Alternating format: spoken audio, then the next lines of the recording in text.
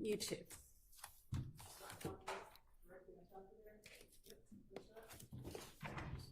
And then forwarded to me until this morning. So I'm just now getting a chance to look at some of these instructions, which is why we've got this couple of hours to work on them. So let me get those pulled up. Your Honor, I'm going to pass up one as well. Okay. The state is passing to the court one as well, different than the one we sent to the court on Friday. Is this supposed to be a substitute or an addition? Substitute. So just, can you email it as well so that we can? I did. Ms. Percival should have it. It was just this morning.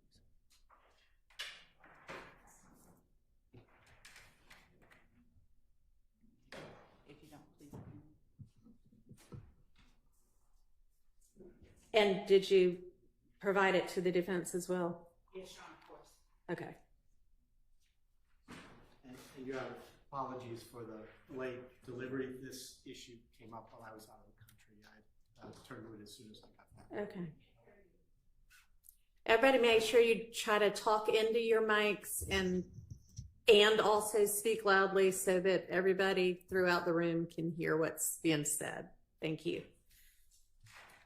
I'll just repeat it because someone said they couldn't hear. I apologize for the 11th hour delivery. This issue came up while I was out of the country, and I turned to it as soon as I returned early Saturday morning.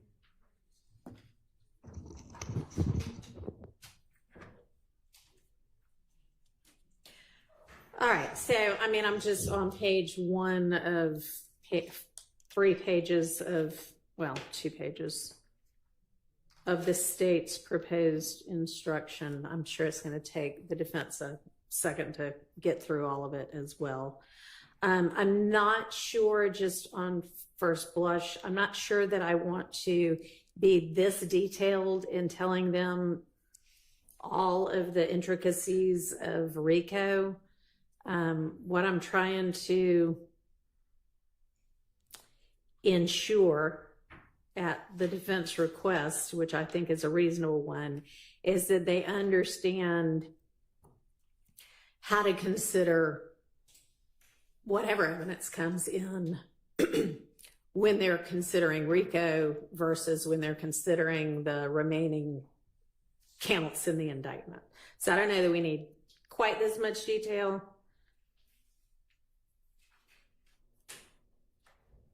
But I think between Mr. Harvey's and the state's, we can cull something valuable from each and formulate an instruction that helps guide the jury. Your Honor, I erred on the side of inclusion because given the time frame you're under, I thought it'd be easier to delete than to try to craft. Absolutely, yeah. Things. I mean, it's no problem. Yep. All right.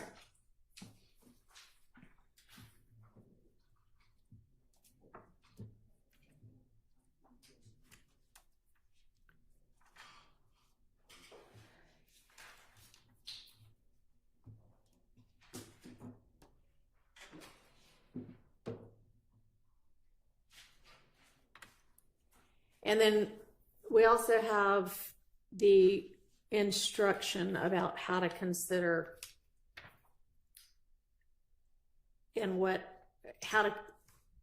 part or parts of Mr. Copeland's testimony not to consider if he does end up testifying.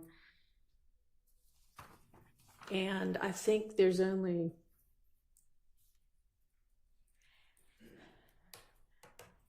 have y'all come to any agreement about that? Your Honor, I think the state submitted, after Mr. Steele submitted his proposed instruction, we submitted one that sort of altered it a little bit. We haven't yet, after that, we haven't agreed on anything beyond that. I think he just disagreed with. Okay, so no.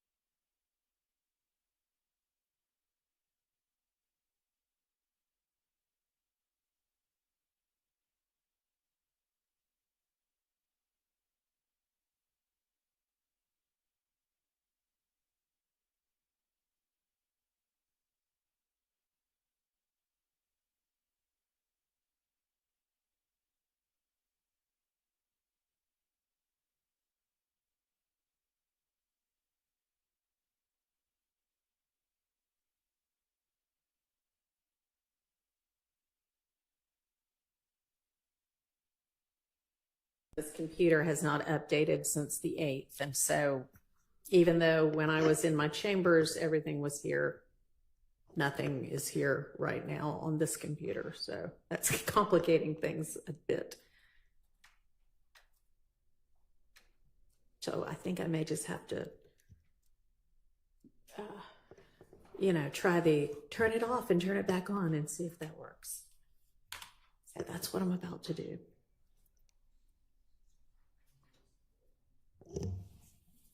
In the meantime, y'all can be looking at what each other has submitted, and somebody wants to propose a way to integrate them, that would be great. It's going to take me a few minutes to get everything turned back on again and hope that that works.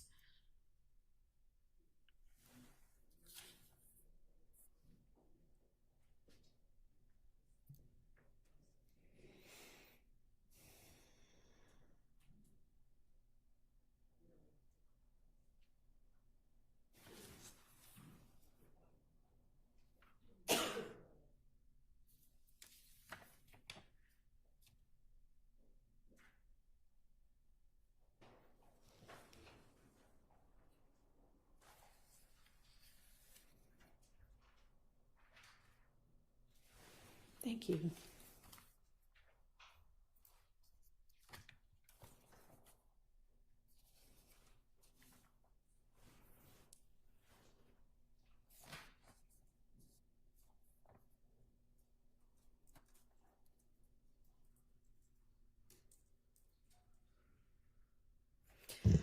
All right, with regard to, I think I can at least work off the paper for Mr. Copeland's potential instructions. Y'all agree about the time after which his testimony and evidence that came in during that testimony isn't to be considered? And it was like 3 p.m., whatever date. Do y'all know whether that happened to be the last break for that day? Because I'm just thinking when I'm telling them, okay, disregard everything after this point in time, it would help if they have a kind of a reference, not to 3 p.m., but to, it's the final break of whatever day it was, Thursday, or we'll also have to figure out which day it was, because that probably will tell them more than June 12th. So what was June 12th? Wednesday. Okay. Thank you. Anybody know whether 3 p.m. was the last break of the day for the jury, at least? Because that's when y'all argued the motion to recuse, right? Yes, Your Honor. Okay. So you did that, and then the jury came back and had a couple more hours of testimony that they heard, right? Yeah, I presented the motion to the judge. He stepped off the bench and considered and came back. I don't know, though, whether we had an additional break after that point. Okay. I mean, I know I looked at it as well, but I haven't looked at it, in the last couple of days. 3 p.m. If so. Okay, that's fine.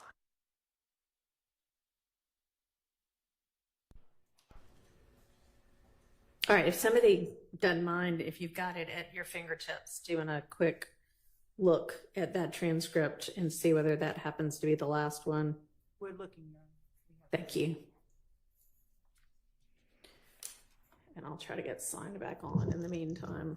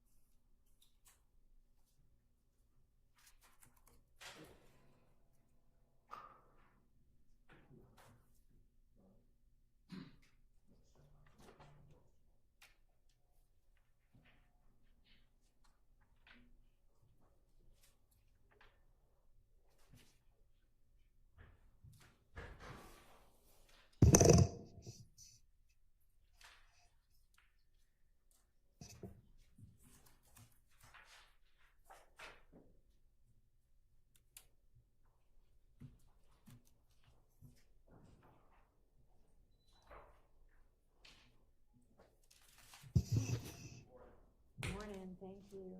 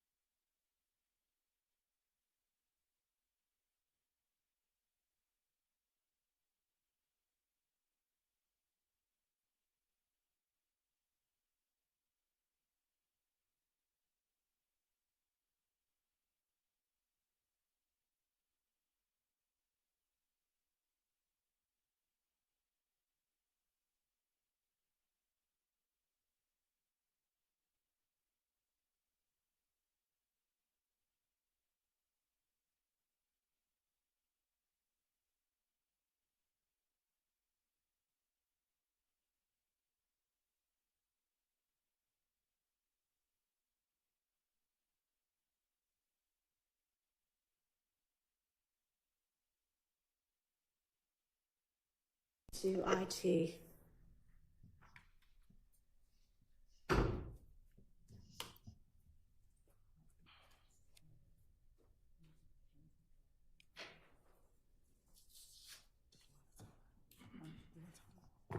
Your Honor, we were able to determine that it was the last break of the day.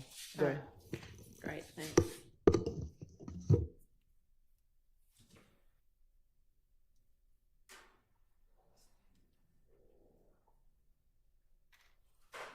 All right, since that's what I'm looking at right now is the instructions about Mr. Copeland. If everybody wants to turn to that one, we'll try to hammer that one out. And I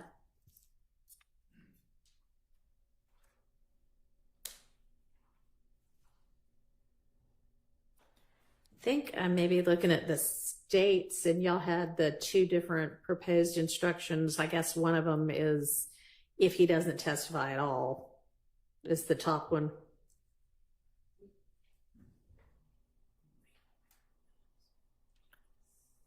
Well, if we're disregarding all of his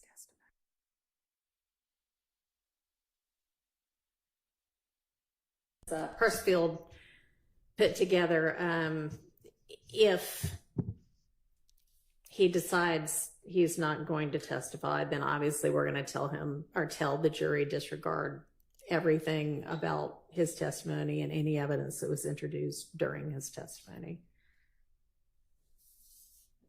Would that be before? Would Your Honor consider adding unless and until he decides or No, because if he again? decide, I mean, yes, I would consider it, and no, I don't want to do it, because if he decides that he's going to, then we'll tell him at that point, okay, we've got him back, and now here's what you can consider. But I mean, there's no point in trying to sort out, you know, the possibility of that because it's not an eventuality. So we'll just at this stage don't consider anything. And then if it changes, and I'll instruct them about what's appropriate then.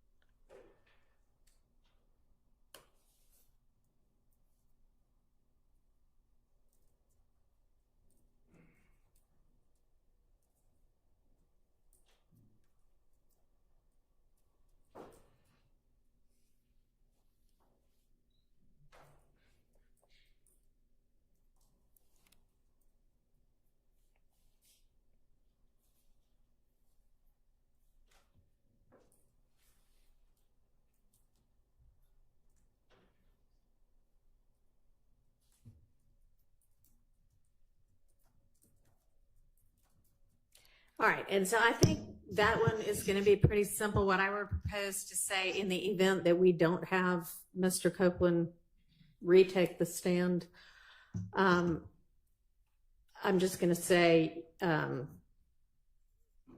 know, before the break, witness Kenneth Copeland was testifying, I instruct and admonish you now that you must disregard any and all of Mr. Copeland's testimony and any evidence introduced during his testimony. And then if he decides he wants to come back later and testify, we'll tell him the details about what parts they can and can't consider. Anybody have an objection to that? Your Honor, the state would object to them being told to disregard. Once they're told to disregard it, it's that they are putting it out of their mind. And then if they have to come back later on and the court has to tell them, well, put it back in your mind, we would. Okay, I understand the objection and I overrule it. And in fact, I think I'll borrow your language about put it out of your minds completely.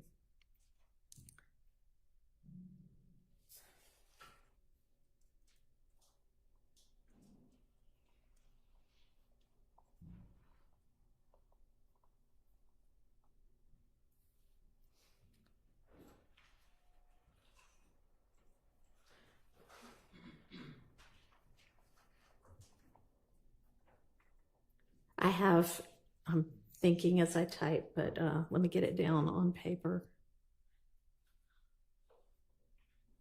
And this might fix some of what you're objecting about.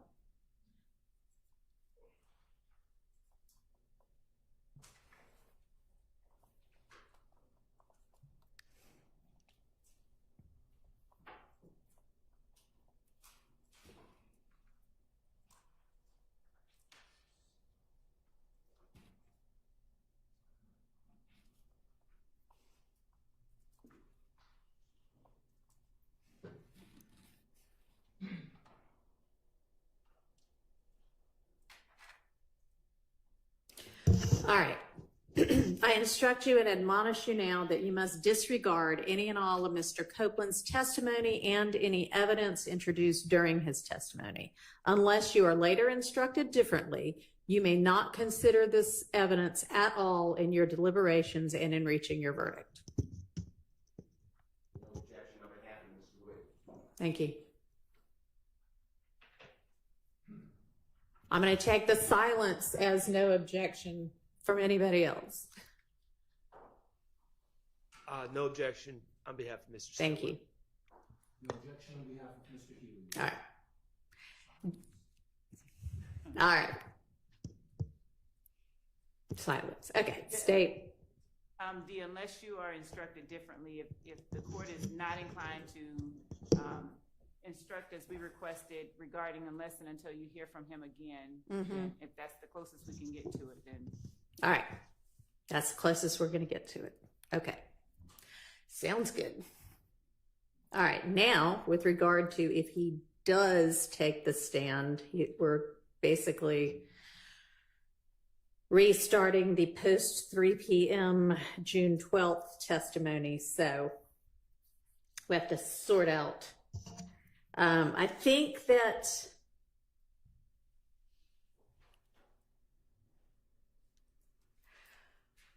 so a question, in order to not only tell them kind of the time period, which is about 3 p.m. on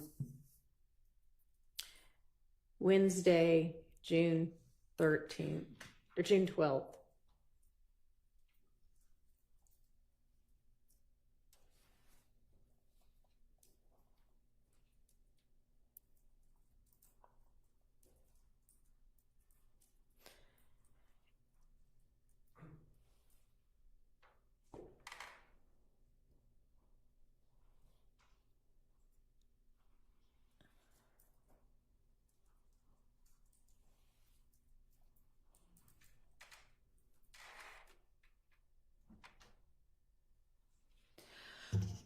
So that would start, I'm now going to instruct you and admonish you that you are to disregard any and all of Mr. Copeland's testimony and any evidence introduced during that testimony.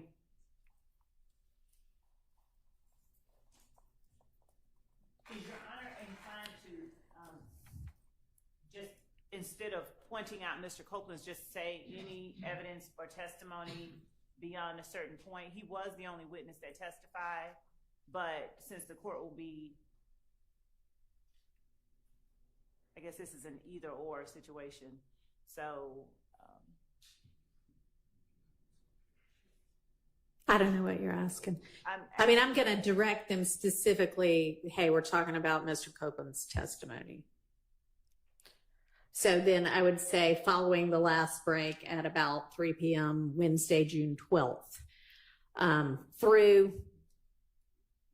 when you were, through June 17th, when the point in time when you've been in recess. So my question then is, after I say that gives them sort of the time, thoughts as to, so the last thing that he was, or the next topic following the break was he was asked about his involvement in the Atlanta Blood Gang, which I can say just to trigger their, okay, so anything I heard after that.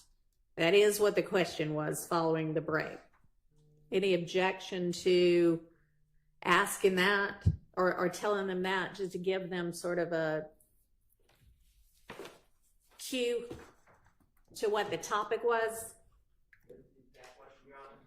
It has disappeared from my screen, but Your Honor? yes. Excuse me, I believe after the break, the first question by Ms. Hilton was, Mr. Copeland, have you heard of YSL?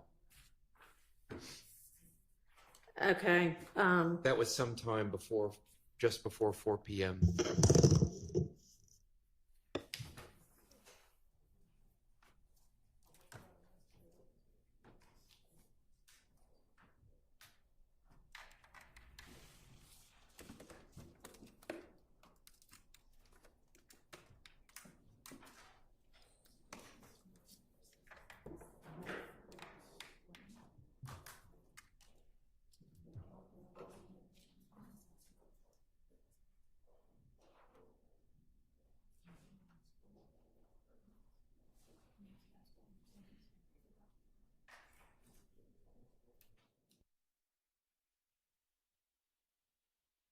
Any objection to? we're confirming that, Judge, with respect to the. Okay, assuming that's true. After the break, he was asked, are you familiar with YSL? Everything after that's what you're to disregard. And I'll have you give me the direct quote, but. And Ms. Hilton, I see that on, just so you can find it, I see that on page 105 of the transcript, approximately line 16, if that helps. All right, so what he was asked immediately before the break, the last topic was his involvement in the Atlanta Blood Gang, and then the jury watched those little bits of one of his statements as an inconsistent statement. And then after the break was the YSL question. So just to give them a frame of reference. Any objection to doing that? And we can include the bit before or just the bit after. That's fine, Your Honor. It does. All right, and can you read to me what the question was? Have you, Mr. Copeland, have you heard of YSL? Yeah. All right. And how far did just that? I mean, it's everything after that. So. Your Honor, on behalf of Mr. Williams, we would object to pointing them, referencing them to any specific testimony or question whatsoever after the break. We would ask that they not be. All right. Then how about the concept of the last thing that's okay is this was the last thing he testified to that you can consider. I think we're saying the same thing. We're fine with that. That you're fine with. Okay. So would the court be then reading the last question and answer that he gave before the break when the court says this was the last thing he testified to? Microphone, please, Ms. Love. Pull that mic down to you and speak into it. So she's asking, would then the concept be to read the last question and answer? And no, that wasn't really what I was thinking about doing. I was thinking about just saying, this was the topic of his testimony? I mean, if you want to throw out what the last question is and let me think about whether that would in any way help them. Yes, Your Honor, because I Okay. think that otherwise would be, All right, well, tell me what that is.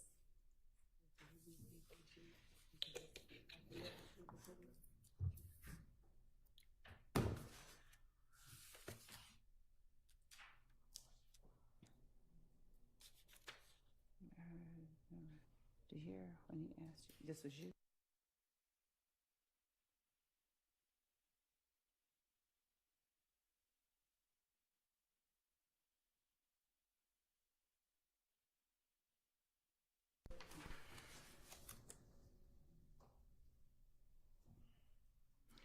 The point at which the court stopped to give Mr. Copeland an earpiece appears to be the last thing that happened without talking about the subject.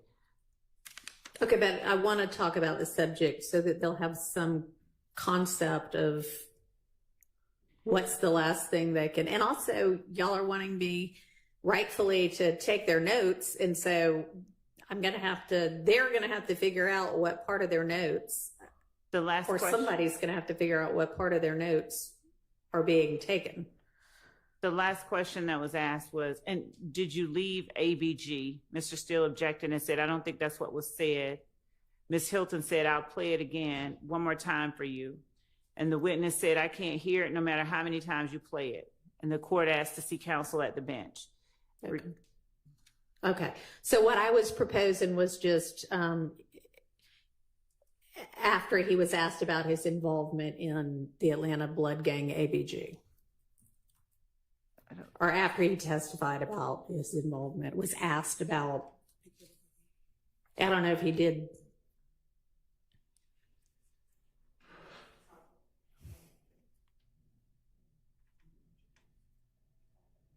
So, Your Honor, on page Yeah. 97,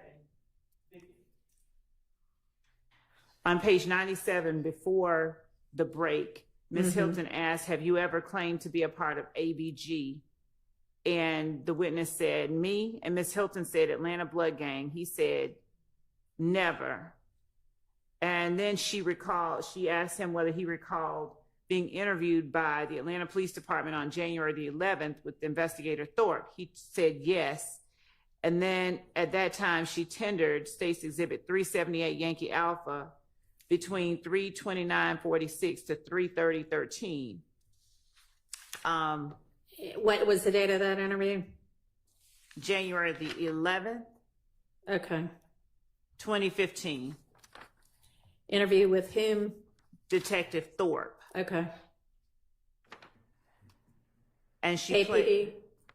APD? Yes. Okay. Okay. And then she played a portion of it, 3/29/46 to 3/30/13. Mr. Shard objected. It was overruled, and a portion was played. Ms. Hilton then said that she asked, was he ever a part of ABG? And we went back to that particular portion of the statement. There was an objection, and the objection was overruled. Mr. Steele's objection was overruled. Again, Ms. Hilton asked, did you hear when he asked you, he being Detective Thorpe, asked you, Mr. Copeland, you left ABG? And you said yes. Ms. Hilton, Mr. Copeland said, he asked me what? Ms. Hilton said, did you leave ABG? Mr. Steele said, I don't think that's what was said. I object to the statements. Ms. Hilton then said, I'll play it one more time for you. That's when the witness said, I can't hear it no matter how many times you play it. And Okay. All right. So then what I would propose is I'm now going to instruct you and admonish you to disregard any and all of Mr. Copeland's testimony and any evidence introduced during that testimony that came after the 3 p.m. break on Wednesday, June 12, 2024, which was the last break for that day. That is, you are to disregard any and all testimony and evidence that came,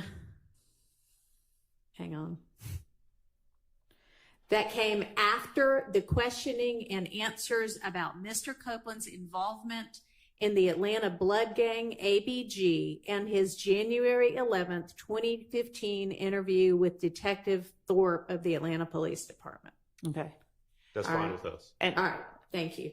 And also, Your Honor, the court did mention the notes. I didn't know, I know previously someone suggested storing them, ripping them up, whatever, but if they ever have to re-refer to them, I was curious how the court intended to handle the taking up and storing of those. Okay, so the notes that they are never, ever going to consider, even if he ends up testifying and completing his testimony, is everything that occurred post 3 p.m. June 12th through the end of June 17th. So I won't rip them up at this point. We can decide all of that later, but they'll never get those back to consider, even if he does testify. Right. Okay.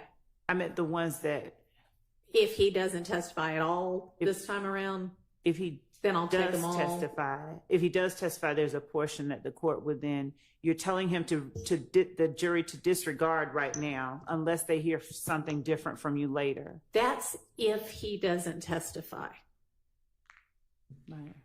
He Okay. gets to make a new decision, a decision anew about whether he wants to testify or be held in contempt. If he wants to be held in contempt or is fine, satisfied with that outcome, then every bit of his testimony gets disregarded. If he comes in and says, yeah, I don't want to, but I will go ahead and testify pursuant to the subpoena and the immunity grant, then they disregard post 3 p.m. the 12th through the 17th. All right. And so then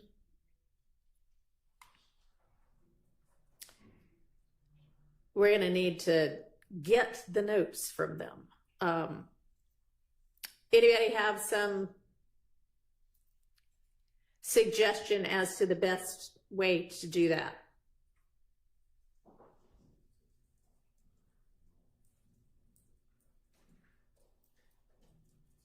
Your Honor, logistically, I can't think of any way other than to rely on the jurors to simply give them to you, not to us. Really no other logistic way to do it. All right, so I may just have them take a short break and figure out what parts of their notes that counts, and then y'all care if it may be that they've got, the morning is on this part of a page and the afternoon's on this part. So I don't know if we could, a pair of scissors and cut off the rest of it or what, but it's going to take somebody from the court, which is not going to be me. So I'm thinking Ms. Persifield, once they hand it, just, confirming that that's everything Sure. for each of the jurors. Everybody okay with that? That's fine with us. No objection. All right. Mr. Harvey, Mr. Sharp, Mr. Steele. Okay. I'm with Mr. Adams.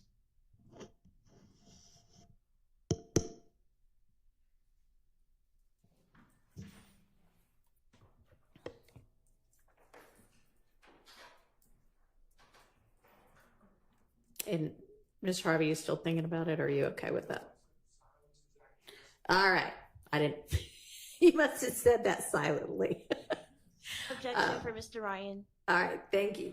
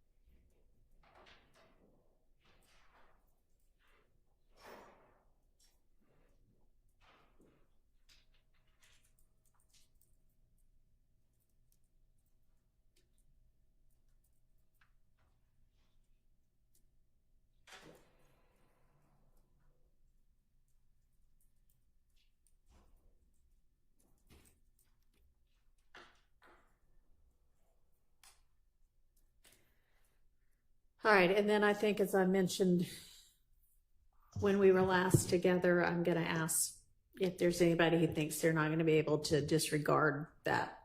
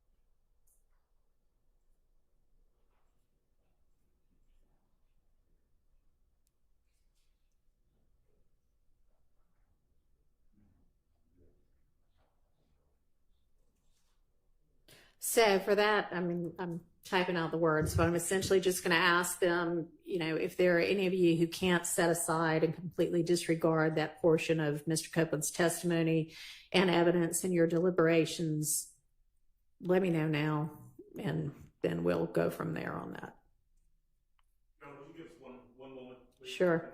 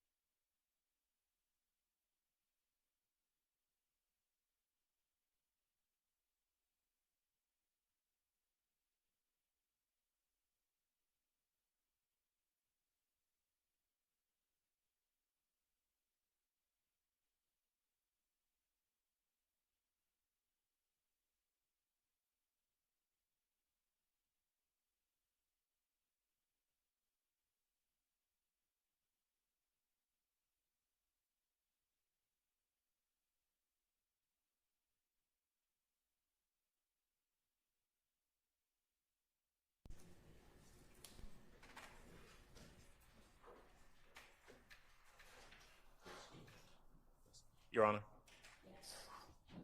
After conferring with other co-defendants attorneys, on behalf of Mr. Williams, we're suggesting that question not be asked at all. Okay.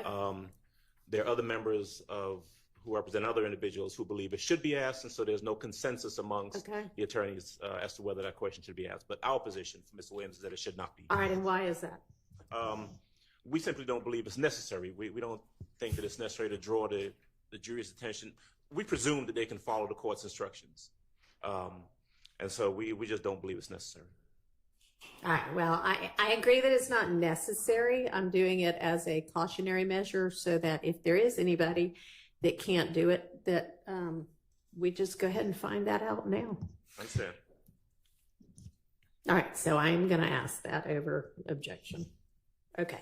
All right, so then the next thing we need to do is the kind of RICO 105 instruction, if you will.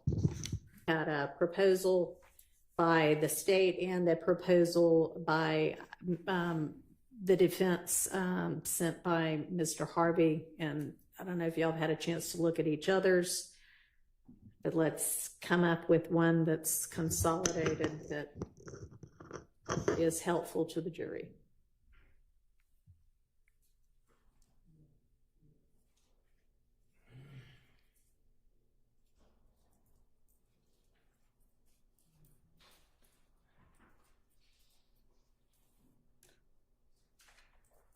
Your Honor, for the state, we do not agree to Mr. Harvey's proposal. I think that was hashed out fairly well on Thursday. I have a couple of supplementary points if you want to hear that. It was not hashed out on Thursday at all. You might have, yeah, no. Okay, There was nothing even close to anything final on that on Thursday. Understood. I did watch the video. If the court doesn't consider it hashed out, then it's not hashed out, and we're ready for the hashing. Okay, that's what we're going to be doing today. Okay. I think I just maybe gave up on Thursday. All right, let me get those both pulled up.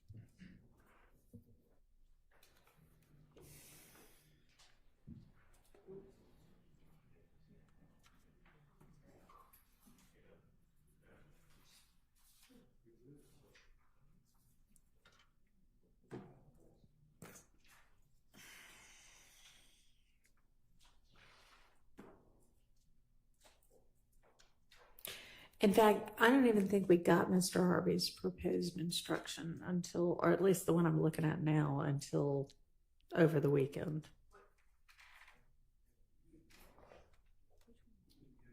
I didn't get this one at all. Like the one I Yeah, asked for him. right. Yeah, no, that just came late Sunday night. But I think Mr. Harvey, yours didn't, the one you're proposing now didn't come over until Sunday night either. So I don't know what it is that you think we hashed out on Thursday, maybe something entirely separate. He filed a proposed limiting, or he provided to us a proposed limiting instruction that sort of started the conversation and prompted the state to give you what we gave you on the 8th.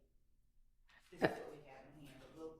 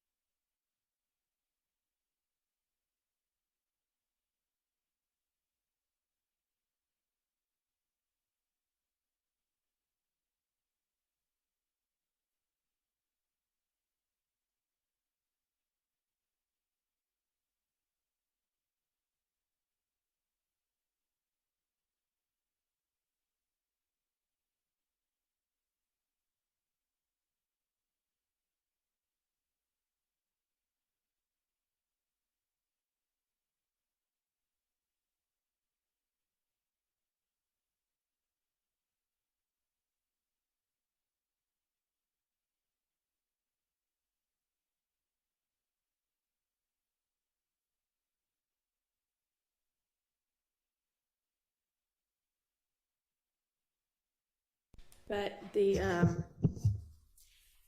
is Mr. Floyd, the copy that you handed up this morning, has that been emailed in any way? Okay. That I can, I have a hard time finding that even on email.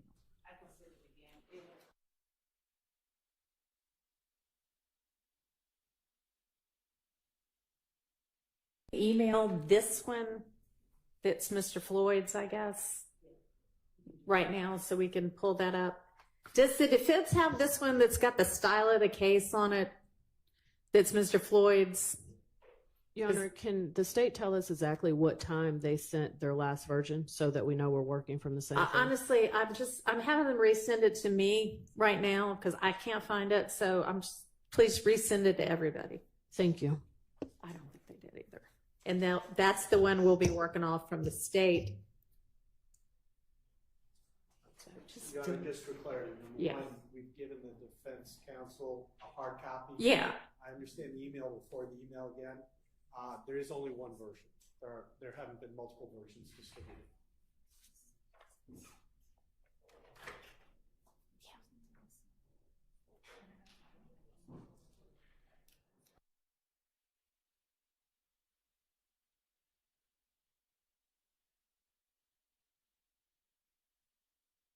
That is the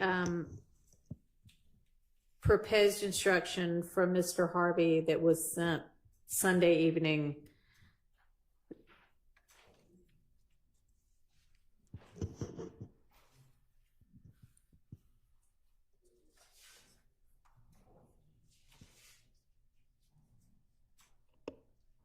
I just reported to Ms. Percival. Okay. It was sent at 7:38 a.m. It does not have the style of the case.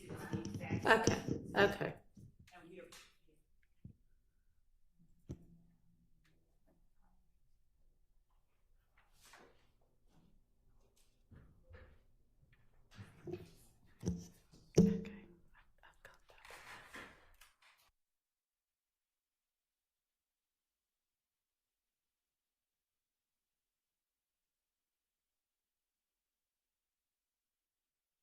Was sent yesterday evening. It is titled Limiting Instructions, sent 8/11/2024. Understood. I was just I mean, if you want a hard copy, it's just one page. Ms. Percival, is your computer hooked up to this printer? Can you just send it to print and I'll hand them one?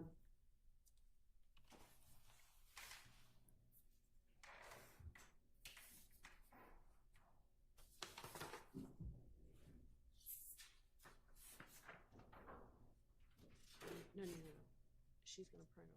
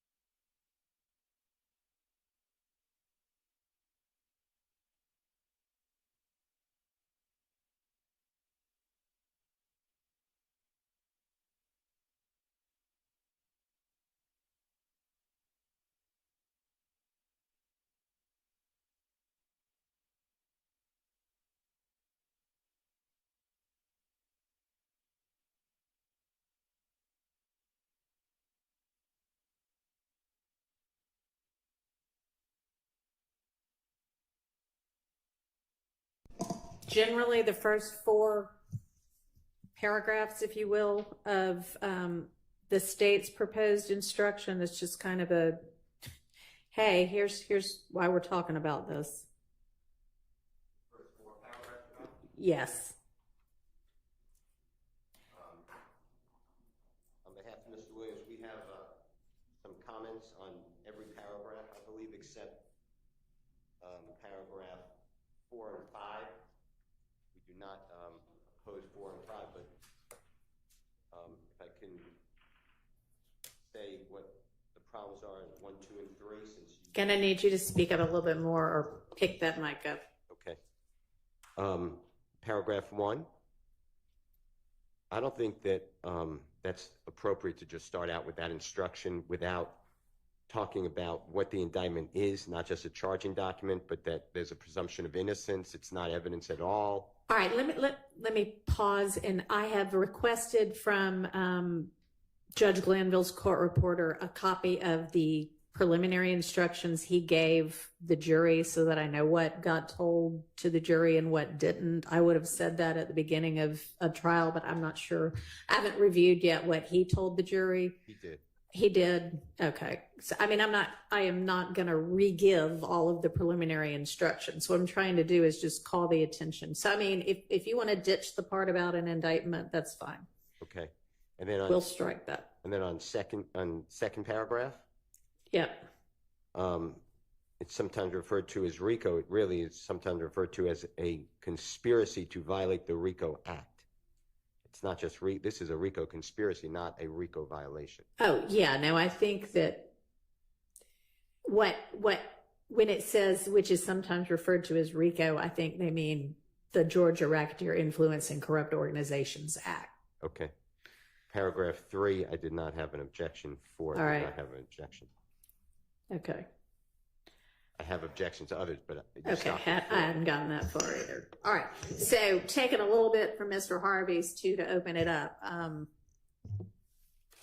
thinking generally, ladies and gentlemen of the jury, the instructions that I'm about to give you apply to the evidence that has already been admitted in this trial and to all of the evidence yet to be admitted during the remainder of the trial, because that would be nice for them to know.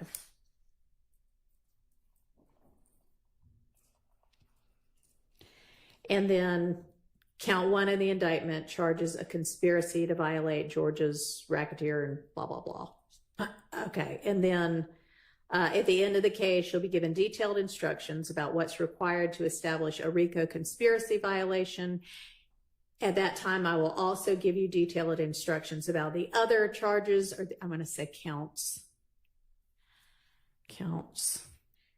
in the indictment, as well as other important principles of law. But today, as we resume this trial, I want to give you a brief explanation of some principles that you may want, some principles to keep in mind while you listen to the evidence.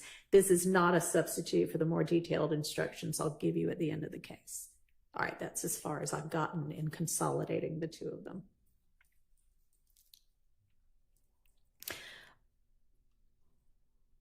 All right, so I would think maybe the next thing to say is sometimes evidence is admitted for a limited purpose against some defendants, but not others, or for some counts of the indictment, but not others, just to kind of give them generally, hey, this is what I'm about to tell you all about. Thoughts on that? I think that's an accurate statement, Your Honor. All right.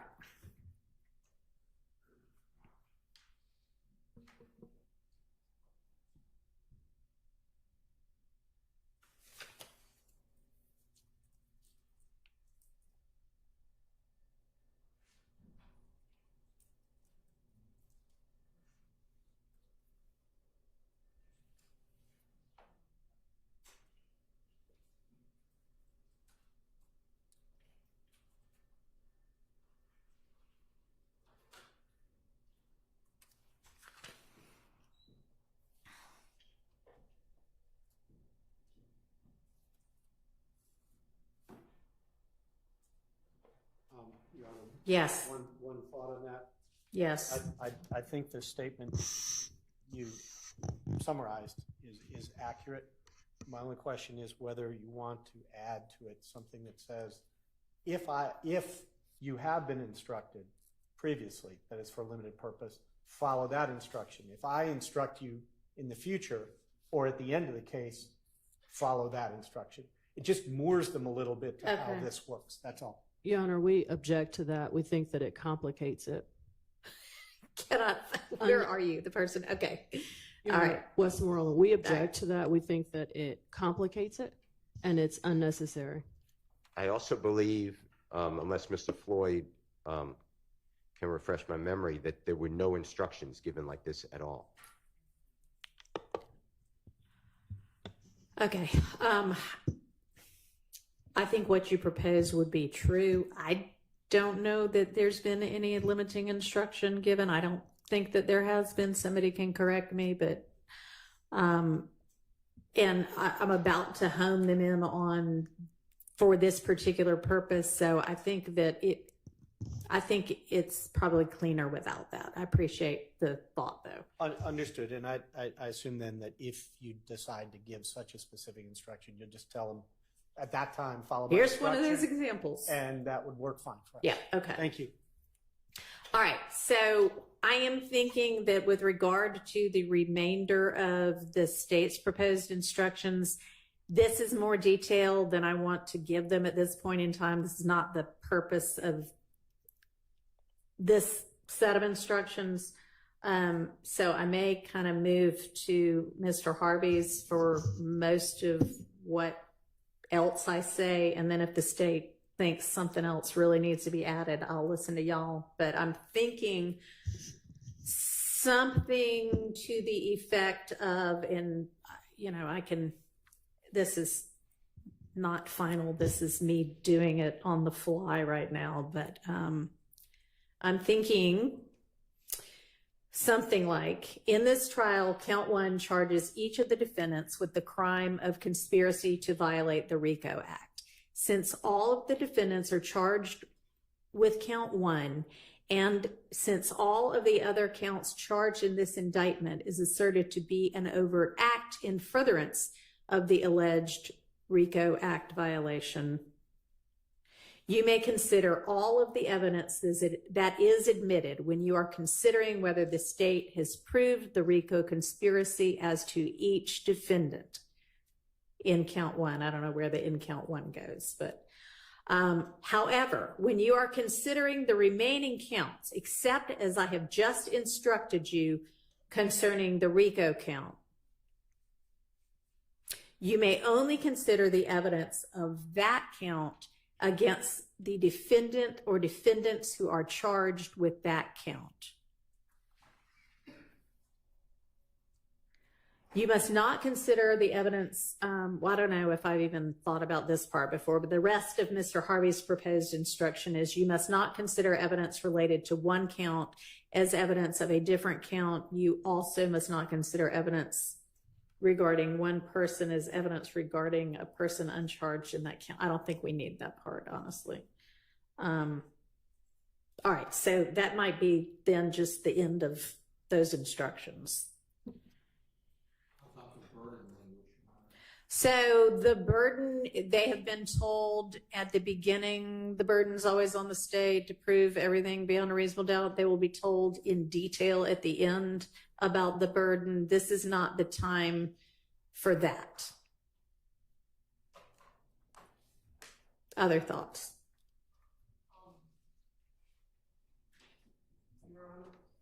Yes. Regarding the last part that you thought was not necessary. Yeah. I'm just going to draw your attention.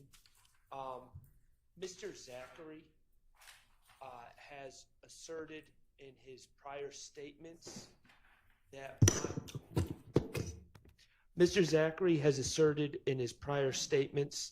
and potentially may assert as he testifies that my client was a part of shooting up some houses as alleged as an overt act in this indictment. He is not listed as an individual in the indictment on that overt act. Additionally, Mr. Zachary and Mr. Zachary, I'm sorry, has asserted that my client and he may provide evidence of this from the stand that my client was involved in the Lil Wayne bus shooting. My client is not listed in the indictment as having, it's not alleged that my client committed either of those acts. And so I do believe that that last section is appropriate when the jury has to consider whether my client has committed those acts, because he is not charged with that in the indictment. And I understand there's just overt acts, but they still list who they believe, they put us on notice on who they believe the perpetrators were, and my client is not listed. It's not listed in count one as to that. Is that what you're saying? Correct. Well, when I say count one, he's charged in count one. Right. But he's not listed for the in those. overt act. Correct. Okay. But in that regard, no matter who they're saying we think did this, if they are proving a conspiracy, then it gets considered against all of them with regard to, did this overt act occur, no matter who did it, if it's a member of the conspiracy. So it's not actually true that you can't consider that, but that's not, so that, go ahead. I believe that my stance is they can consider it as to, they can consider all evidence as to whether there is in fact a RICO organization or if people are charged, but ultimately the burden of proof is on them proving it as they alleged it in the indictment. As they alleged in the indictment in at least one overt act. And I agree. And I do think that I'm going to give a special verdict that sets forth each of the overt acts and has the jury find them. And Mr. Floyd's looking at me and he may have something to say about that. And we're probably a long way away from what the final jury instructions are going to be and what the verdict's going to look like. But I do know that we are going to have some sort of a way to determine that the jury found at least one overt act within the RICO statute of limitations in order for them to find it. And I'm not sure of another way to ensure that that was their actual finding, but that's an argument for another day. I appreciate your objection and I'm considering it, but I don't think that part of it is necessary. Just a brief response, Your Honor. I agree. We're not there yet, and that's the tension in all of this is trying to have the porridge be neither too hot nor too cold. If you don't go, if you only go into use the most superficial terminology and it's not contextualized, they'll be confused, not helped. If we do the whole thing now, we'll end up almost inevitably giving different instructions at the end and they'll conflict. Right. Pasha v. State is the case on the point Mr. Sharp was making, and it makes it very clear that any one overt act by any member of the conspiracy satisfies the statute, so they don't have to all be alleged against each one, and we don't have to prove more than one. Going back to where you were prior to the objection, and you may not want to address this now, but there's a kind of middle ground here because we have gang act charges. Right. And in this case, and I think you recognize this on Thursday, the gang YSL is YSL, the enterprise is YSL. Right. They're the same thing. And of course, the definitions under the two statutes are very similar. So evidence that comes in as to count one that would tend to show YSL as a gang would be admissible under any gang act provision, because we don't have to prove the specific defendant was a gang. We just have to prove there was a gang. In that context, they will be, under the law, entitled to consider it. I don't know if you want to go that deep at this point in time. I think the most important thing is to not say something that has to be taken back later, because it's always harder. Okay. It's always harder to do it twice than it is to do it once.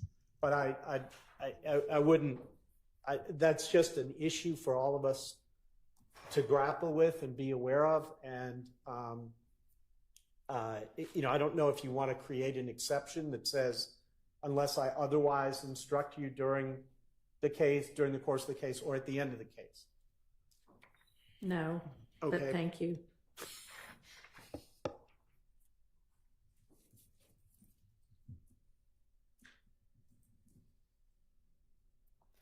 How about?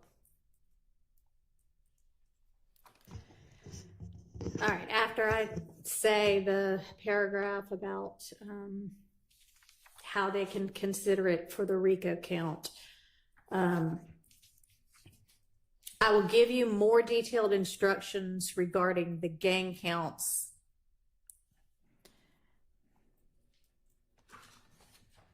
later. Your Honor.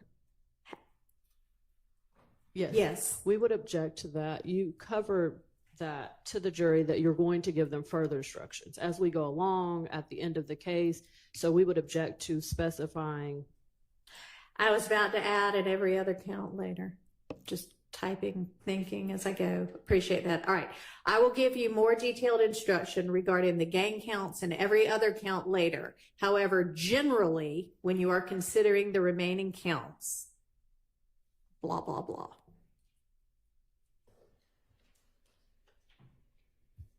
Thoughts?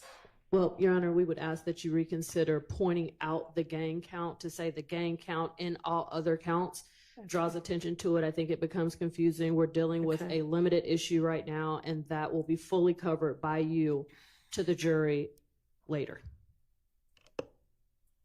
All right. All right.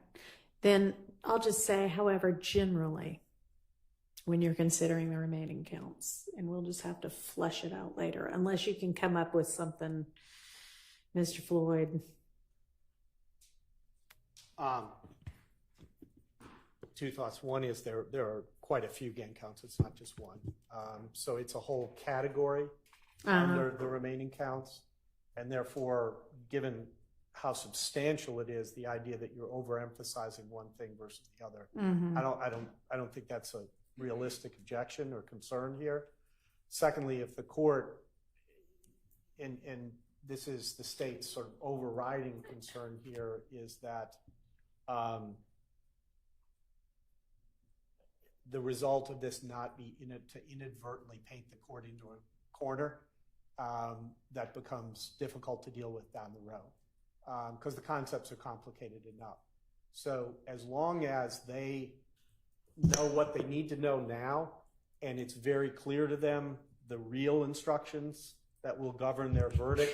They're all real instructions. Okay. They'll just be more detailed. How should I, what you said, the more detailed instructions are going to come later, and in essence, that this just helps them organize the evidence in their minds as it comes in, but doesn't tell them exactly what to do with it. We don't have an objection. All right. And honestly, I have taken out some of what I was going to say too. So I am thinking for that paragraph now, it is just going to say, however, generally, when you are considering the remaining counts, you may consider the evidence of that count only against the defendants who are charged with that count.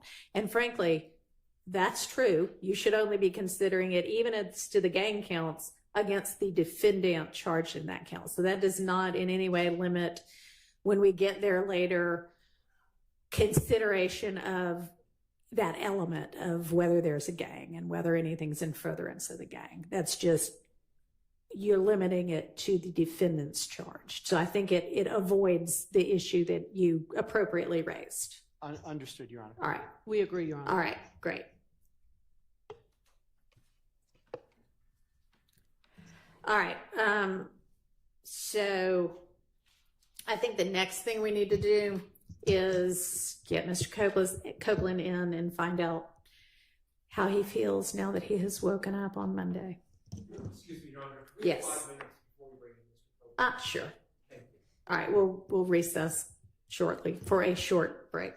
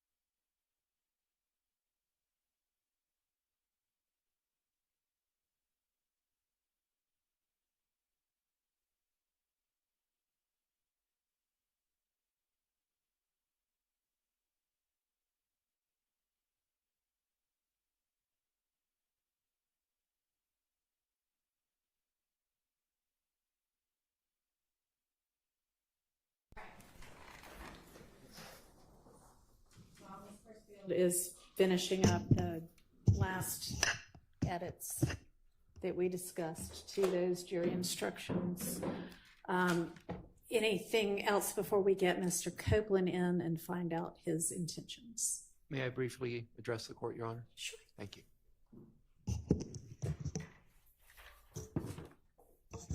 Good morning, Your Honor. Good I just want to make sure that the court saw that I requested a certificate of immediate review on your denial of my motion for mistrial. I believe I sent an email to Ms. Percival on Friday. I did see that, and Okay. I instructed Ms. Percival to issue an order denying it. If that didn't get filed, I'm sorry, but I'll be denying that. No, I just want to make sure that you No, did see appreciate it. Yep. Okay.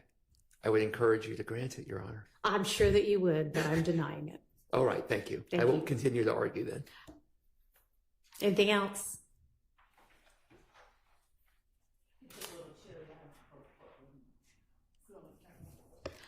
Better that y'all be cold than that I be hot, so I'm not changing it. Sorry. So there, I think I've mentioned before, there are 2 other thermostats somewhere in this courtroom that are supposed to control the courtroom area. And if y'all want to adjust those up, you're fine with that. I'm sorry if y'all are cold. Sorry. All right. Let's, and I assume we've got Mr. Melnick with us. Let's get Mr. Copeland and Mr. Melnick in.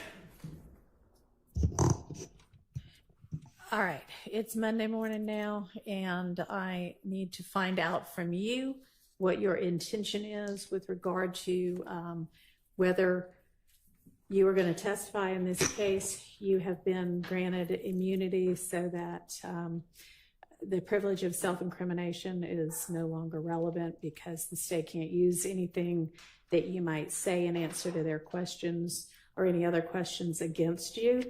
And you have been instructed with the benefit of counsel as to the consequences if you don't testify. So I'm asking you now what your intention is. May I speak? You can answer my question, please. And so you're under subpoena. The state intends to question you.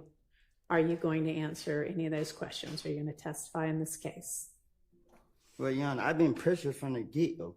You know what I mean? Like, Even when I went to the meeting with Glenville, I have told him over and over and over and over. You know what I mean? This is on my conscience. I got to keep distracting myself every day because I'm being dragged down into here because of lies that I don't told. I'm tired of y'all bothering me. Okay, well, I'm sorry that you're tired of being bothered, but you're under subpoena. It's a valid court order. So your decision at this point is, yes, I will abide by the subpoena and testify, or no, I will not abide by the subpoena and the immunity order, and I will be held in contempt for my refusal and put in jail. So which is your decision? But I did the time for all my crimes that I was caught for. Sure, this would not be any kind of punishment for any crimes you may or may not have committed. This would be that you have been ordered by a court to testify, and if you refuse to testify, you're held in contempt. You're saying, I refuse to listen to the court's order and obey it. And it is not a punishment, it is an incentive to have you change your mind and obey the court order. So which is your decision?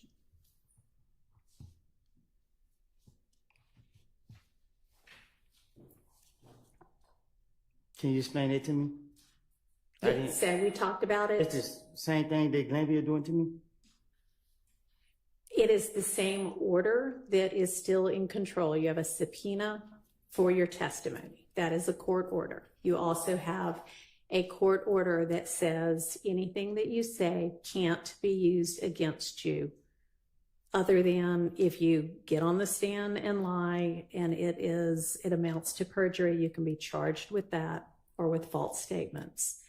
But if you refuse to testify altogether, when you're under a court order to do that, then that is considered contempt because you're saying, I don't care what the court has ordered, I'm not going to do it. And then you'll be put in jail through the end of this trial. Or until you decide, you know what, I think I will testify after all. So let me, Yana, I'm telling you to your face, you just said that something about it, they can lock me up for lying. I'm telling you to your face, this is all I do. And you're telling me that they can lock me up if I lie. But if I sit here and testify, so the E-way I'm going to jail. No, not with regard to anything that you might testify to that might otherwise admit to a crime or admit to your involvement in a crime. That's what the immunity order does. And I'm sure Mr. Melnick has explained this to you, and I know I've explained it previously, but none of that is going to result in you being put in jail because they cannot use that evidence against you to prove any of those crimes that you might incriminate yourself about.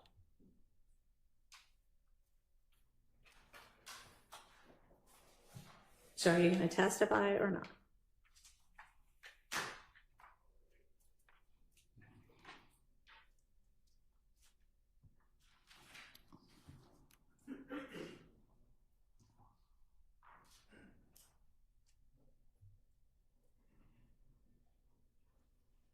Do you want to talk to Mr. Melnick again?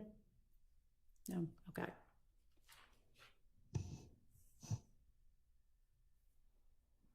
All right.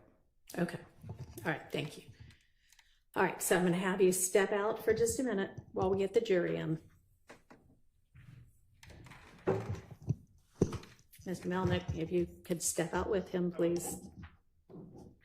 Just so. Thank you.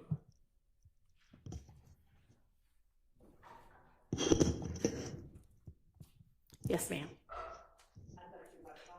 I am. I was gonna see if anybody had anything to say first.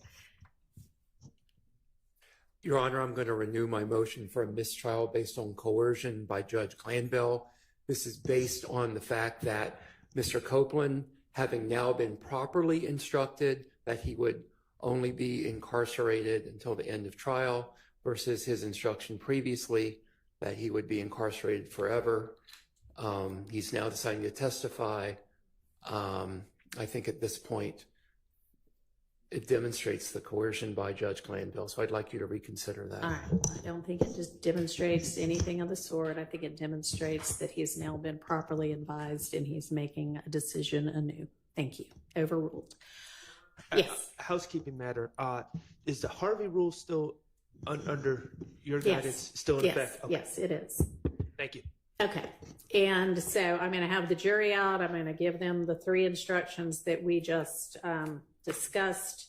Then we'll have Mr. Copeland in. I'd like him resworn, and then you can pick up from whatever you want to do post 3 p.m. June 12th. And Your Honor, may I just step outside to see if Mr. Melnick has informed Mr. Copeland that there's going to be some testimony he's going to have to repeat. My interactions with Mr. Copeland, he'll get frustrated. Okay, you know what? Why don't you, instead of you going to talk to anybody, can I have Mr. Melnick in again? Yeah. Real fast. That's a good idea, though, to tell him that. I don't know if he's been told that or not. I don't think Mr. Melnick was in here this morning when we were discussing the directions or the instructions.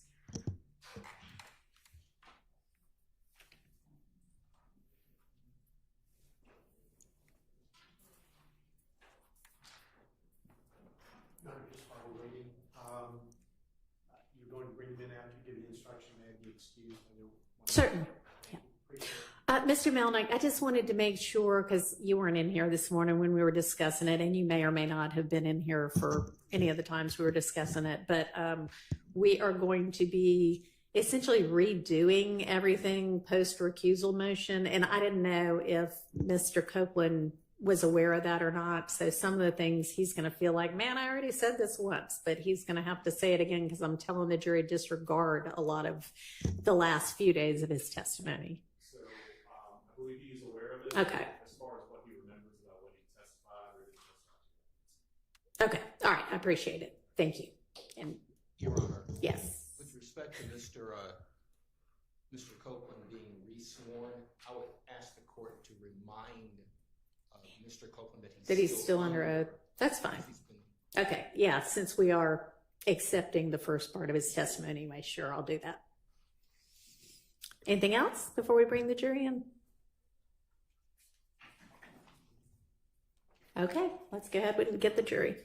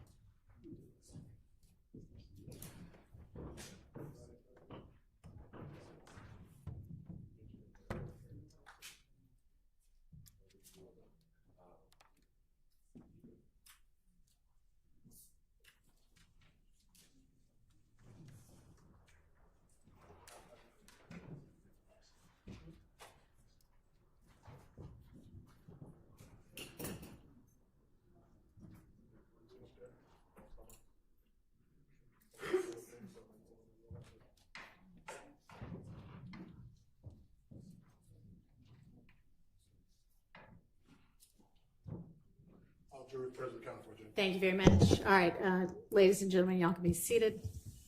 Ladies and gentlemen of the jury, good morning. My name is Judge Paige Reese Whitaker. Judge Earl Glanville is no longer the judge presiding over this case. I will be the presiding judge in this case moving forward, and you are not to concern yourselves with this change. Let me remind you, as I assume the presiding duties in this case, that none of my decisions and nothing that I say during the trial is evidence, just like none of Judge Glanville's decisions and nothing Judge Glanville said during the trial is evidence. The decisions and remarks of a judge do not mean that the judge favors or leans to one side or another in this case. The court is only interested in seeing that this case is tried fairly, based on the laws and the Constitution of the state of Georgia and the Constitution of the United States. You are to disregard any comments that may have been made by Judge Glanville that may have been disparaging of any of the lawyers in this case. To maintain the integrity of the jury system, I remind you that you must decide this case based only on the evidence admitted during this trial and the law as I will explain it to you.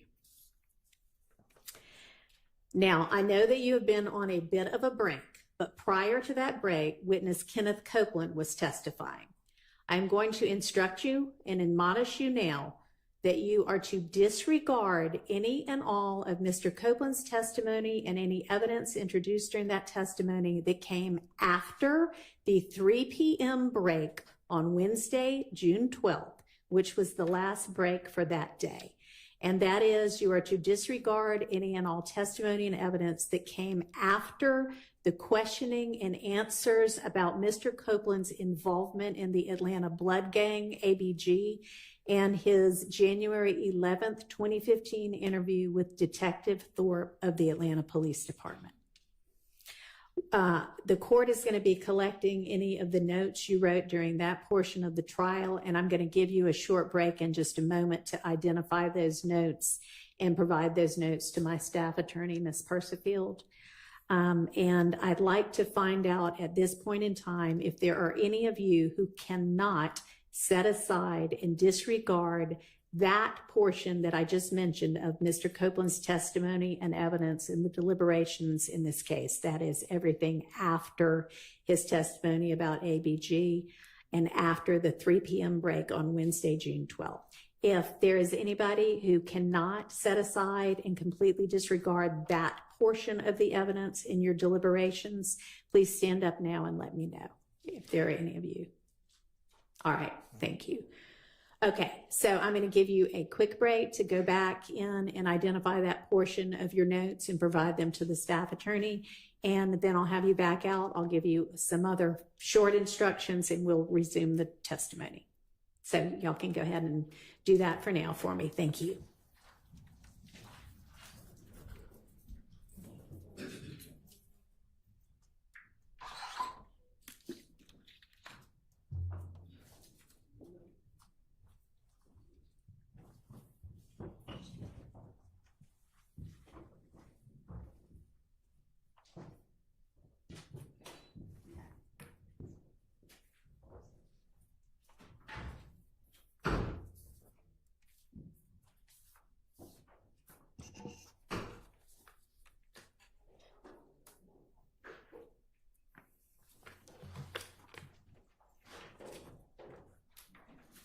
All right, y'all be seated. And while they're out doing that, let me just ask y'all what was the practice with regard to order of cross-examination? Is somebody just taking it as the team? Somebody will handle it? Okay. All right. When you say taking it as the team, Like, is there going to be one of you fine lawyers who's going to represent the questioning for all of the different defendants, or are we doing all 6 of you individually? Okay. What order are y'all going in is what I was trying to. there's no particular order, Your Honor. Whoever gets up and starts. Okay. Generally. Just find out from each of you whether you have anything else. Okay.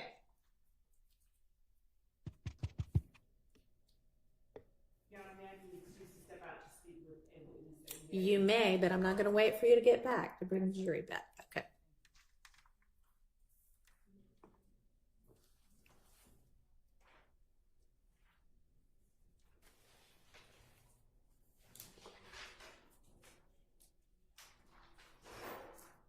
And we'll just recess in place at this point until the jury is finished with their note.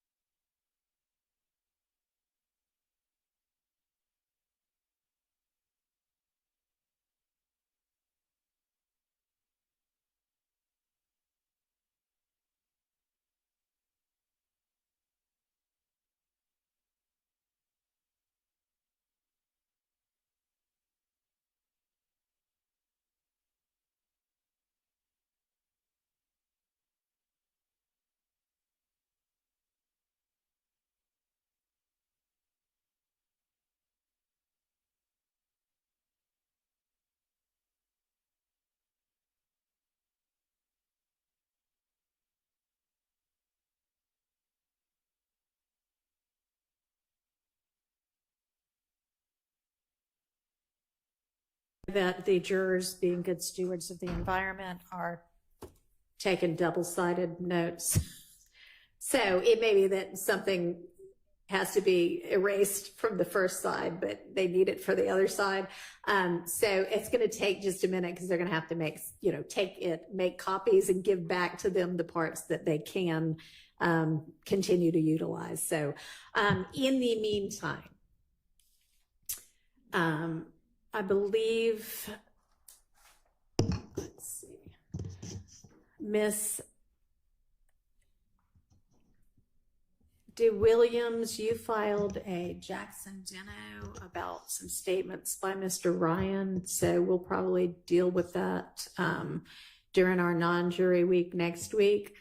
Really, that should have been filed by whatever date that was I gave you about 3 weeks ago when I first took over this case. No reason that could have been filed then.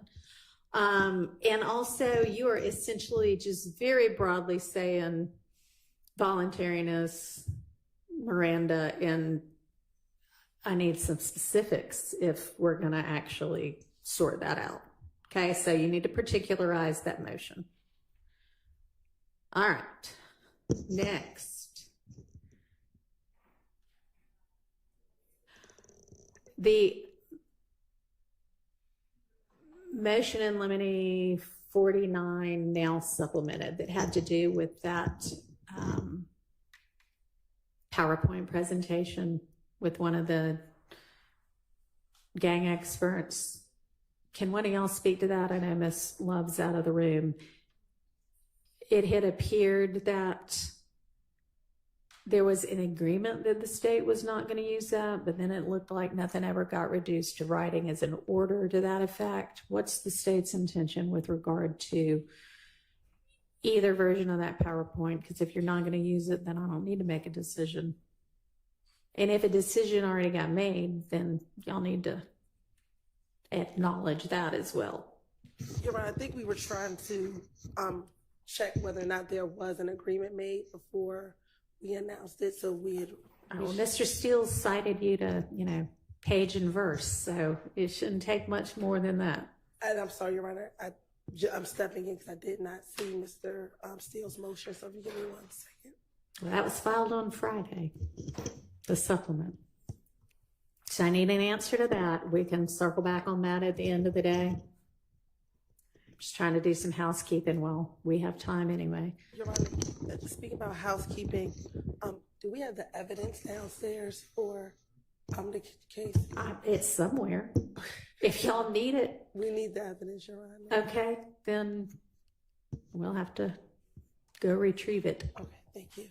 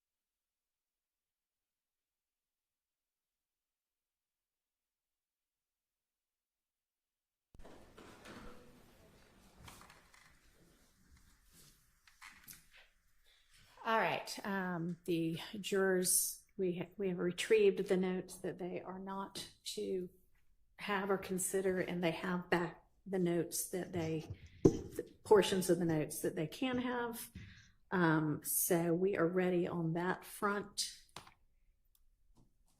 And I believe we are ready to get Mr. Copeland back in and pick up with his testimony. So, yeah, we can go ahead and get him on the stand.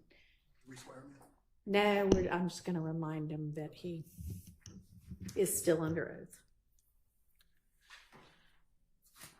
Oh, actually, tell them to hold off, because get them in. I still have this one page of instructions, so then we'll have him in. Yeah, get them now. Thanks. So we're going to get the jury in.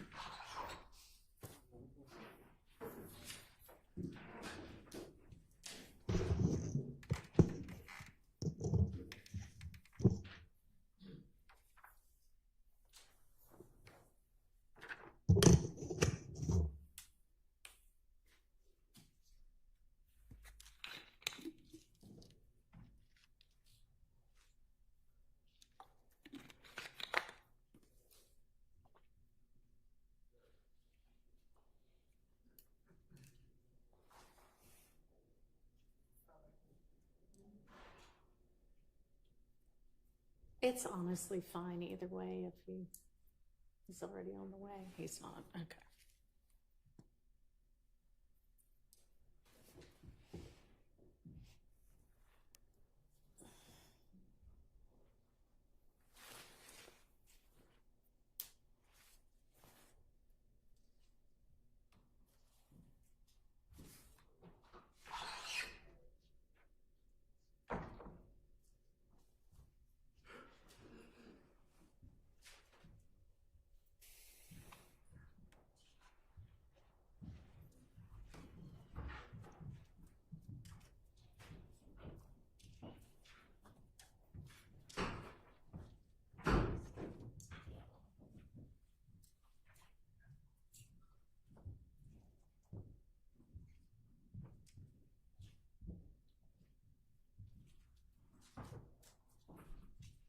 Jurors present accounted for. Thank you. All right, y'all can be seated.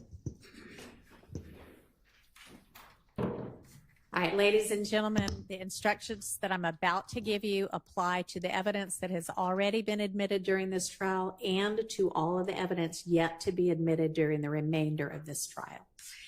Count 1 of the indictment charges a conspiracy to violate Georgia's Racketeer Influenced and Corrupt Organizations Act, which is sometimes referred to as RICO.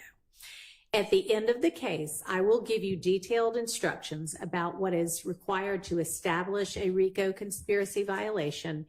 And at that time, I will also give you detailed instructions about the other counts in the indictment, as well as other important principles of law. But today, as we resume this trial, I want to give you a brief explanation of some principles to just keep in mind while you listen to the evidence. This is not a substitute for the more detailed instructions that I will give you at the end of the case. Sometimes evidence is admitted for a limited purpose against some defendants, but not others, or for some counts of the indictment, but not others. In this trial, count 1 charges each of the defendants with the crime of conspiracy to violate the RICO Act.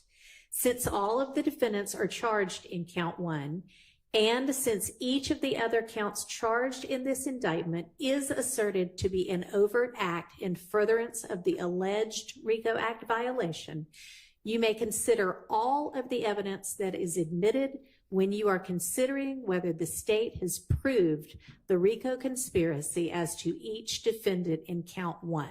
However, generally, when you are considering the remaining counts, you may consider the evidence of that count only against the defendants who are charged in that count.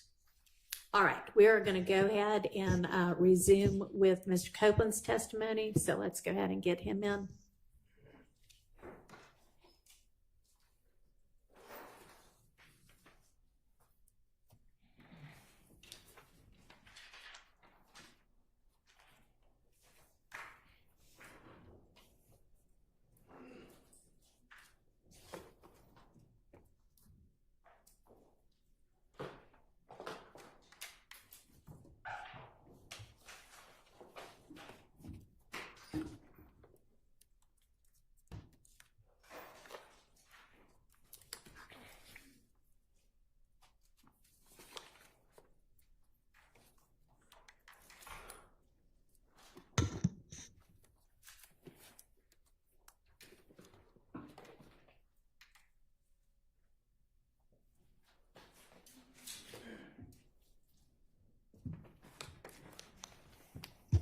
All right, Mr. Copeland, I'm going to remind you that you are still under oath. Go ahead, Ms. Hilton. Thank you, Your Honor. Good morning. Mr. Copeland, do you know a person by the name of Shell Cal? I don't recall. Are you saying you don't recall if you know someone by the name of Shell Cal? Sustain. Do you recall speaking with law enforcement about an individual that you know by the name of Shell Cal? I don't recall.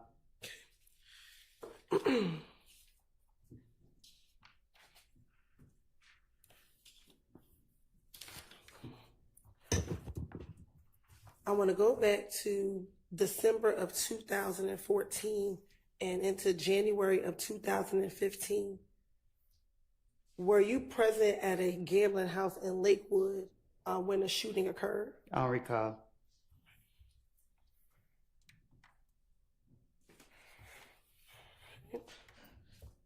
Let me ask you.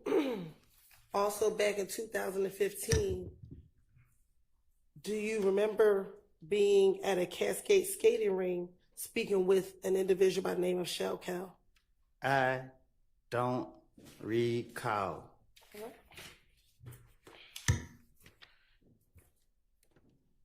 Back in January of 2015, do you recall being at a Club Crucial and getting into a fight with an individual by the name of Shell Cal? I don't recall nothing that happened years ago. All right.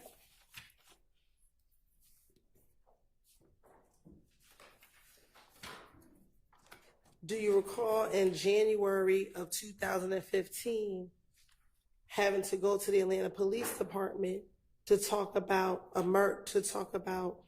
whether or not you were involved in the murder of an individual by the name of Donovan Thomas Jr.?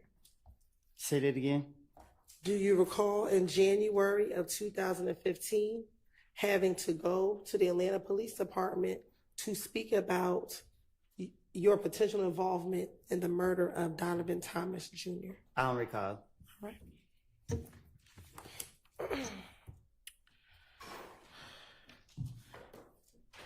On January 11th, 2015, did you go to the Atlanta Police Department at about 3 o'clock in the morning? I don't recall. Okay.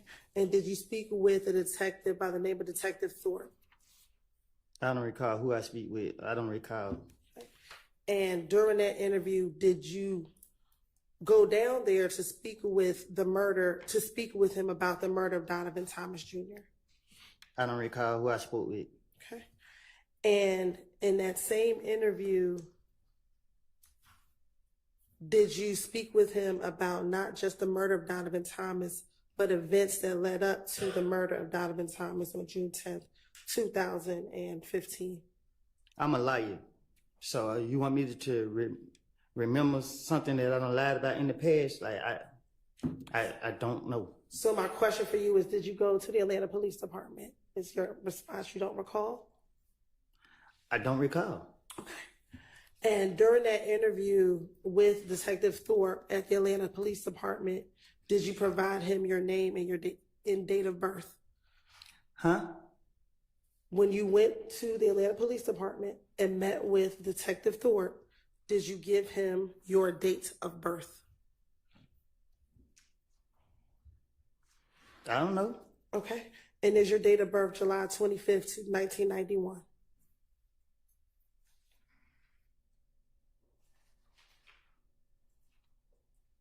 What? Is your date of birth July 25th, 1991? I think. Okay. And during this interview, did you tell Detective Thorpe that you also have a middle name of Xavier?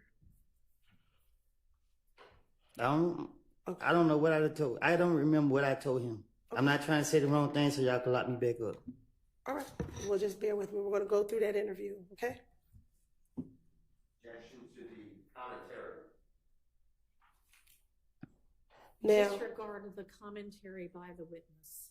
Now, during the interview, did you speak with Detective Thorpe about the issues you had with a person by the name of Kel? I don't recall.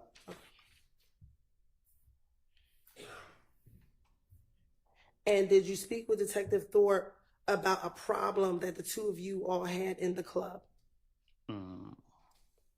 I don't recall. Okay. And did you tell Detective Thorpe in that same interview that Kel was Nut's little brother? I don't know if they brothers or not. Okay. So do you know who Kel is? No, I don't recall. Okay. And when I say Nut, is that Donovan Thomas Jr.? You asking me that? I am asking you that.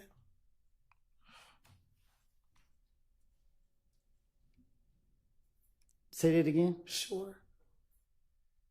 Do you know a person that goes by the name of Nut? I don't recall. Okay. Now, in that same interview, did you tell Detective Thorpe about you and Kel getting into the fight at Club Crucial? I don't recall nothing from 2015, 14, 16, none of that. Okay. And during that same interview, did you tell Detective Thorpe that you and Kel had been in a beef for maybe about no longer than 4 months, and this was back in 2015? And he's still alive? My question is, did you tell Detective Thorpe that you, Michelle Kel, at that time in 2015, had a beef, and it was probably going on around 4 months at that time?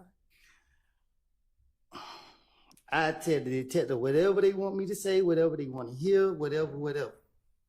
So if I said it to him, I said it to him. I don't recall what I said to no police. Okay. And during that same interview, did you tell Detective Thorpe that whenever y'all were in the club, y'all would initially just throw up birds at each other? Huh? In this January 11, 2000 interview, did you tell Detective Thorpe that initially, when you and Michelle Kel were in the club, y'all never really fist fought, y'all just would throw up birds at each other? Like I told you, before y'all called me to trial, I have lied. I made things up. I told you this before y'all brought me in this courtroom. And I'm telling you now, you asked me about 2015, I have got my life together. Y'all trying to put this on my conscience. Y'all trying to put people's life in my hands. I don't lie on people. I don't want to be here. Y'all have pressured me. I'm tired of y'all, because y'all know y'all are wrong. And y'all black people doing this to us. And I understand that. Leave me alone. Let me leave. Man, y'all pissing me off. Listen, I don't recall nothing I said to no police. Stop asking me these questions. Okay. I'm telling you, I don't recall. I understand, but we're going to have to get through the questions. You can just continue to say you don't recall if that's what it is. That's what you want me to say? I want you to answer the question. question. For just a minute. Objection, improper instruction of the witness on how to testify. I don't think that you were instructing him how to testify. I hope not. No, But I don't am instruct him how to testify other than truthfully. Thank you. And Any other objection, or was that covered? All right, go ahead. if you can answer the questions truthfully, and we can move forward. Can we do that? I don't recall. All right. Now, going back to 2015, did you tell Detective Thorpe first about a meeting that you had with Shell Kel at the Cascade skating rink? I don't recall. Have you ever been to the Cascade skating rink? I don't recall. Is the Cascade skating rink in Atlanta? I don't recall. Did you tell Detective Thorpe that while at the Cascade skating rink that you met and that you talked to Shell Kel about all the beef that you had with each other? I only talking I'm be doing with my gun. Okay. Back in 2015, did you tell Detective Thorpe that you had a gun at the Cascade skating rink? I would never tell the police nothing I did. Okay. Now, back in 2015, did you meet with Atlanta Police Department detectives on at least 5 occasions after the murder of Nutt? I met with them a lot of times. Okay. And during each of those times, did you talk to them about what was happening between YSL and If Gang? I was telling them whatever I think that get them off of me. Okay. Did you go and talk to the police after your car was shot up on the highway? It's called finessing. Okay, but did your car get shot up while you were on the highway? I don't recall. Okay. Did you, your child, and your child's mother get shot at while you were leaving your home? They got shot at. Okay, were you with them? Not my kids and my child, mama. Were you coming out of the house with you, your child, and your child's mother? Did that occur? I don't recall. Okay. Did your girlfriend's father's home get shot up after Donovan Thomas got murdered? I don't recall.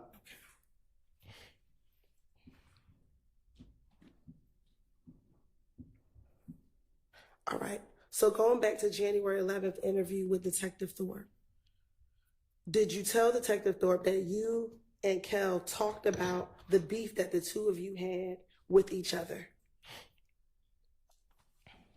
I don't recall. Okay. And during that, when you and Kel spoke, Kel asked you to call Thug on the telephone.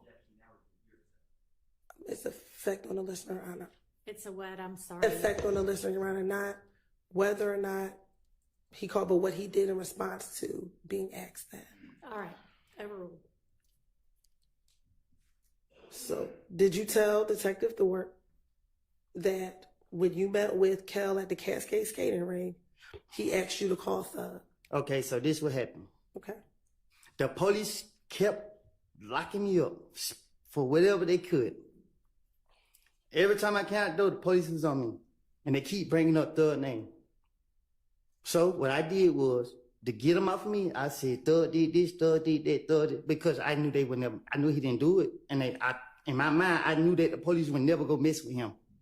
So it was easy for me to try to throw the blame off on him to get them off of me. And that's what I was doing from all these years. I don't remember what I don't told them in the past. But my whole motive was, Thug did it because I knew he didn't do it, and they couldn't lock him up. And they keep talking about Thug. So guess what I'm gonna tell them?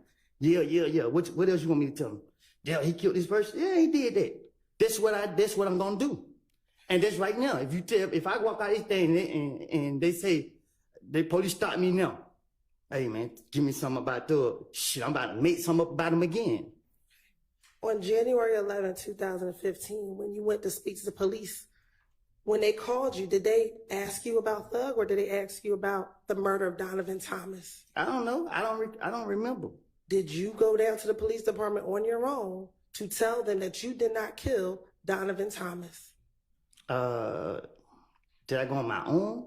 Did you walk into the police department by yourself to tell them on the morning of January 11, 2015, that you did not kill Donovan Thomas? I don't recall. Okay. So you don't recall going to the police or you don't recall why? I don't recall none of that. All right. I just know that every time the police was after me, trying to get me, they kept bringing his name up.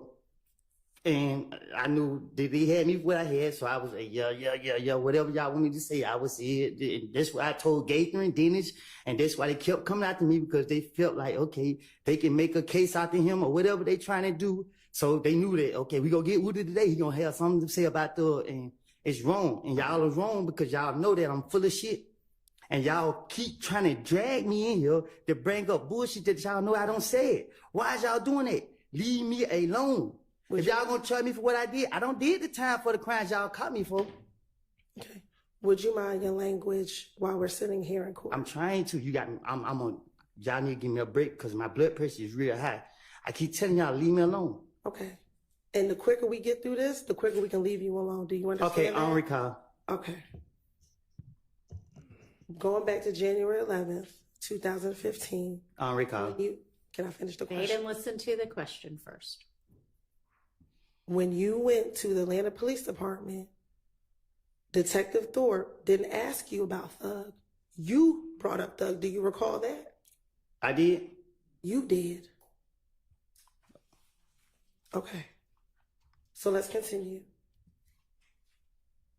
During your meeting with Detective Thorpe, when you went down to the police department, did you tell him about the beef that you were having with Shell Cal? Am I here to tell the truth or to remember my lies? I want you to tell the truth. But you keep going to my lies, though. That's what you. Back in 2015, did you tell Detective Thorpe that this was a lie? I'd have told the police whatever. Listen, when they get me, I'm gonna sit down and I'm gonna try to tell them whatever I can to finesse my way out of whatever situation that I'm in. Okay. And it's only now in 2024 that you're saying that everything you said in 2015 is a lie. Is that correct? Because I went to the feds. Y'all didn't let me out of jail till what, four years later? So if I was telling the truth then, why it took y'all so many years to try to say, okay, he was being honest or whatever the case is? If I was telling the truth, y'all would have made any case back then. Y'all knew I was lying.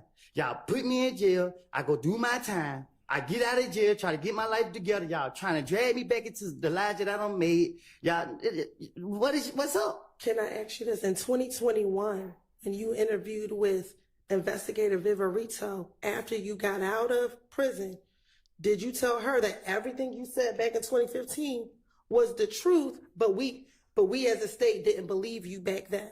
So my thing is, right? I went to jail. So the lies that I was telling, they didn't go for it. Y'all didn't go for it. Whoever didn't go for it. So I went to jail, did my time for it, right? And then y'all got me again. So guess what they say? Well, we're going to bring up the name again. And guess what I'm going to do? Try to finesse my way out of it again because y'all ain't touching for the lies I done told on them in the past. So guess what? It ain't nothing to put the blame on Thug for what I did. Okay. And that's what I'm going to do. I'm going to blame him for... And I don't recall. Okay, and let me ask you this. You keep talking about Thug, but were you asked about other individuals as well? During all these interviews, were you asked about Shannon?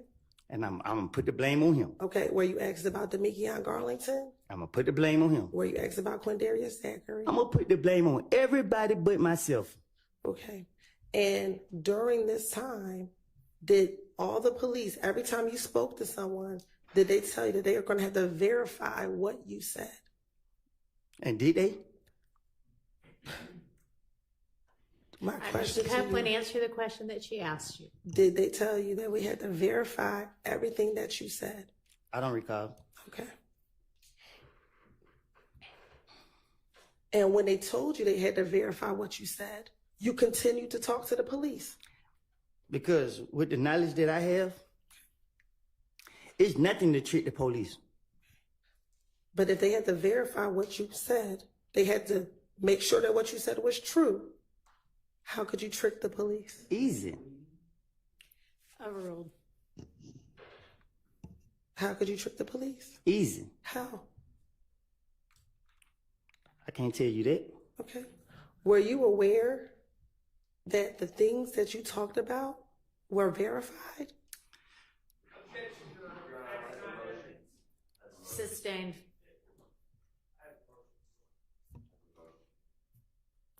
All right, we're gonna take a quick break. Y'all all step back to the jury room for me. Thank you. All right, from there.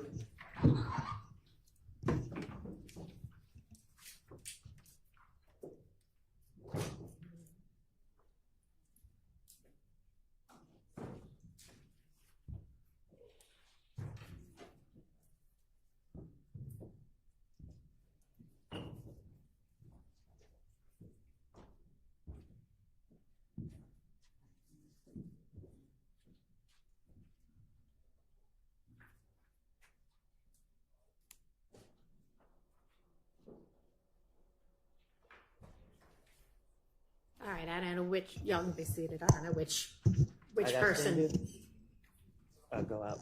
You can go out. Thank you. You say go out? Yeah, just stick very close. Mr. Melnick, you're going to go out there with him. All right, thank you. I don't know who voiced the objection first, but I mean the motion. Who said they had a motion first? But go ahead. Your Honor, the way I wrote down in my notes is that the prosecutor said, not a question, but a statement, that the police verified inculpatory information from Mr. Copeland. That is not true, by the way. It is questionable whether anything's verified, but obviously jurors make that determination. That is testifying by the prosecution, that is bolstering by the prosecution, that is putting the prosecution's thumb on the scale of the justice, which none of this can be done. This is not the first time that the prosecutors have put themselves in as giving facts before the jury rather than just trying to obtain facts. So I am moving for a mistrial. If your honorable court denies it, I need curative instructions to strike it, and respectfully, if it happens again, it will not be the second time. It's a continuum. So I would ask the court, I know you weren't here, but to keep that in mind as we go forward as well. I'm not moving off my mistrial. I'm just anticipating. No one wants a mistrial. I didn't want a mistrial, but why say that to a witness? So I don't see any good faith in that question. All right, thank you. Mr. Short. I adopt everything that my motion is the same. I adopt everything that Mr. Attorney Steele said. I'll also say that in Attorney Hilton's statement that the claims of Mr. Copeland were verified by the police. It's an improper expression of belief by an advocate in front of the jury, and that is improper. And I'll also add, Your Honor, not only do I not believe it to be true, but also there has been absolutely no evidence presented that any of this has been verified. All right. So, thank you, Your Honor. Thank you. Response? Oh, I'm sorry. Yeah, everybody joins. Okay. When I asked the question, Your Honor, what we will eventually get to with Mr. Copeland, I believe, is that he's the person who told the police initially on the night of the murder about certain facts that were verified. And when I say verified, that we have corroborating evidence to support it. So Mr. Copeland, when he talks to police in June of 2015, he told the police that Mr. Williams rented the car that was used in the murder from... Can I stop you for just a second? Yes. It may be that some of the things were verified. It may be you have presented evidence or will present evidence that some of the things were verified. The question that you asked was, did you know that all of the things you told them were verified? So that's the issue. Okay. And I didn't mean all, but some of the things that he told police were corroborated. Maybe my better version should have... That's how you said it. Correct. So it was inartful, but what I was talking about is the things that he told police was corroborated by other evidence. And so do you have a response to their motion for mistrial with regard to you having said, did you know that all of the things you told the police were verified? Your Honor, I would ask that a mistrial not be granted, but that you ask the jury to strike that question, and I can rephrase the question. All right. You need to be more artful. Yes. From the get-go with your questioning from here on out. Understand? Yes, sir. All right. I propose to instruct the jury, remind the jury that nothing that any attorney says in questioning is evidence, and also to strike Ms. Hilton's last question entirely from their minds. Any further curative instructions proposed? No, Your Honor. How about from the defense? Talk into your mic if you don't mind for me.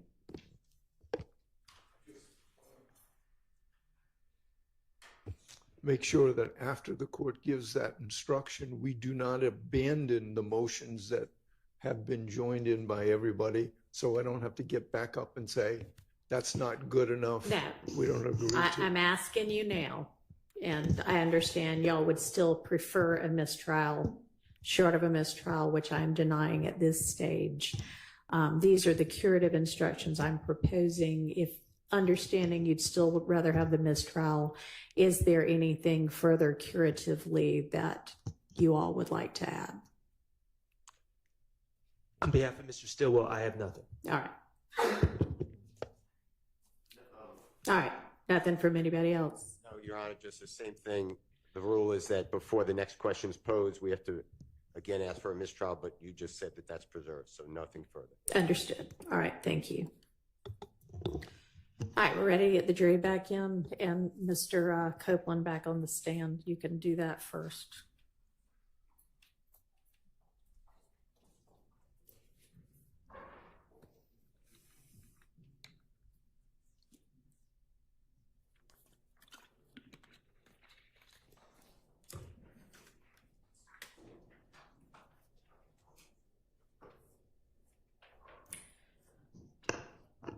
And y'all, one of the jurors needs to be on a quick Zoom at 12:30, so we're going to break for lunch by that time.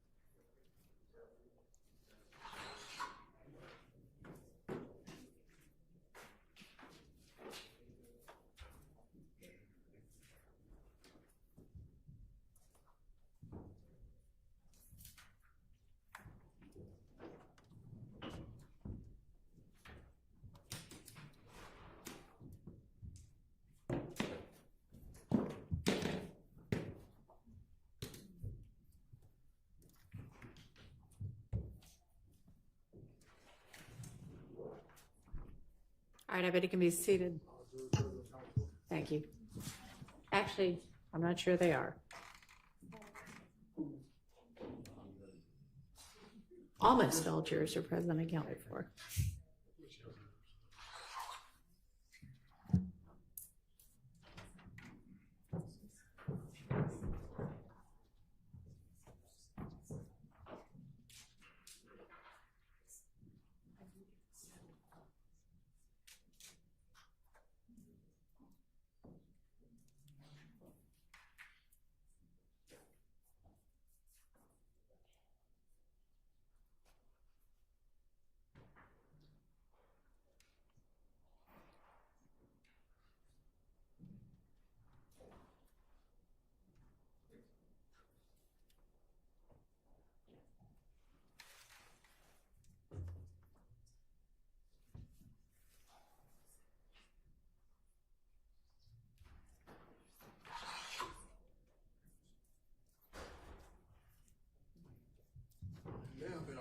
All right, thank you.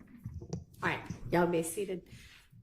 All right, ladies and gentlemen, I want to remind you that nothing that any attorney says in questioning is evidence, and I need you to strike Ms. Hilton's last question entirely from your minds. Go ahead, Ms. Hilton. Thank you, Your Honor.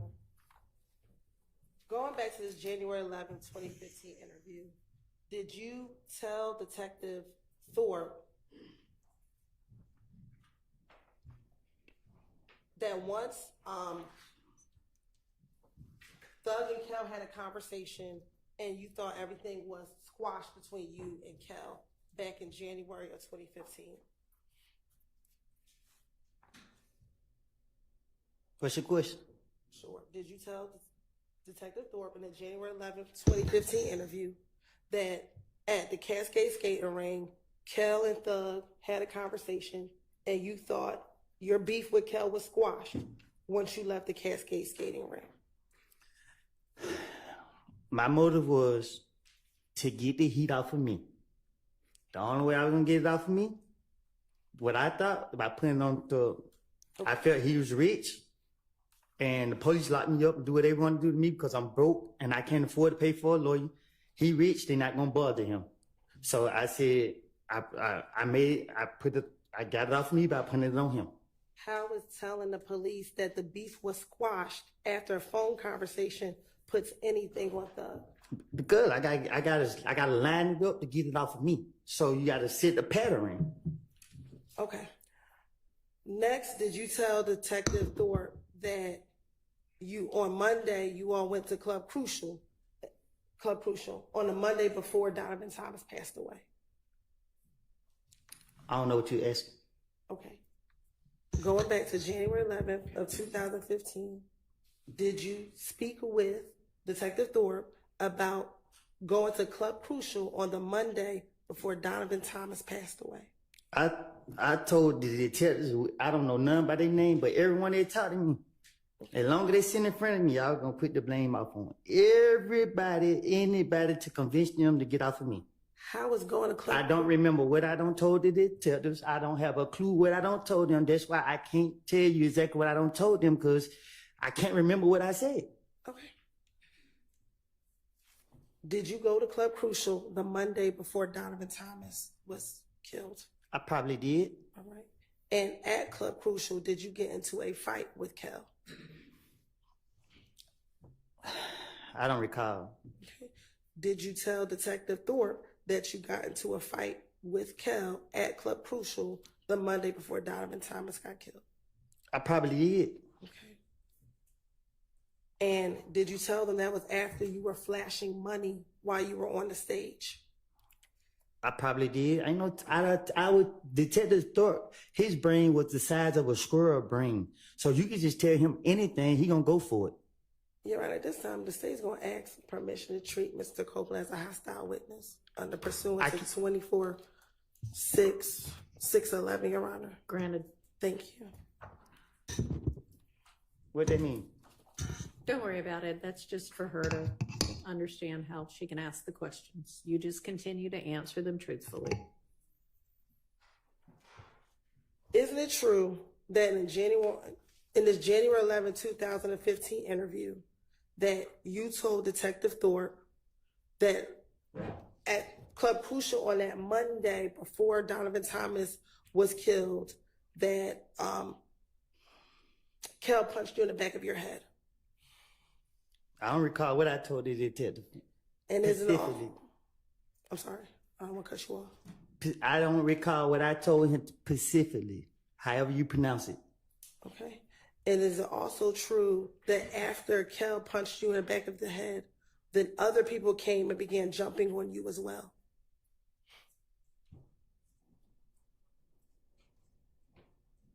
They time gonna come.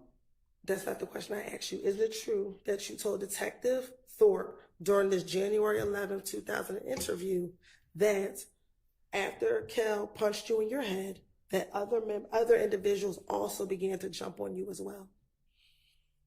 I don't recall what I done told the police. And also in that same interview, isn't it true that you told Detective Thorpe that after they jumped on you, you ran outside of the club? To get what? Is it true that you told Detective Thorpe that after they jumped on you, you ran outside of the club? I ain't doing no running. Okay. And is it true that after you ran outside of the club, that you told Detective Thorpe? I ain't doing no running, Miss Hilton. Okay. Well, is that what you told Detective Thorpe? I told you I'd tell him anything. Okay. You want the truth though, but I ain't doing no running. I'm gonna make other people run. All right. And once you went outside of the club, you saw an individual by the name of Bloody J. Did I do something to him? Once you went out the club, did you tell Detective Thorpe that you saw an individual by the name of Bloody J? I don't recall. Okay. And when you saw Bloody J outside, you asked them what was up. Like, why did they beat you up? I don't recall. Okay. And that one of your friends ended up beating up Bloody J. I don't recall. Okay. Then you also told Detective Thorpe that after this incident on Club Crucial, the Monday before Donovan Thomas was killed, you told him about a meeting that you were aware of involving an individual by the name of Mo. Do you recall telling Detective Thorpe about this meeting with a person by the name of Mo? I don't recall.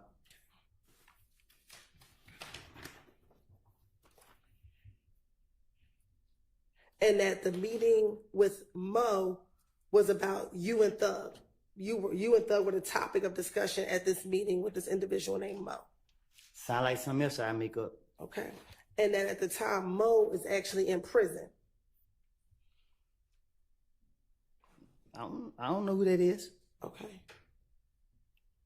I don't recall. All right. And that the guy in prison, he's supposed to try to get you and Thug killed.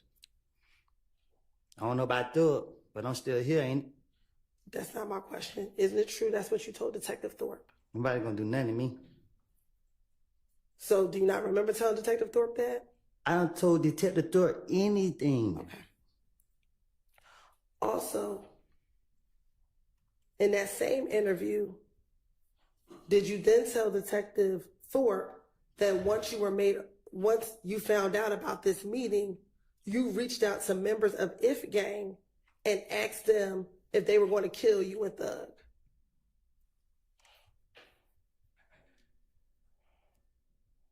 You sound copping deuces? I'm sorry? You sound copping deuces? I asked you, isn't it true that you told Detective Thorpe that after you heard about this meeting, about people wanting to kill you and Thug, you text people of If Gang asking them if they wanted to kill you and Thug? I bet you don't got any text messages. So my answer is, you want me to tell the truth. And the truth is, when I talked to Detective Thorpe, whatever his name is, I told him anything. And I'm telling you today, it was a lie. And today, I'm telling you, I made things up. Okay. That is the God honest truth.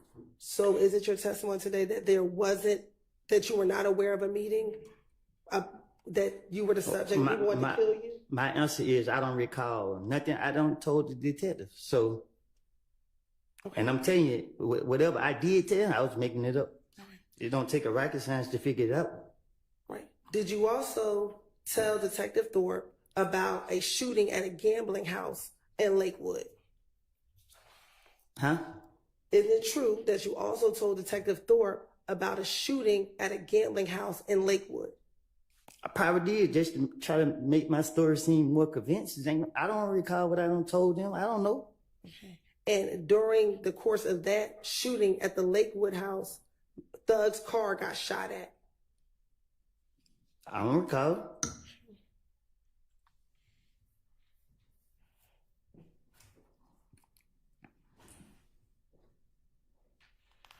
Now, did you also speak with, isn't it true that you spoke with Detective Thorpe about the night before Donovan Thomas got murdered? So it may seem like I'm trying to help Thug out. I'm not trying to help him out. I don't care nothing about him, what he got going on, nothing. I care about the truth. The truth was, I was going through a phase in my life, and I have put all the blame on him. Okay. I don't know what he did. I don't know what he got going on. But y'all got me on the stand, and I'm telling the God honest truth. Leave me out of this. I made all these stories up, put the blame on him to get myself out of the situation because the police told me they want a big fish, and I'm a little fish. They ain't who I want. Okay. So when they told me that, my only motive was to convince them that I'm telling the truth about this guy right here, and I'm lying. All right. Is it true that you told Detective Thorpe that the night before Donovan Thomas got murdered, you were actually at the studio with Thug? I doubt it.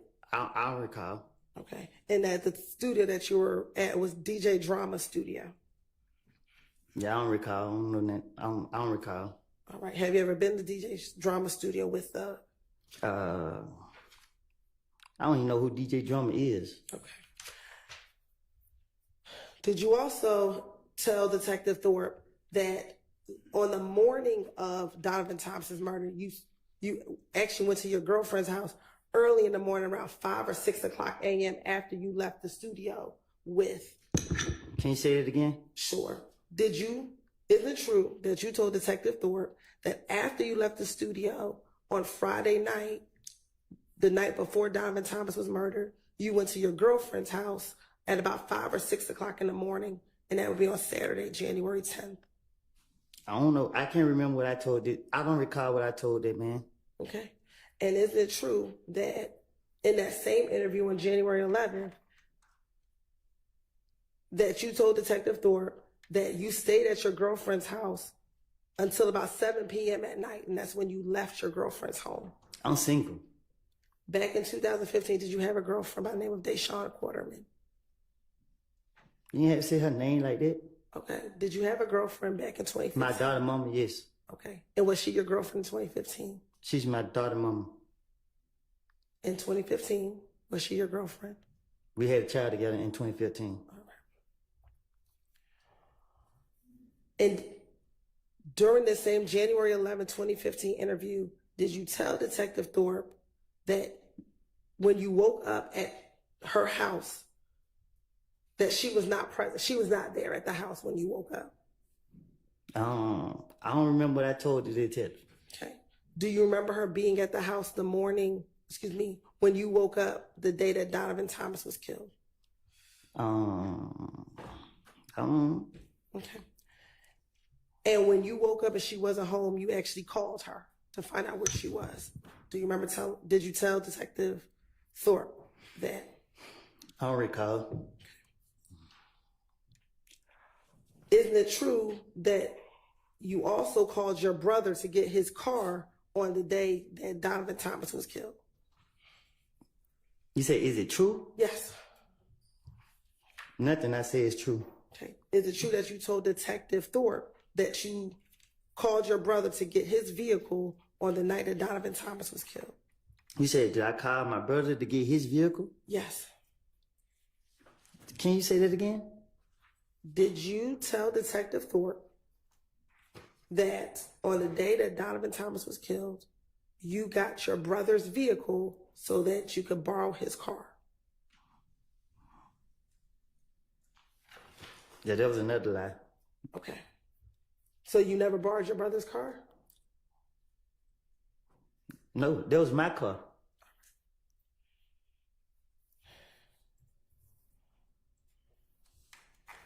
Did you tell Detective Thorpe? I don't recall telling Detective Thorpe. No, I mean, like, my brother never let me drive his car. Okay. Is it true that your brother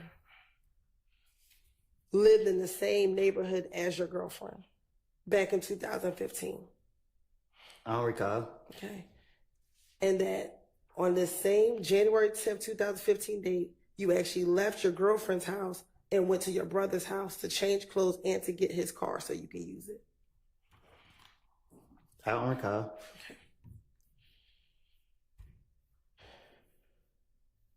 Is it true that you told Detective Thorpe that after you got the car from your brother, you actually drove over to Mechanicsville? I don't recall. Okay. And it's also true that after you drove over to Mechanicsville, or when you drove over to Mechanicsville, you went to the Green store? I don't recall. Okay. And is it true that when you were at the Green store, someone gave you some peroxide to put on your mouth because you had a cut on your mouth? Huh? Back in January 2015. No, I'm saying, I don't recall. You don't got to re-ask it again. I don't know nothing about none of that you're talking about. Okay. And while you were in Mechanicsville, you got a call from Little D from Mechanicsville that he was on Cleveland Avenue? Do you recall telling the? I don't recall. Okay. And once you got the call from Little D, you actually drove over to Cleveland Avenue and met Little D at the McDonald's on Cleveland Avenue. Yep. I don't recall. And is it true that you told Detective Thorpe that when you got to the McDonald's at Cleveland Avenue, Little D got into the car with you and just told you that Nut just got killed, bro? Detective Thorpe is a person that you could just tell anything to. And that's what I did. I do not recall what I said to that man. Okay. Is it true that you then told?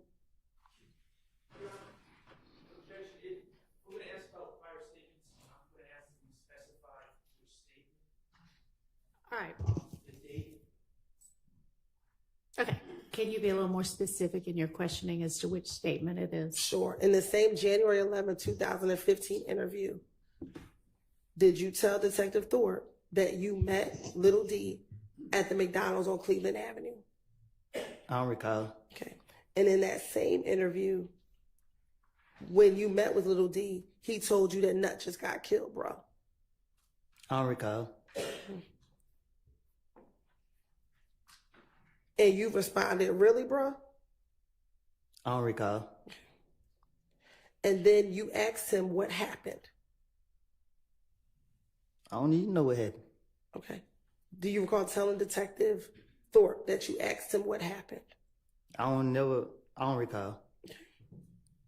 And the first thing you told Little D was, damn, they gonna say that I did it, bro.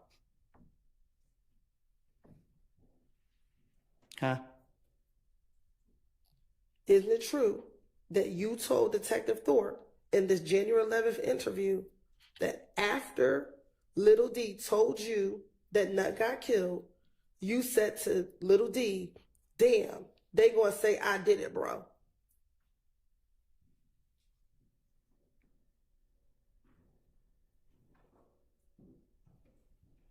Okay. Okay. Isn't it true you told Detective Thorpe that? I don't recall. All right. And he responded to you, shit, before I know you ain't do it. Who responded to me? Little D, that's what Little D said to you. He said what? Shit, but I know you ain't do it. That what he said? That's what you said to Detective Thorpe. I don't know. Okay. I don't recall. Then is it true that you also told Detective Thorpe that as you were leaving the McDonald's, Moontoon called you? I don't recall. Okay. Do you don't recall Moontoon called you that night? Okay. I don't know. All right. And that Moontoon called you on FaceTime? I don't recall. And Moontoon, for the record, is MOONKTOONK.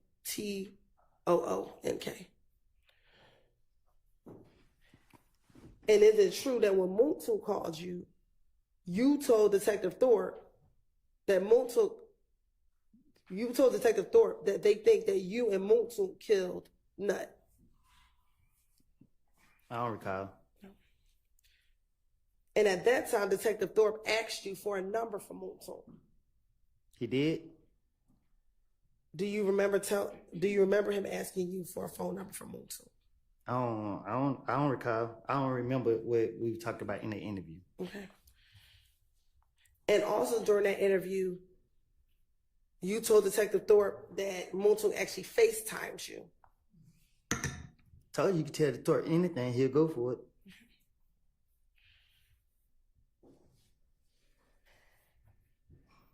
And in that same interview, did you tell Detective Thorpe that initially you didn't want to come to police headquarters, but you talked to people and asked them whether or not you should come down to the police headquarters? Can't nobody give me, I would not listen to nobody, not even you. Okay. Isn't it true that you told Detective Thorpe? So at first I asked like, hey bro, they saying I did it. I need to go to headquarters.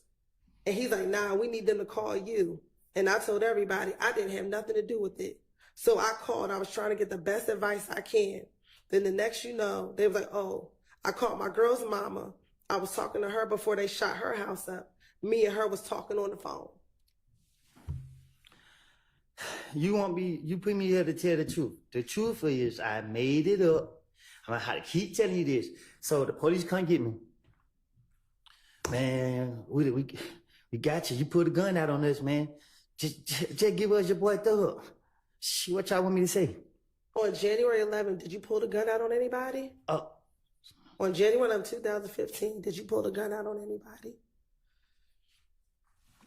I ain't did nothing. Okay, so you went down to the police department on your own, correct?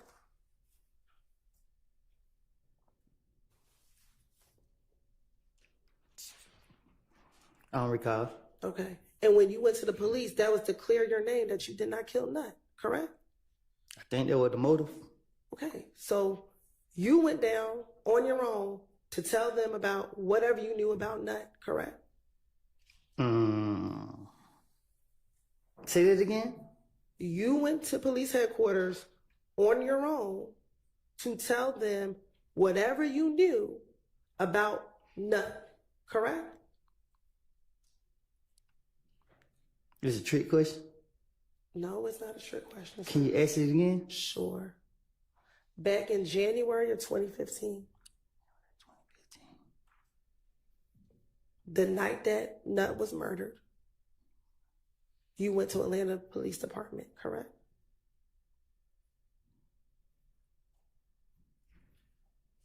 I don't recall. Okay. And when you went down there, that was to clear your name that you did not kill Nut, correct? You gonna lock me up? Did you get locked up on January 11th, 2015? I'm saying if I get my answer now. Did you go to clear your name about killing Donovan Thomas? I don't recall.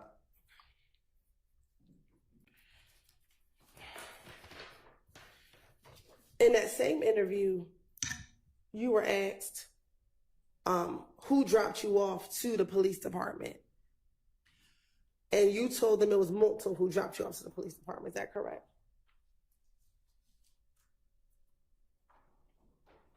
I thought you said Moontoon called me. After Multo called you, did you meet up with Multo? I don't recall. So much happened that night. I don't know. Okay. What do you remember happening that night, Mr. Copeland? Shit, I don't know. Okay. I ain't telling myself. All right.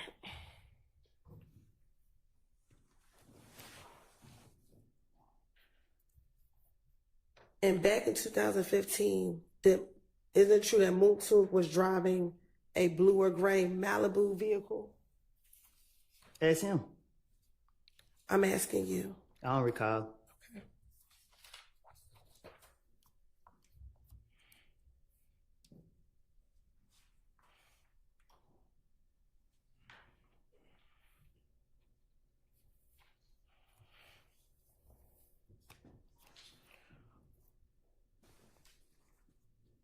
In the same January 11th interview, did you also tell Detective Thorpe that the only person that you had beef with from If Gang was Kel? I don't recall.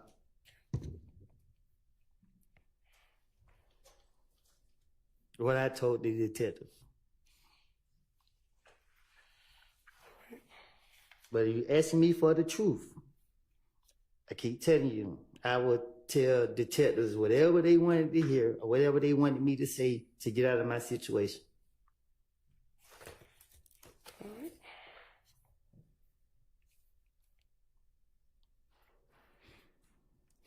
Now, during this interview with the January 11th interview with Detective Thorpe,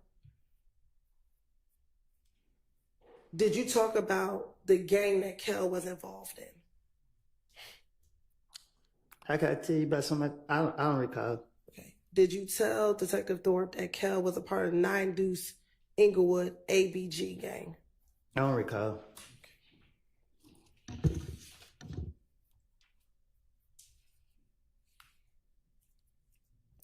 Did you also tell Detective Thorpe that that was the same gang that Bloody J was a part of? I don't recall.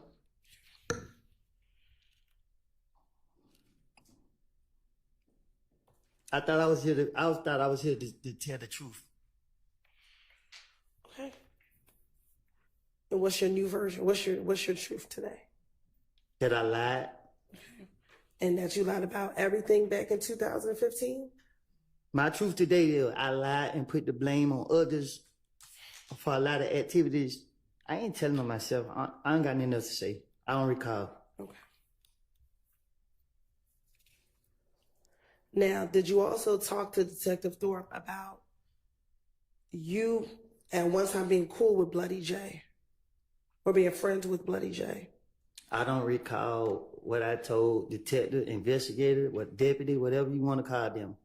Okay. And then you stopped being cool with Bloody J and APG once you started hanging around Thug. I don't hang around other people. Okay. Isn't that true that you told Detective Thorpe in this January 11, 2015, that when Thug started letting me hang around him, that's when you were no longer cool? I'm from Mechanicsville. I do what I want to do. I understand what you're saying. Okay. I'm asking you what you told Detective Thorpe. I tell Detective Thorpe anything to get him off of me.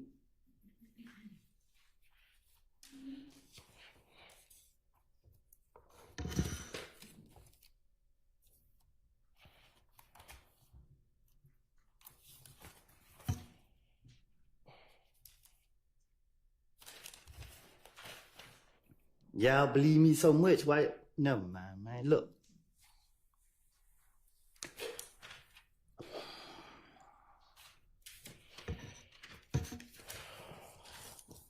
After Donovan Thomas was killed, did Deshaun's mom's house get shot up? You said did her mama's house get shot up? Yes, sir.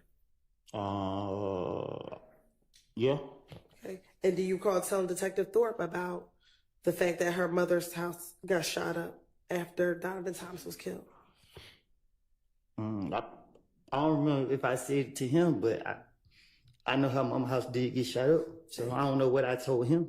So if you told him that her house did get shot up, that would have been the truth and not a lie, correct? Look, y'all had 50 police investigators questioning me different times. I don't remember, because I know y'all trying to trick me to get me back in jail. I don't know if it was Detective Thorpe, Gaten, Dennis, or whoever other police is here. What I don't lie and told them. But every time that they came and told me, I sat in front of them and gave them whatever I wanted to tell them. And if it was the truth, it would not take no 10 years later for them to try to go do anything about it or to go back and use it. I'm telling you today, I told you before y'all put me in this courtroom that I lied. I don't want to be here. I'm not scared of nobody. I'm not in here trying to work in nobody's favor. Y'all is not fit to put it on my conscience that I don't sat up here and lied on these boys for stuff that I don't did. Not what I did, but for stuff that I'm not fit to sit up here and lie on them. And no, I don't care. Stop asking me questions. I'm not fit to lie on them. Okay. All right, Mr. Copeland, listen to the question that Ms. Hilton just asked you and see if you can answer that question. Just pay attention to what she's actually asking you and answer that.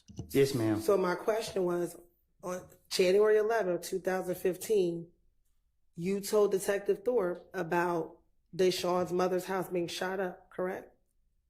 I told it to a police. I don't know which one to be specific. And that was not a lie, correct?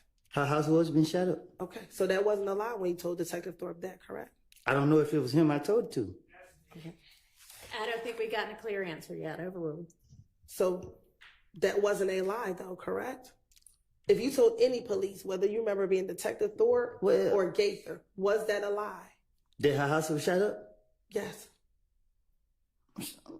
Man. So was that a lie? What you mean? You just said so. When you finessing the police, this how you finesse the police. You take a little bit of the truth and you take the bullshit and you put it together. Okay. So that's how I outsmarted Detective Thorpe and Gaither and everybody else. Take this right here, because I know they didn't know this, and put it with this over here. And during all of your interviews, did they tell you we're going to have to corroborate what you said? And if you take all of my interviews and put them together, let's see what you come up with. Okay. But did they tell you that? Did they tell you they were going to corroborate everything that you said? Overruled. Did the detectives tell you that they would have to corroborate everything that you said? I can't tell you. Y'all have so many police talking to me. I don't know. I can't say what they done told me. Did Gaither tell you on multiple occasions, I'm going to have to verify what you're telling me? I just can't take your word for true. I have to verify what you're telling me. I don't know nothing about all that. I don't recall. You don't recall that? Let me ask you this. Do you recall talking to Detective Gaither while you were locked, after you got locked up in June of 2015, calling her on her cell phone while you were in jail? I don't know. I don't recall. All right. And do you recall asking her, what's going to happen to me? Am I going to be able to get out? And she kept telling you, we got to verify what you told us. And did I get up? I'm asking you a question. Did she tell you? Listen, we have to answer my question. I'm about to. You won't let me. If I called Detective Gaither and she said she had to verify anything I said in 2015. In 2015, y'all locked me up every month. Y'all locked me up. February, I got out March. Y'all locked me back up March, I got out April. Y'all locked me back up June, I didn't get out to 2019. So if she verified anything I said, there were 4 years and some change. I did 51 months in the federal prison. Nothing been verified that I said, whatever the case is. I haven't heard anything from Detective Gaitman, but it's nothing to spin the police. So my question to you was, did Detective Gaither tell you that she had to verify what you said? I don't recall. All right. Now, going back to the January 11, 2015 interview, do you recall Detective Thorpe asking you about whether or not you ever rented or owned an Infiniti vehicle? I don't recall. Okay.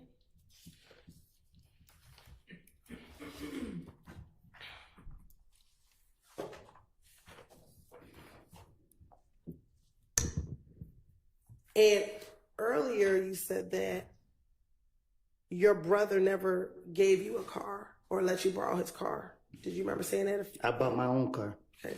Do you recall telling Detective Thorpe that your brother let you borrow his white Dodge Charger? I tell Detective Thorpe anything. Okay. And matter of fact, is that the same white Dodge Charger that members of If Gang shot at while you were on the highway back in late January of 2015? Well, I don't know. I don't recall. Okay. And matter of fact, you told your brother to make the police report because it was his vehicle that you were driving when members of If Gang tried to shoot at you on the highway. I don't recall.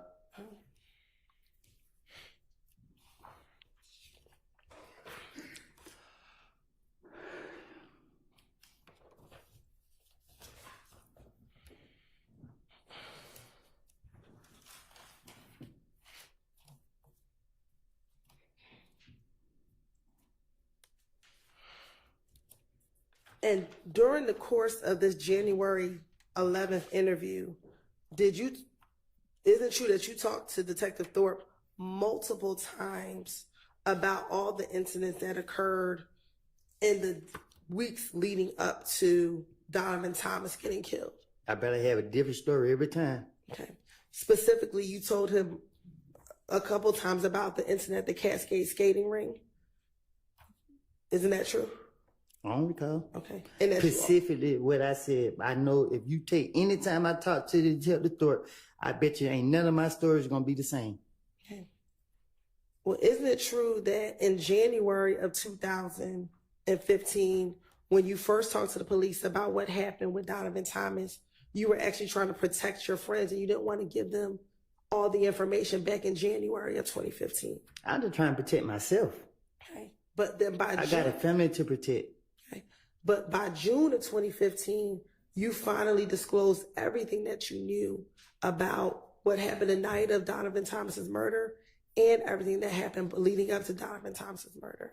No, see, what y'all did was y'all kept locking me up and putting me in isolation, putting me in protected custody at the Fulton County Jail, where people putting feces all on the wall, locking me in the room, keeping me in there 23 hours a day, fucking up my mental, and keep dragging me back and forth, back and forth, back and forth, trying to make, man, listen, man, So I ask you my question again. Isn't it true that in January of 2015, you were trying to protect your friends, so you didn't give the police a lot of details about what happened the night of Donovan Thomas's murder? I can't, can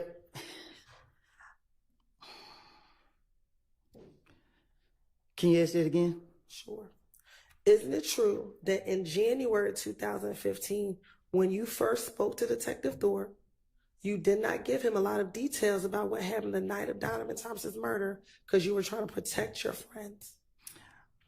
No, I just had enough time to protect myself by getting my story together. Like, I'm only thinking about protecting myself. Why would I try to protect some people and then wait down the line and give them up? They don't make sense to me. Because isn't it true that in June of 2015, you thought that Thug was trying to kill you?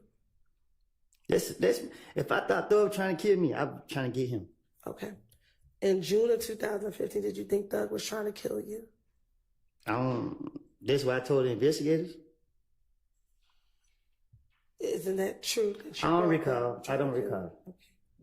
And also in June of 2015, were you involved in a number of retaliatory shootings because of Donovan Thomas being killed? Huh? By the time we get to June of 2015, were you the victim of a number of retaliatory shootings because people thought you killed Donovan Thomas Jr.? It calls for speculation. Well, as to the compound question, you can try to ask it more simply. She's asked, I'm going to overrule with regard to speculation because she's asking about his own mind. So in June of 2015, were you the victim of a number of retaliatory shootings? Well, y'all locked me up in February. I got out March. Y'all locked me back up again March. I got out April. And then the feds came kicking in my door June. So I basically was in jail most of the time. So I don't recall being a victim of a lot of shootings. Okay. By the time June 2015, we already talked about your girlfriend's mother's house was shot up, correct? Mm-hmm. You were shot at while driving on the highway, correct? I don't recall. Okay. You, your child, and your child's mother was shot at while you were leaving the home. Mm-hmm. Your home, correct? You also had... I was shooting back. We're going to get to the fact that you Okay. shot back. Yeah. You also had another shooting at another family member's house. Is that correct? Was it? I'm asking you. I don't recall. Okay. So by the time you speak to the police in June of 2015, you or your family were the victim of a number of different retaliatory shootings. I guess. I don't. And that was all as a result of people thinking that you killed Nut, correct? Right. Now, Ms. Hilton, that is speculation. Okay. Was it your belief that it was because people thought you killed Nut? They didn't think. When you say they didn't think, what do you mean? I don't recall.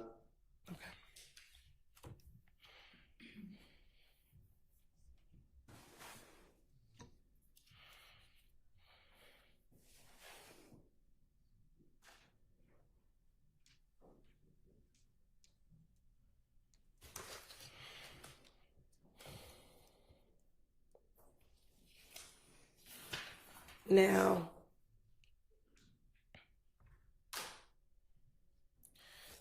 in that same January 11, 2015 interview, did you tell Detective Thorpe that you were in a gang? Huh? In the same January 11, 2015 interview, did you tell Detective Thorpe that you were in a gang?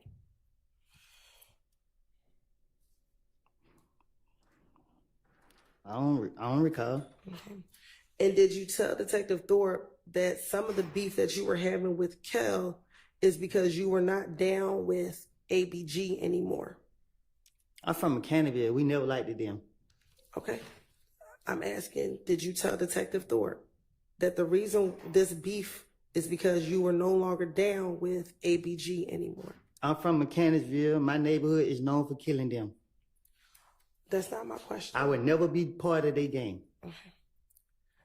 Do you recall telling Detective Thorpe or Detective Thorpe asking you, okay, so you left ABG, and your response to that question, yes, but that was in about 2013.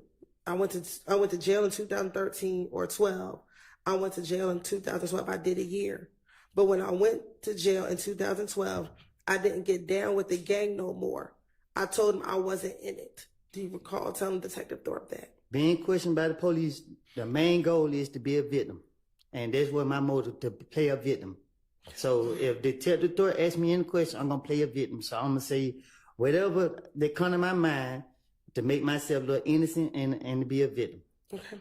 And then you also told Detective Thorpe that when you got out in 2013, you just stopped going around and you just wasn't claiming it anymore. Did you recall telling him that?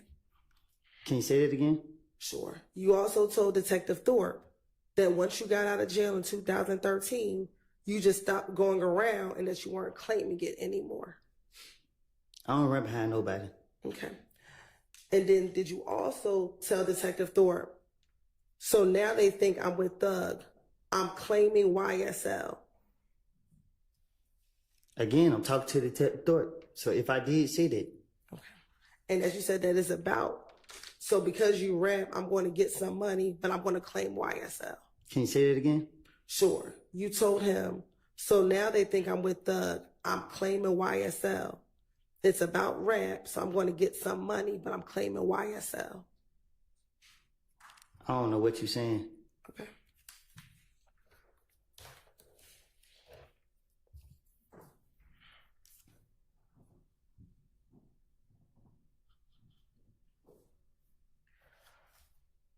Now, you keep saying that you told Detective Thorpe whatever it is that you wanted to say, that you were finessing him. Correct. Do you recall telling Detective Thorpe, I'm not trying to go to jail. I'm not trying to do any of that. I don't want none of this. Me and Nut ain't never had a problem. And I still ain't trying to go to jail. Okay. So why would you be lying to Detective Thorpe if you did not want to go to jail? Can you say that? Why would I be lying to him if I didn't want to go to jail? Correct. What you mean? Like you keep saying that you were just lying. Why would you lie versus just telling him the truth? That's how I was raised. I was raised up to lie to the police. I was at an early age, I was taught to lie to the police. But if you're trying not to go to jail, why would you lie to the police versus telling them the truth? You trying to trick me? I'm asking you a question. I'm not going to confess. Confess to what? Nothing. When you went in on January 11th, were you there only to talk about the murder of Donovan Thomas? I don't know what I'll be. All I know is if you give me an opportunity to talk my way out of the situation, I'm about to talk my way up out of the situation. Okay. During the course of your interview, were you asked about what your Instagram page was back in 2015? I don't recall. Okay. And back in 2015, is it true that your Instagram page was Woody372? I don't recall. I had a lot of Instagram, so I don't know. Okay. Is it true that's what you told Detective Thorpe that your Instagram name was? I tell Thorpe anything.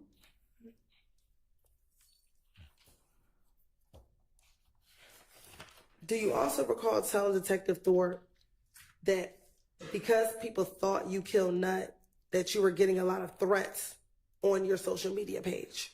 I think I was throwing people back. Okay. Do you recall telling Detective Thorpe that you were getting threats on your social media page? I don't know. Detective Thorpe talked to me, and I can't remember what I said to him because I was making it up. And you asking me right now, and I'm telling you to your face. Can you look me in my eyes? I'm telling you to your face, I made it up. Okay. Isn't it true that you told Detective Thorpe that someone posted on your page, "I'm going to die tonight," but then she deleted the comment, but you screenshotted it? I'm still here, ain't it? Okay. Is that what you told Detective Thorpe? I don't recall what I told Detective Thorpe. And you actually showed him the screenshot on your phone. I told you, What play she a, said. play a victim. That's the key.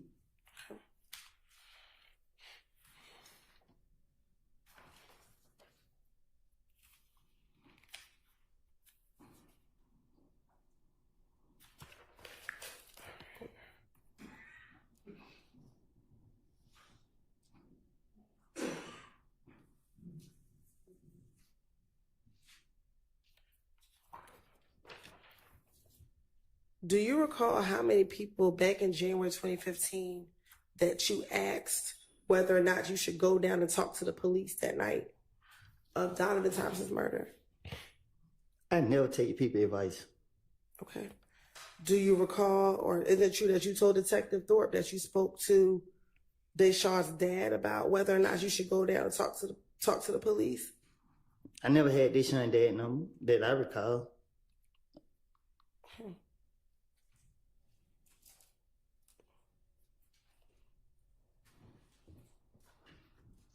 Do you recall telling Detective Thorpe, that's what me and her daddy talked about? I'm like, okay, I'm ready to go down, but I told him, and he's like, nah, because they might find out what happened. You know what I'm saying?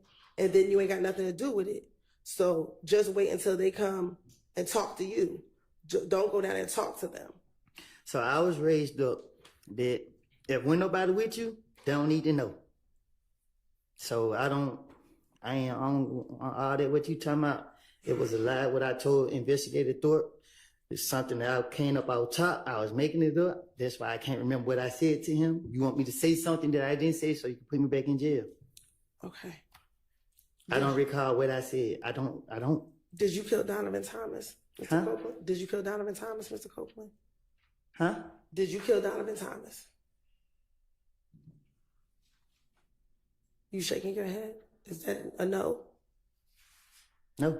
Okay, then. And is that what you went down there to tell Detective Thorpe back on January 11, 2015?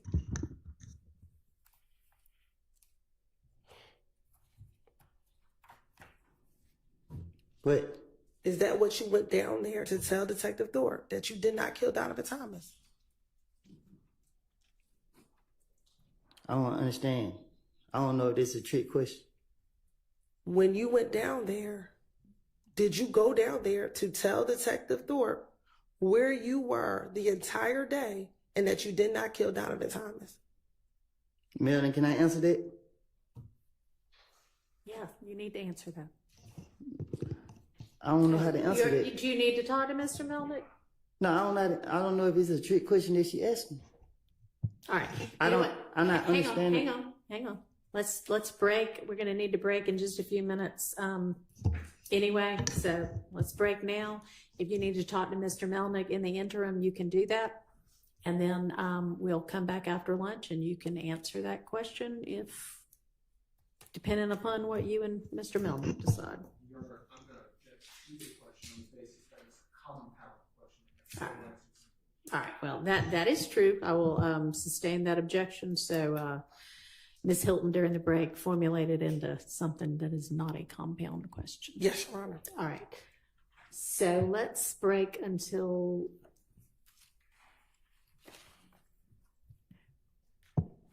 will 1:30 be enough time for everybody? All right. We'll see everybody back in your seats, ready to go at 1:30.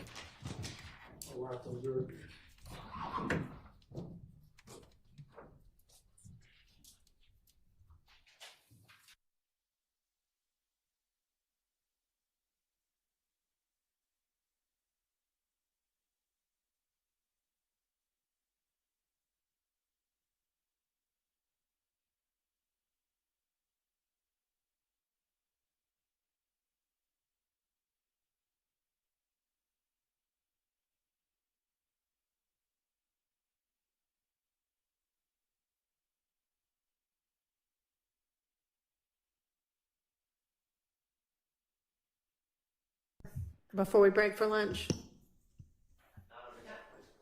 Okay, let's all of us be back at 1:25, just in case y'all think of something you want to tell me, okay? See you then. Judge, I gotta say this.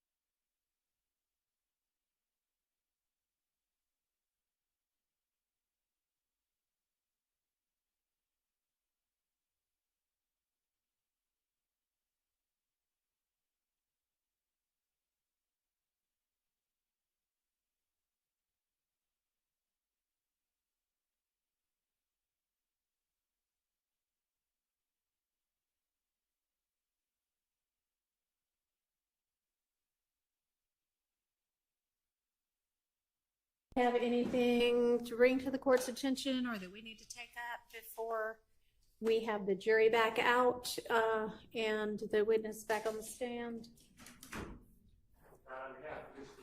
All right, thank you. Now I'm out of state. All right, thank you. Somebody else will talk to you right there in the middle. Who's that? Is there somebody that, You want to talk to the judge? well, this is a break right now, so. I was just going to ask you about the civil forfeiture filing. If they come to you, they stay in the judge on this case. I really don't know the answer to that. If you want to send an email to Chambers, maybe just copy both chambers, we'll get you an answer. Okay, thank you. Anything else?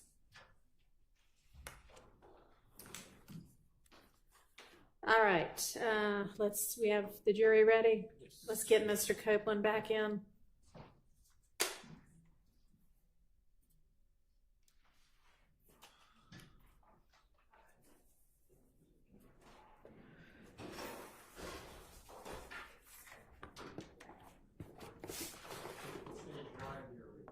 Hmm?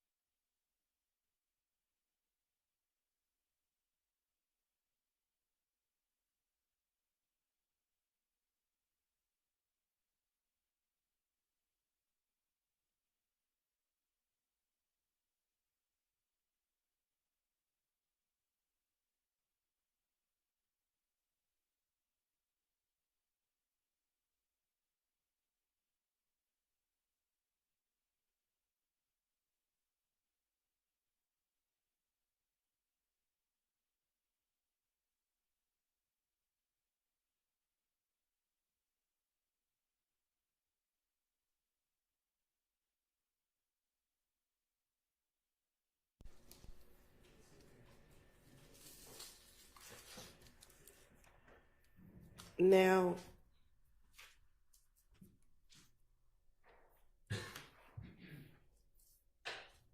isn't it true that after Nut was killed, that you thought the whole If gang was going to be after you?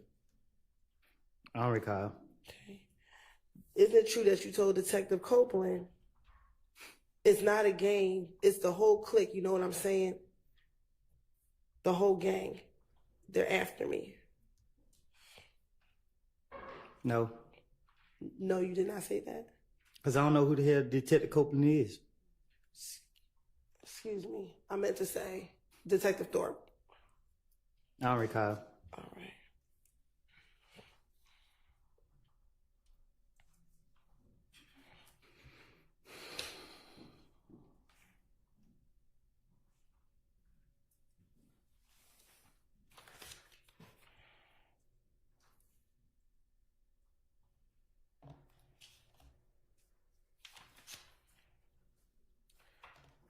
Now, we talked earlier about the gambling house in Lakewood. Did you tell Detective Thorpe during the same January 11, 2015 interview that the person who shot up the gambling house in Lakewood was Kel? I don't recall. Okay. And that when Kel shot up the gambling house, he actually shot up Thug's car? I don't recall. And that Thug wanted Kel to pay for the window of his car being shot up? What about it? Did you tell Detective Thorpe during your January 11, 2015 interview that Thug wanted Kel to pay for the window that was shot up? I don't recall.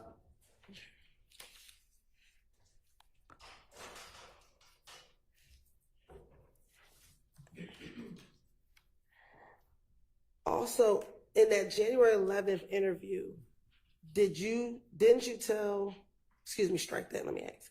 Do you know if Nut was in a gang? I don't recall. During that same January 11, 2015 interview, didn't you tell Detective Thorpe that Nut was the big dog in the gang? I don't recall.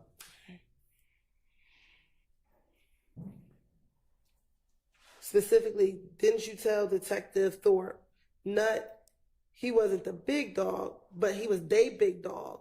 Like Nut ain't the big dog, but he's still a big dog. But he's not over the whole gang, but he's a big dog in the gang. I don't recall what I told no detective. So have you, when Nut was alive, did you and Nut ever speak about the issues or the beat that you had with Kel? I don't recall me and Nut having no conversation. Okay. In the same January 11, 2015 interview, didn't you tell Detective Thorpe, me and Nut, we've talked about Kel? I tell Detective Thorpe anything to get him off of me. Okay. So did you tell Detective Thorpe that you and Nut talked about Kel? I don't recall having no conversation with Nut. I don't know what I told Detective Thorpe.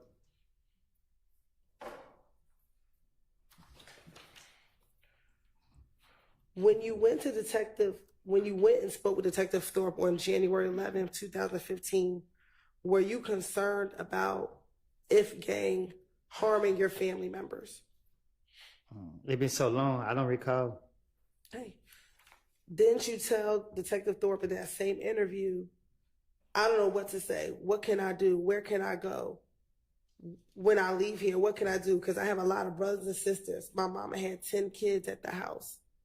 Yes, my sister, I got an older sister on Boulevard in Oakland City. I got a grandmother in Oakland City. My girls stay in Carver Homes. My other brothers stay in Carver Homes. But I'm afraid they might know she's down in Boulevard. I know they know where she stay. Wait.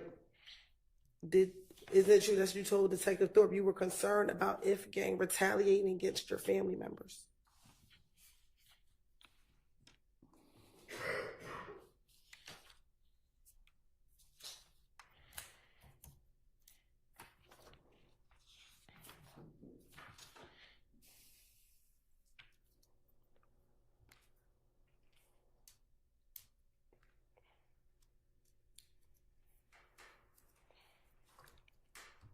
Are you thinking about your response? Wait, I asked the question. I didn't know if you were thinking about your answer. what? I don't know. Okay. Do you need me to repeat the question? Yeah. Okay. Is it true that you told Detective Thorpe you were concerned about if gang harming your family members? I done told Detective Thorpe whatever. Told him whatever. I don't remember what I can't specifically say what I told him. I don't know what I told him. I don't remember what I told him. Earlier, do you recall me asking you about borrowing your brother's car? Today? Yes. Mm-hmm. Is that a yes for the record? Yes. Okay. And you told me that you never borrowed your brother's car? I paid for it, so it's my car. Okay. In the same January 11, 2015 interview, did you tell Detective Thorpe that it was your brother's vehicle and that you borrowed it from him? I would tell Detective Thorpe anything. I know when the police question me, they want me.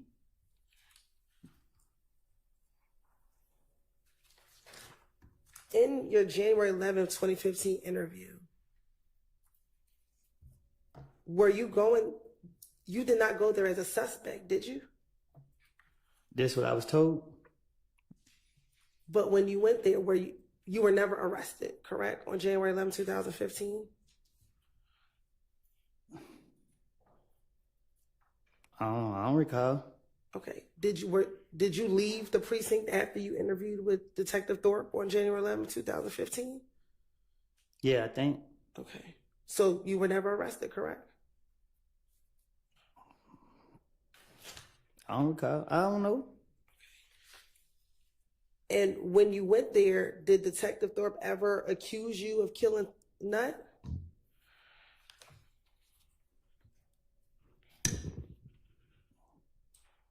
I don't recall what he said.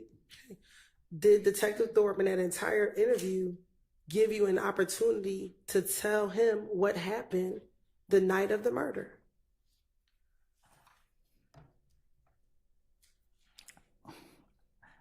I can't remember what I can't remember what he specifically. I know he talked about the murder, but I don't know. I can't remember what was said. Okay, but did you have an opportunity to tell him about what you knew about what happened the night of the murder? I told him what I made up.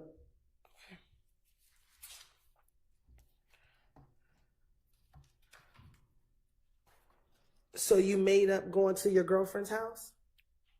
I don't know if I told him that. Okay. I can't remember. I can't recall if I told him that. If you told him that you were at your girlfriend's house, would that be a lie? Okay. I don't recall. If you told him that you borrowed your brother's car, would that be a lie? That was my car. Okay, but if you told him that, would that be a lie? I don't recall. Okay. Why would you need to lie about your brother's car, about borrowing your brother's car? Because y'all were putting so much pressure on me that every time I was coming out the door, the police were getting me. So I knew that police was after me. But you keep saying the police were after you. On January 11th, were the police after you? The police were not after you.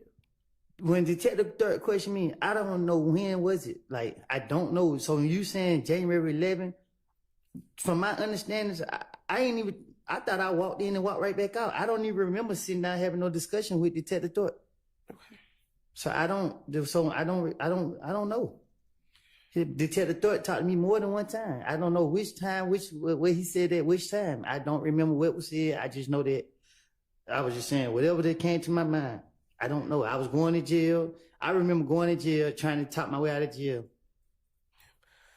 Now, I think earlier you said you do recall speaking to police multiple times in 2015.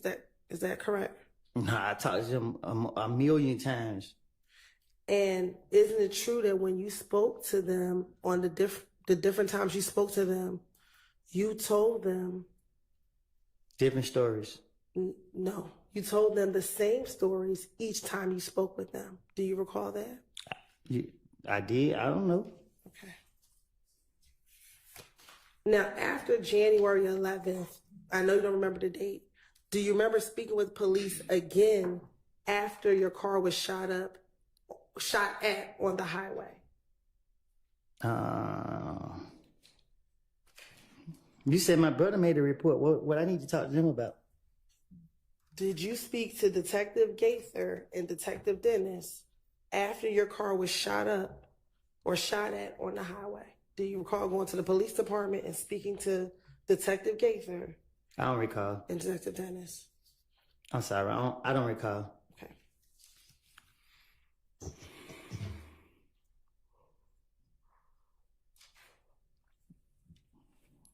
You have permission to approach? You may.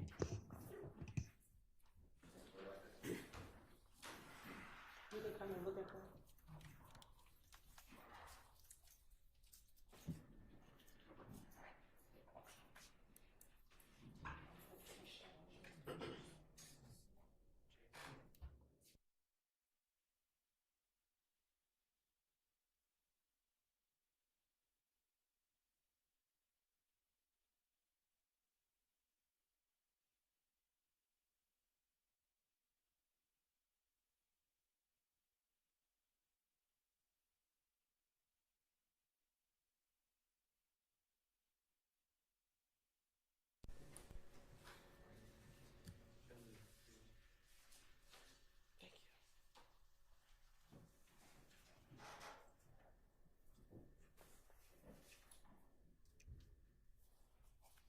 Mr. Cole, I'm going to show you what's been marked as State Exhibit 378, Yankee Alpha 1. Tell me, do you recognize, do you see yourself in that picture? Yes. And is there a date on that picture? Yes. What is the date on that picture? The date you've been saying?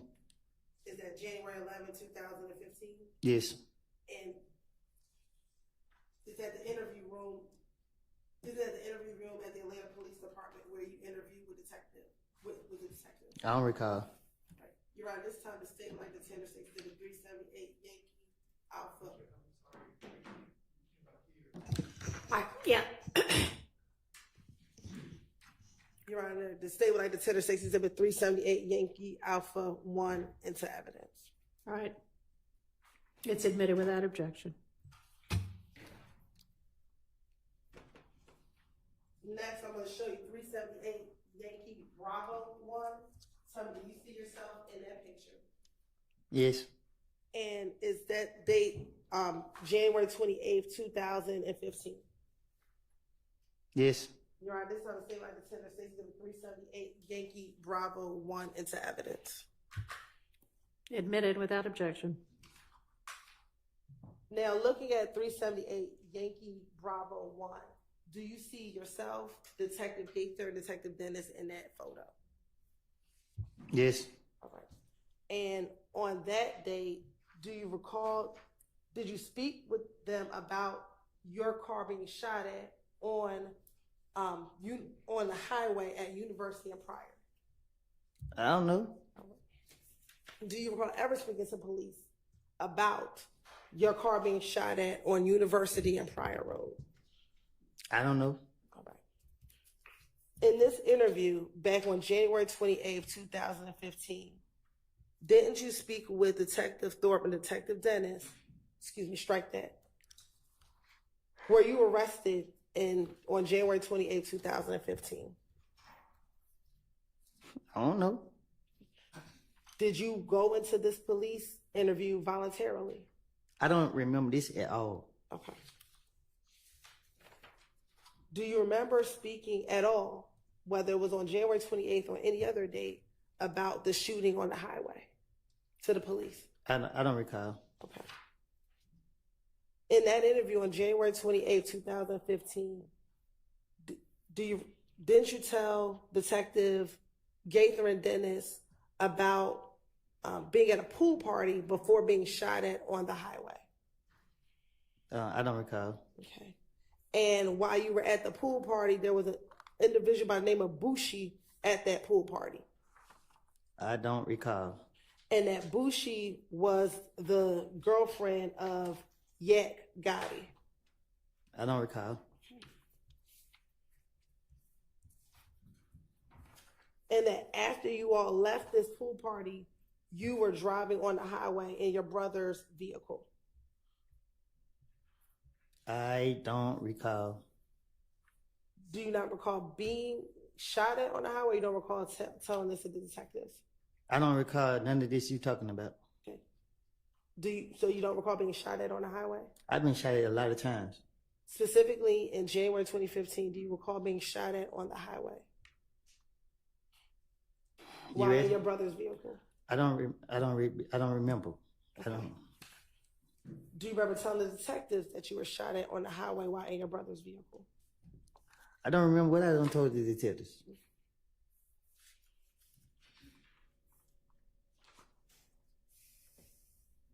In the January 28, 2015 interview, didn't you tell the detectives that while you were driving on the highway, you had your radio up? I don't recall. Okay. And you also told them as you had your radio up, you heard pow, pow, pow.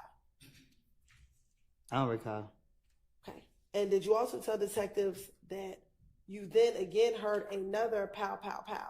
And so you ducked down? I don't recall. And did you also tell detectives then the car stopped working and you tried to hit the gas, but it cut out and stopped working? I do not recall. In the same interview, did you then tell detectives, so the dudes, they came up to you and you was concerned because your car didn't work, because the car wasn't working? I don't recall. Okay. And in the same interview, did you tell detectives that you then heard some more shots even after that? I don't recall.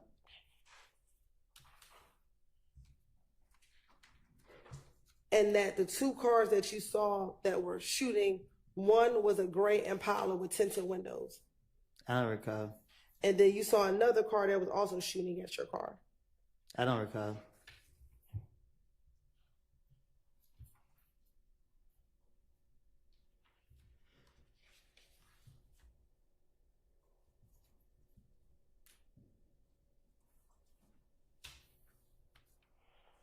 Then, do you recall Detective Gaither, after you told her about the shooting on the highway, her asking you, when did this beef begin between you and Ifgang? I don't recall. And you also told her the story about what happened at Club Crucial the Monday before Donovan Thomas was murdered. I don't recall.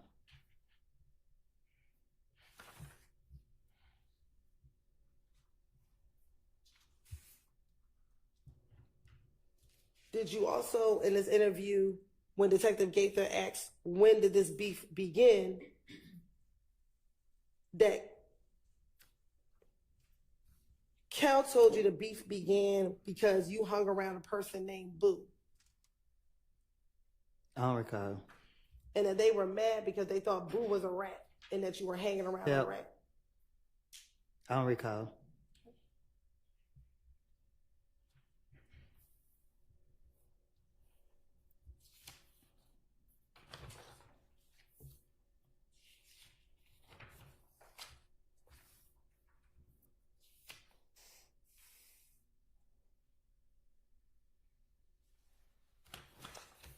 Then do you also recall to telling Detective Gaither, again, with her asking about when did this beef begin, you also telling Detective Gaither in this now January 28th, 2015 interview about the shooting at the gambling house on Lakewood? I don't recall. And in this January 28th, 2015 interview, you actually told Detective Gaither that initially you thought another gang did the shooting at the gambling house. I don't recall. Okay. But then later you learned that it was Kel who did the shooting at the gambling house. And he's still alive? Do you recall telling Detective Gaither No, I don't recall. about the shooting? I don't recall. So now is it fair to say that both in January 11th of 2015, now in the second interview, that you told the same story about this gambling house shooting in Lakewood? You just confused me. What you say? Now, for the second time, have you told another set of detectives about the gambling house shooting in Lakewood? I don't recall. Okay.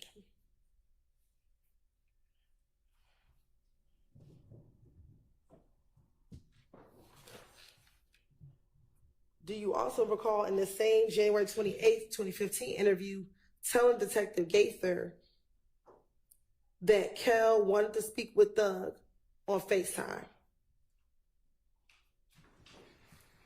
I don't recall. Okay. And this is why you were at the Cascade skating ring. You told her about the Cascade skating ring incident as well. I don't recall. Okay. And that you told Detective Gaither that when Thug and Kel spoke at the Cascade skating ring, you're going to be a party opponent mission with what Thug said.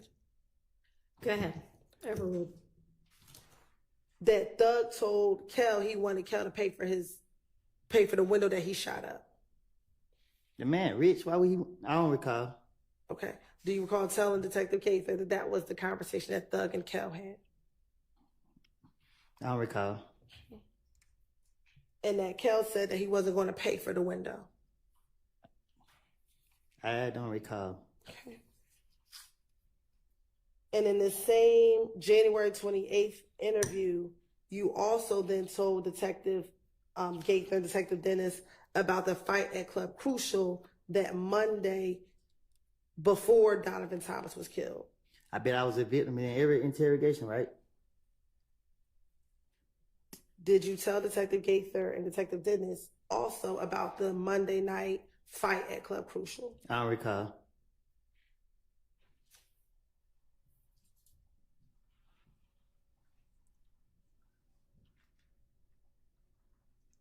And that you also told Detective Gaither at the same Monday night event at Club Crucial that you had money flashing and that Kel walked up to you and punched you.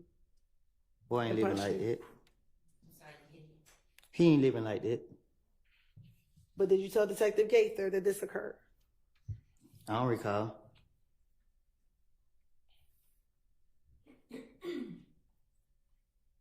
Also in the same January 28, 2015 interview, is it true that you also told Detective Gaither that after Kel beat you up, you ran out of the club and went outside of the club and saw Bloody J? I don't recall.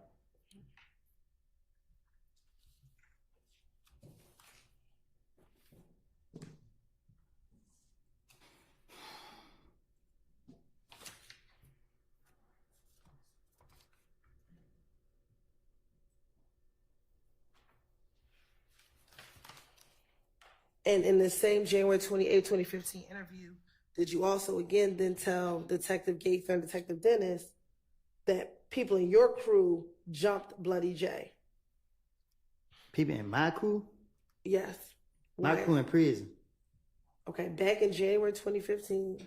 My crew in prison. Everybody who ran with me in prison. Okay. Back in the With license. All right, Mr. Kaplan, listen to the question. Let her finish the question, and then you can answer it. In January 2015, did you tell Detective Gaither that at the same Monday night event at Crucial where you got beat up by Kel, that when you went outside, your people jumped on Bloody J? I don't recall.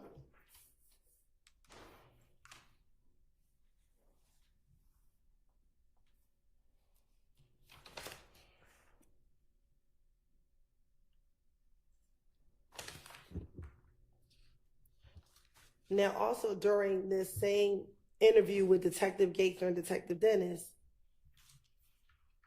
did you then also tell them your concern about people blaming you for Nut being killed? I don't recall. And matter of fact, you were concerned that you always get blamed for everything. Because I'm always into stuff. Okay. And that you told them, so the night after Nut got killed, you came down to talk to the detective to declare your name. I don't recall. And matter of fact, you told Detective Gaither and Detective Dennis that people told you that you shouldn't go down to the police department. I don't recall. But you decided to go down anyway to clear your name. You asking me? I'm asking you. I don't recall. All right.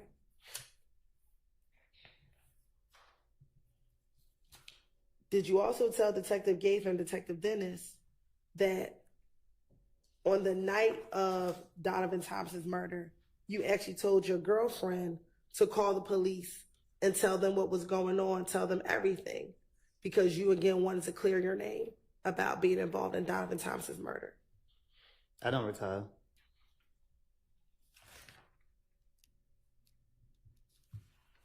Now, during the course of this, questions about the relationship between Nut and Thug. I'm from Canterville. Okay. I can't tell you nothing about two other people from other places. Do you recall telling them in this interview that Nut and Thug, you did not know of Nut and Thug having a problem? I mean, when the police questioned me, especially Gator, I know she after me. So she acted like she was into what I was saying, and I was feeding her whatever came to my mind. So they tried to make it make sense. So why wouldn't you say that they had problems with each other versus that they did not have problems with each other? Because I'm trying to make up a story. I don't know what nobody have. I don't know. I don't recall what I even said to her. I just know that anytime they question me, I'm trying to tell them anything to get them out my face. Now, you said that you're from Mechanicsville. Do you know where Thug, what part of the city Thug is from? I don't know. But I just met Thug when I got out of jail. We not from the same neighborhood. I don't know where like Cleveland Avenue, I guess. I don't know. Okay. And what about Nut? Did you know what neighborhood Nut was from? I don't know.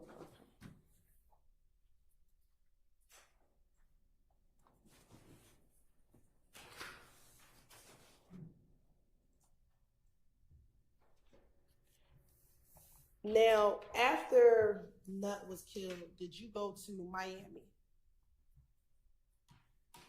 I don't recall. Do you recall telling Detective Gaither and Detective Dennis in the same interview that you went to Miami after Nut was killed? I tell the investigators anything. I don't recall what I told them. And when you were in Miami, were you there with Shannon Stillwell? I don't recall. Okay.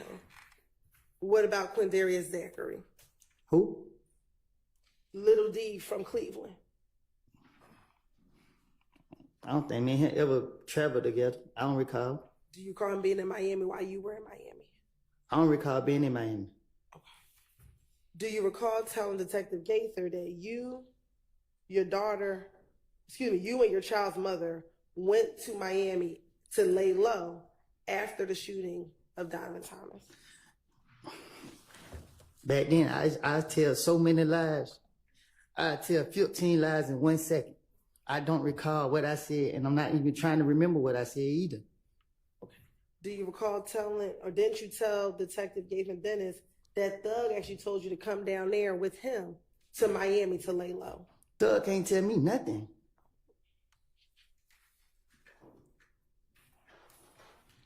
And you also told Detective Gaither that, again, after he told you to come down there and lay low to Miami, that you and your girl, you stayed down there for a week in Miami. I don't recall what I done told the police. But for me telling you now, there's nobody walking this earth and tell me what to do. Is going to Miami a bad thing? No, I just told you, you bring up something that you saying that I said to the police, and I'm telling you the truth right now. I lied to them. So I don't know what I don't know. Like, go ahead. So have you never been to Miami? I've been to Miami a lot. Okay. So back in 2015, did you ever go to Miami? I can't remember if it was 15 or 14. Let me make it more specific. After Donovan was killed, did you go to Miami? Man, I can't recall. Okay. And I honestly, God, can't recall.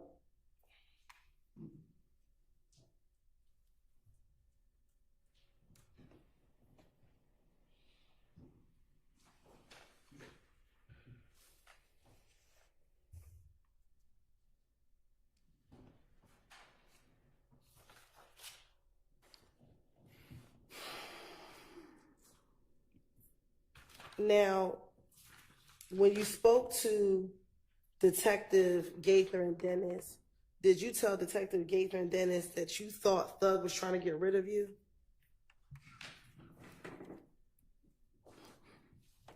What you mean? Did you ever tell Detective Gaither and Detective Dennis that you thought Thug was trying to get rid of you? I don't think you heard me the first time when I told you. I don't run behind nobody. I'm from Mechanicsville.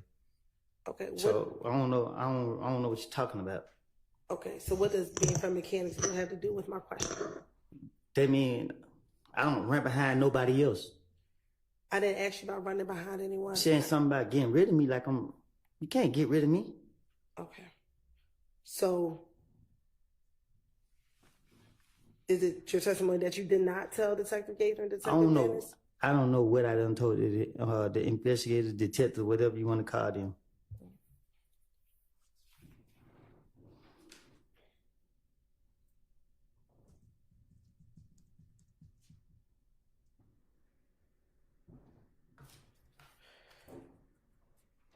Isn't it true that you told Detective Gaither and Detective Dennis that you actually spoke to Thug about the fact that you thought he was trying to get rid of you? I could tell the investigator anything, because I know one thing, they talking to me. So they got to go with what I say. So I don't recall what I told them. I would tell them anything that come to my head. Okay. I don't recall what I said to them. Do you recall telling didn't you tell Detective Dennis and Detective Gaither that Thug called you and said, bruh, they say I got a hit out on your head, bruh? I told you I'm a play a victim in everything. I'm a victim. Okay. Go ahead. No, you go ahead. I'm sorry. I'm gonna justify myself by being a victim. Okay. And your response to him was like, you do? And then y'all both started laughing. They don't even make sense. I don't recall none of that. Saying it, me telling it. I don't remember specific what I said to any investigator. I know I told them whatever. I feel that I can convince them to let me go.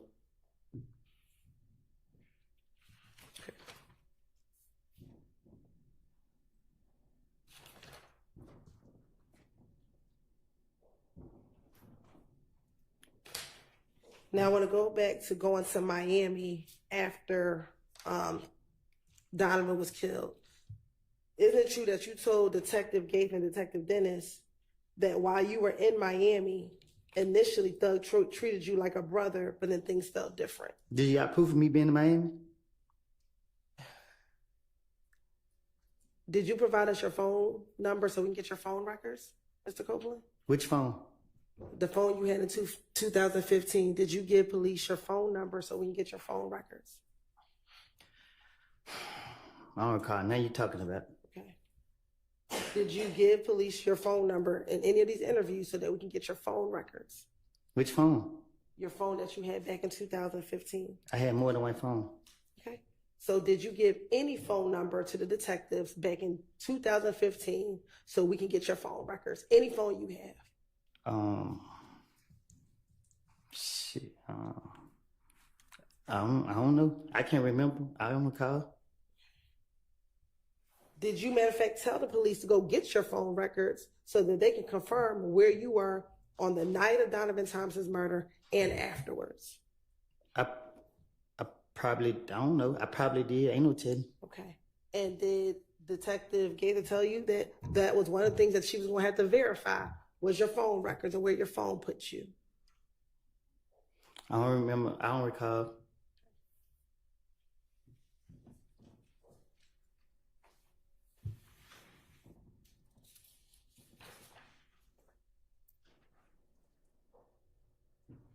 Back in 2015, do you remember your phone numbers from 2015? Shit, I don't even know my phone number now. Okay. Did you remember if you had a Sprint phone? I got T-Mobile. Back in 2015, did you have Sprint? I don't know. Okay. I can't remember what phone service I had. All right. Did you ever live off of Oakland Drive or use an Oakland Drive Southwest address? You said, have I ever used the Oakland Drive address? Yes. Um, And I don't want to put the full address on the record, but have you ever used the address of Oakland Drive? I don't know if I use it on anything. I know I use it probably getting out of jail. So is there an address? I don't know. I don't recall. I don't know. Do you have an address that you used off of Oakland Drive Southwest? I did. Okay. And does the number of the address begin with an 8? I don't know. Okay.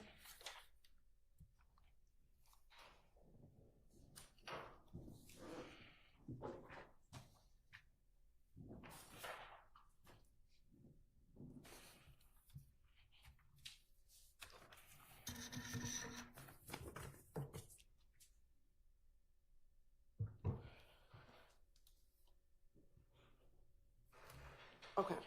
Going back to the January 2015 interview.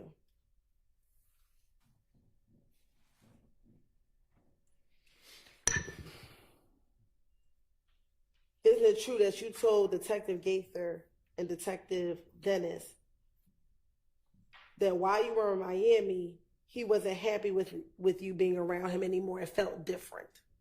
Who? That thug. You weren't thug. That thug wasn't happy with you being around. It felt different to you. I don't recall. I don't recall being in Miami.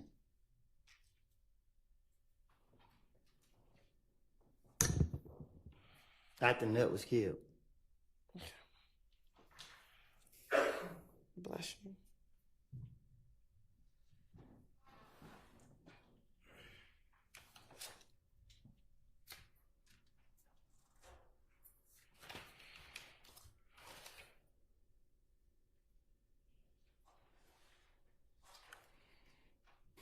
Now, in that same interview that you had with Detective Gaither and Detective Dennis, did you speak with them about, do you recall talking to them about Moontunk and that you encouraged Moontunk that he should come down and talk to the police as well regarding Donovan Thompson's murder? I don't recall what I told no investigators. Okay. Isn't it true that you told them that because people were calling his name in the murder, he should come down and speak to the police?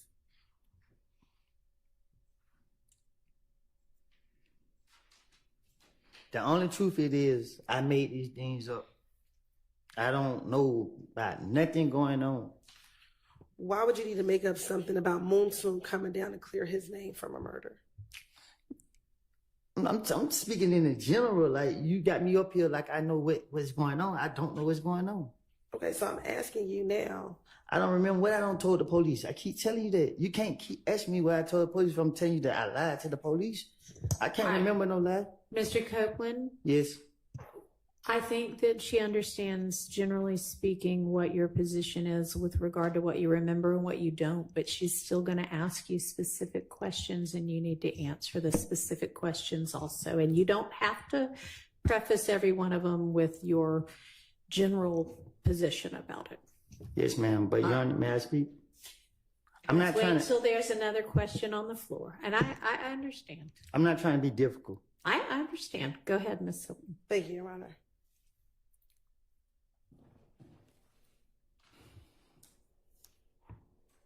Now, earlier I asked you about an individual by the name of Bloody J. Do you know a Bloody J? I heard of him. Okay. Have you ever spoken to Bloody J?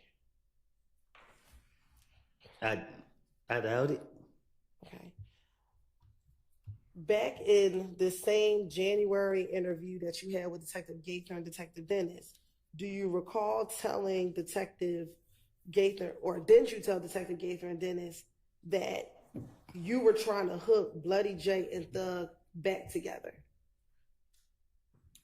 How would I don't recall. Okay. And matter of fact, did you tell Detective Gaither and Detective Dennis that Thug and Bloody J had a falling out because Bloody J joined If Gang?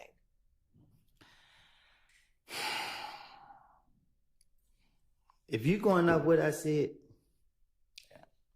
in the past, do I told the investigators? That's crazy. I do not remember what I said. You can't get me up here to try to remember what I said to them. I don't remember what I said. You can ask me these step by step, but my response is my response. You want me to be honest? You want me to lie? I can't answer your question because I can't remember what I said. So I don't recall. So I'm going to ask you now. Did Bloody J and Thug stop being friends because Bloody J started messing with Ifgay? Thug behind you, ask him. I'm asking you. Huh? I'm asking you. I don't know. So why would you tell Detective Gates and Detective Dennis that? Ma'am? Why would you tell Detective Gates and Detective Dennis that?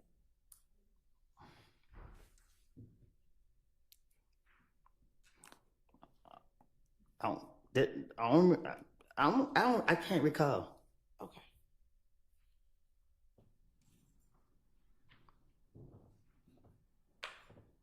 Now,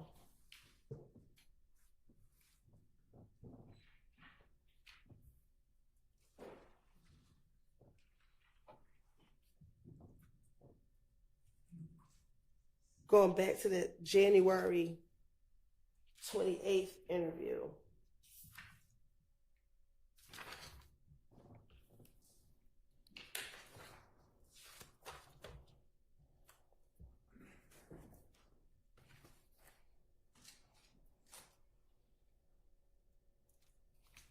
Of course, indulgence for one moment.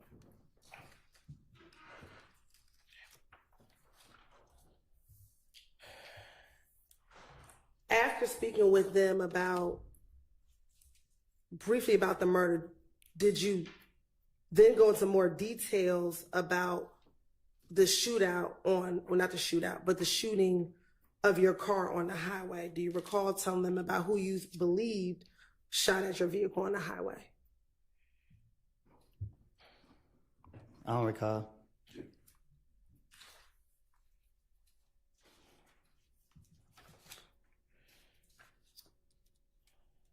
Can I tell you what I do remember? Is that about the shooting on the highway? No.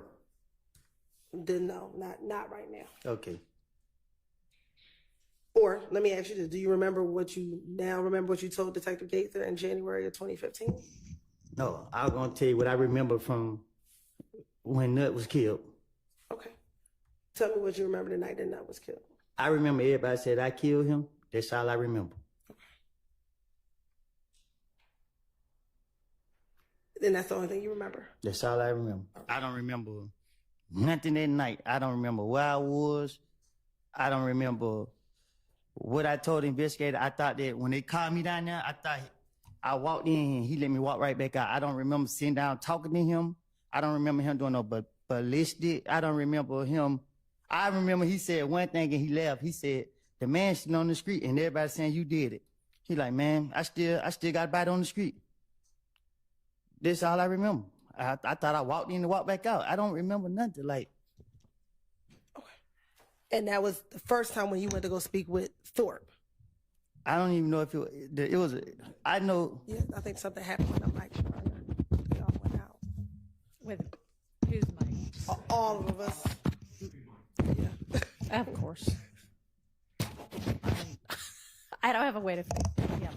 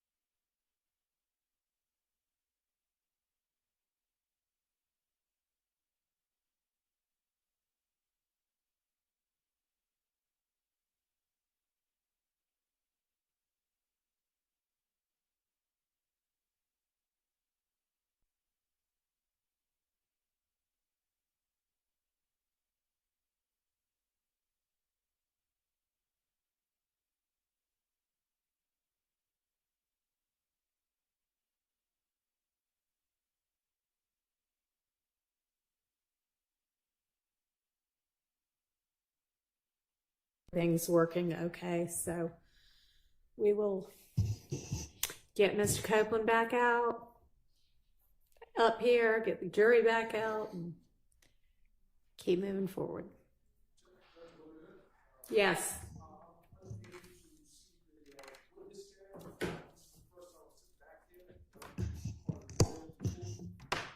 And I'm sorry, I know there are a whole lot of different Rule 22s out. I assume you've got one of them? Okay. So, I guess that just means you're going to have to, we can't make the courtroom bigger than it is. You'll just have to get here earlier. I guess you're the odd man out today. Sorry. Just do the best you can. Just try not to be distracting, okay? Thank you. No, you cannot stand in the middle. Nobody needs to be standing in the middle. So just do the best you can from there, or any one of the media aisles you're welcome to be in. All right, thank you.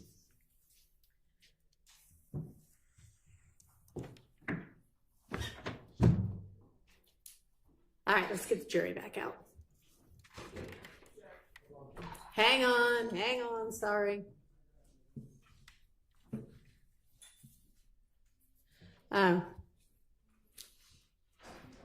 Thanks.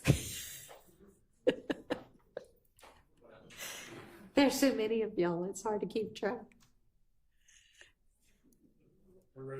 We got somebody for everybody? All right, yes.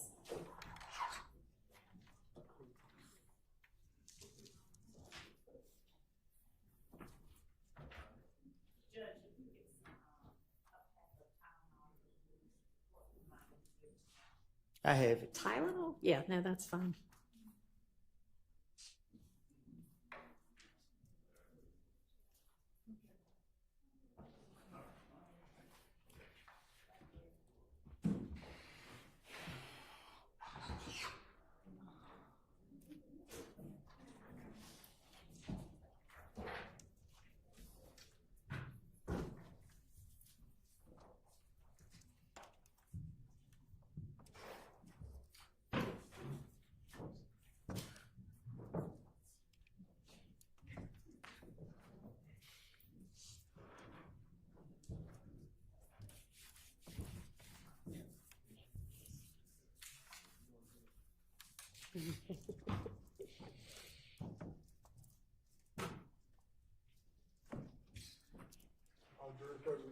Thank you. All right, I think we've gotten our mic situation fixed for at least the present time, so we're going to get rolling again. Go ahead, Ms. Hilton. Thank you, Your Honor. Now, during this same interview, I think I just asked before we went on break that you saw that it was a grayish Impala that was shooting at you on the highway. Do you recall? Did you tell Investigator Gaither and Dennis that in this January interview? I don't recall what I told him.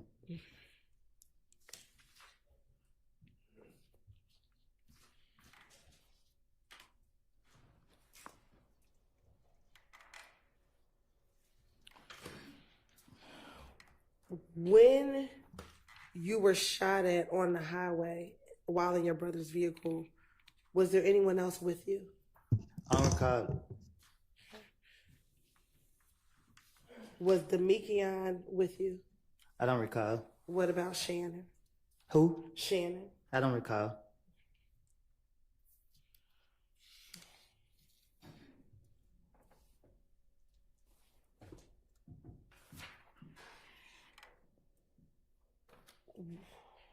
With this incident that happened on the highway and you being shot at in the vehicle, did you tell Detective Gaither and Dennis that you had your brother file a police report? I don't recall.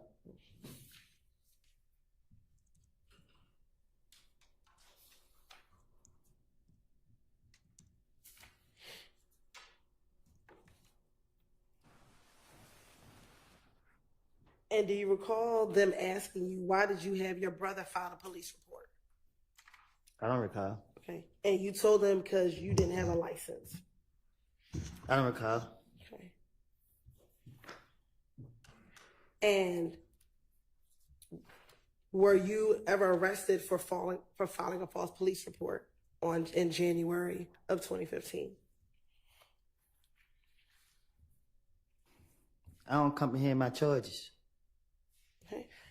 When you had this interview in January 2015, did you leave that interview with Detective Gaither and Detective Dennis? You said January? Yes.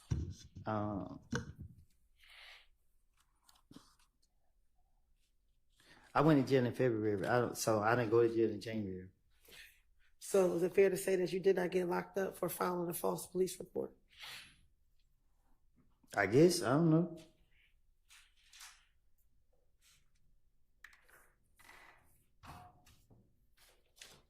I can't find no false police report. I didn't make it.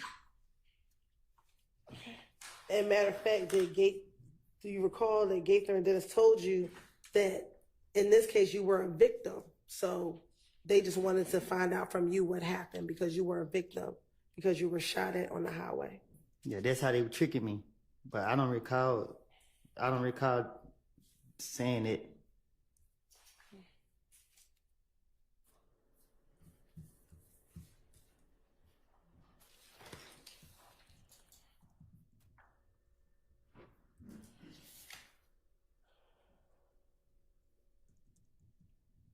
Now,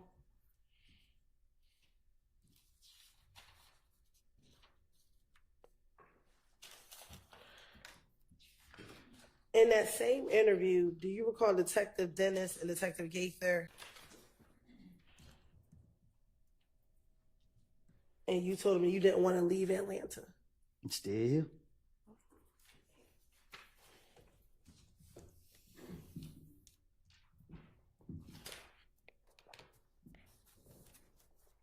Now, in this same January interview with Gaither and Dennis, again, do you tell them again that you had nothing to do with Nut being killed? I don't recall. Okay. And that you wanted to make sure that the police knew you had nothing to do with Nut getting killed? I don't recall what I told the police.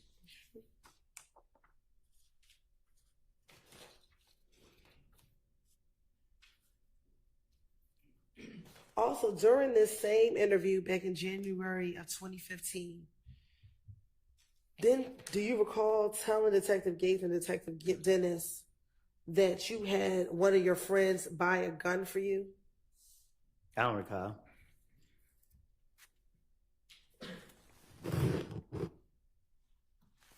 And that your friend bought this gun in his name? I don't recall.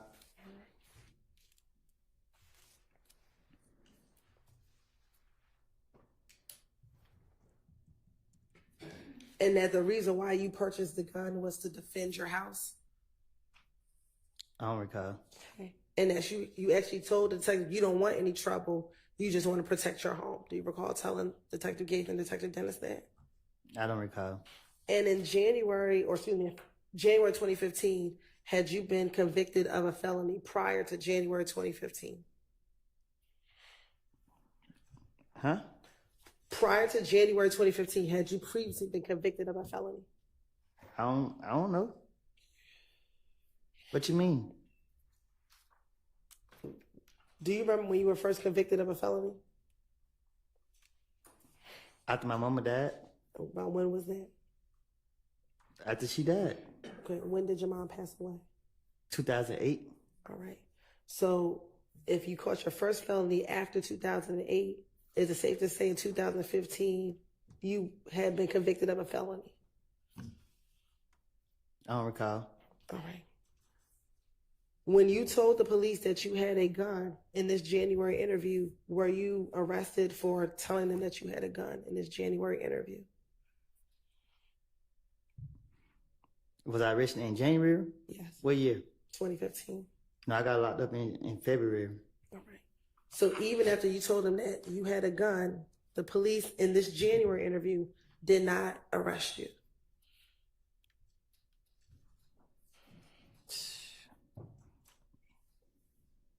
I ain't had no gun. Did you tell the detectives you had a gun?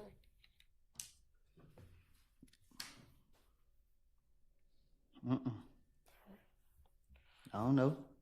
You don't know. All right. I don't think I'll tell them I had one.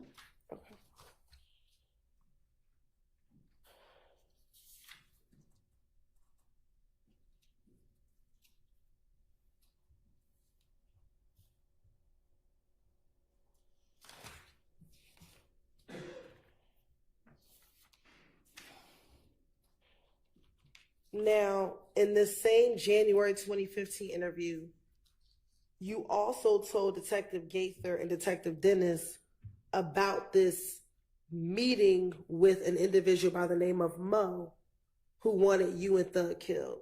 Is that true? How would I know? I don't know. Okay. You don't know about the meeting, or you don't know if you told Detective Gaither and Detective Dennis about this so-called meeting? How would I know somebody want us killed? Okay. So isn't it true, though, that you told Detective Gaither and Detective Dennis about this meeting with I Mo? told them people anything. Just like right now, me, you can have a whole conversation. I tell you about some stuff that never took place, and you'll swear that everything I'm speaking on was the God and it's true. Okay.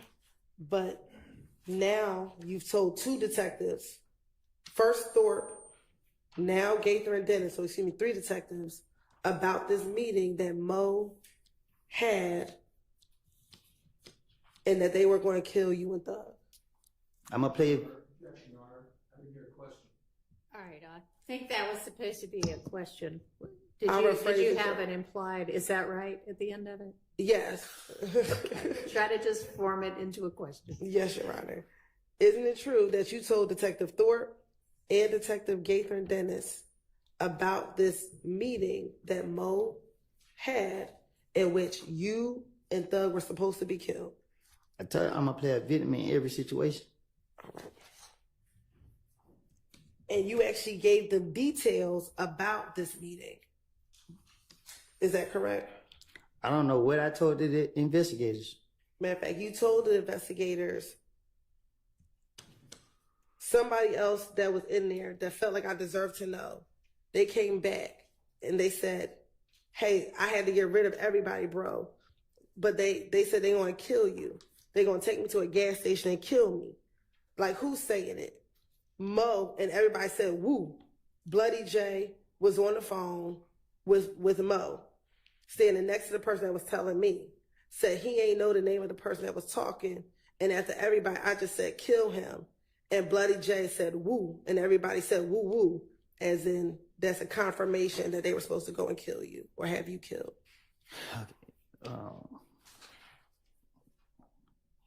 Things don't work that way. When you speaking on doing something like that, you don't be open about it. So this self-explanatory that it's a lie. You don't discuss killing people with multiple people. So you're gonna do it, you're gonna do it. You're not gonna be telling everybody you're gonna do it. I made it up. I keep telling you that. And did you tell the detective that occurred at a gang meeting that you were not at? So someone at the gang meeting told you about what happened at the gang meeting. I don't recall what I told the investigators, but I know that the things that anytime that they sat me down and they tried to question me, I knew I was about to go to jail. And even the times I didn't go to jail, I knew that I had done something stupid and I thought they was on to me. So I was trying to throw them off my trail.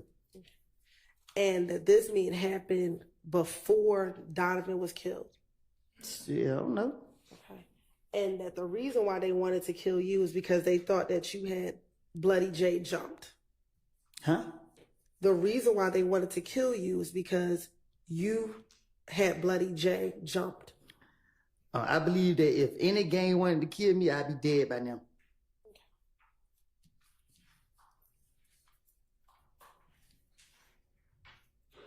And you also, in the same interview with Detective Gaither and Detective Dennis, you told Detective Gaither and Dennis that you actually texted Bloody J and asked him whether or not they had a hit on you.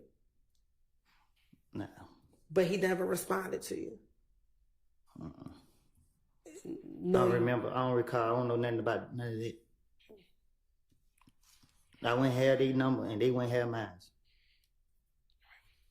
Now, back when you were interviewing with the detectives, both Thorpe and now the second interview with Gaither and Dennis, were you the only individual in the room with the detectives?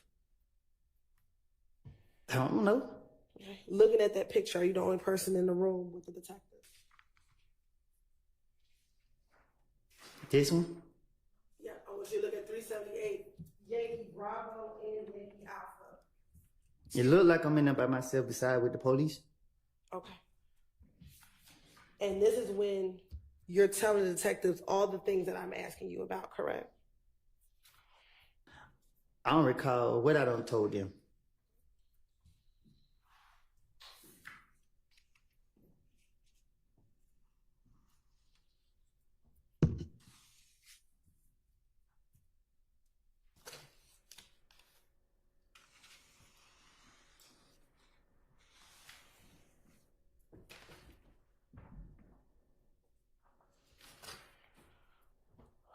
Now, do you know an individual who goes by the name Rich Homie Quan? Who is that? Do you know a person who goes by the name of Rich Homie Quan? Rich Homie Quan? Yes. Oh, the rapper? He raps. Mm-hmm. Do you know him? Have you ever spoken to Rich Homie Quan yourself? No. Okay. Do you recall I don't recall speaking to him. Do you recall talking to Detective Gaither and Detective Dennis in this same interview about conversations you had with Rich Homie Quan? No, I do not recall having a conversation about Rich Homie Quan. And that Rich Homie Quan, you told Detective Gaither and Detective Dennis that Rich Homie Quan was a part of If Gang. I don't recall. Okay.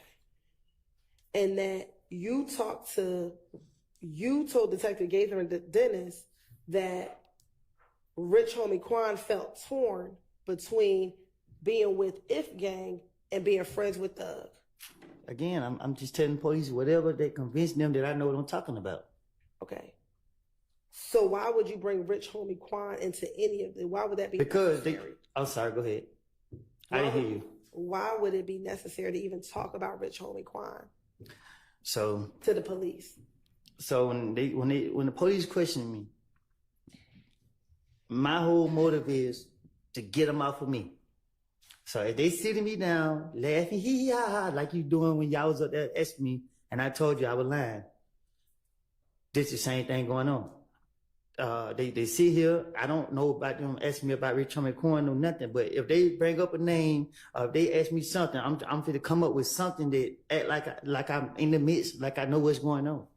I don't sit around and gospel with people. I don't sit in people's faces. Like, I'm out in the streets.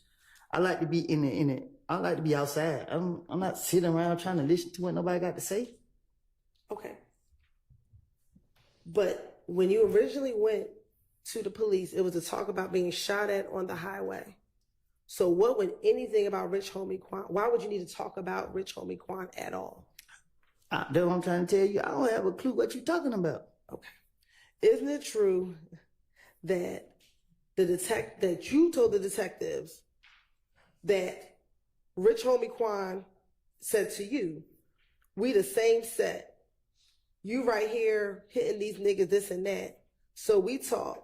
We the same set. I just can't turn my back on them. Like it ain't that, bro. This is what you're telling him. You supporting these niggas. Bro, I'm telling you, the more you supporting them, the more they gonna come out and do that. If you leave them alone, then everything gonna go away.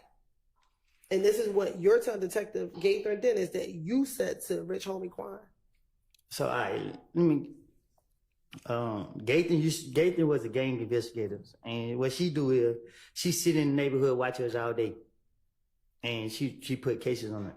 So I know Gaither to sit there, and so when I'm interacting with Gaither, the main thing go through my mind is to convince her that I know what I'm talking about. That was my motive. So bringing up Rich Homie Quan ain't never been like that in my eyes. So for me to be, I'm just trying to make it seem like I know what I'm talking about. What they say they want a big fish, and he's a big rapper. So shit, I'm trying to make up whatever I can come up with. I don't know. I don't remember what I said to no police. It's all stuff I just out the top of my dome. You ask me a question right now, I go out the top of my dome, and I convince you that I'm telling the truth. Okay. So in response, you said that Rich Homie Quan asked for your protection. And he said, you told detectives, then he's like, why don't you protect me, bro? We need y'all, bro. I need y'all to protect me. And you said, how the hell are we going to protect you? Can you say it again? Sure. In the same interview with Detective Gaither, you said after you spoke with Rich Homie Quan asked for your protection. He a millionaire. What he need my protection for? Why would you tell Detective Gaither and Detective Dennis that? They the police and they trying to get me. Okay. Do you recall telling Detective Gaither about Rich Homie Quan's father's barbershop being shot up?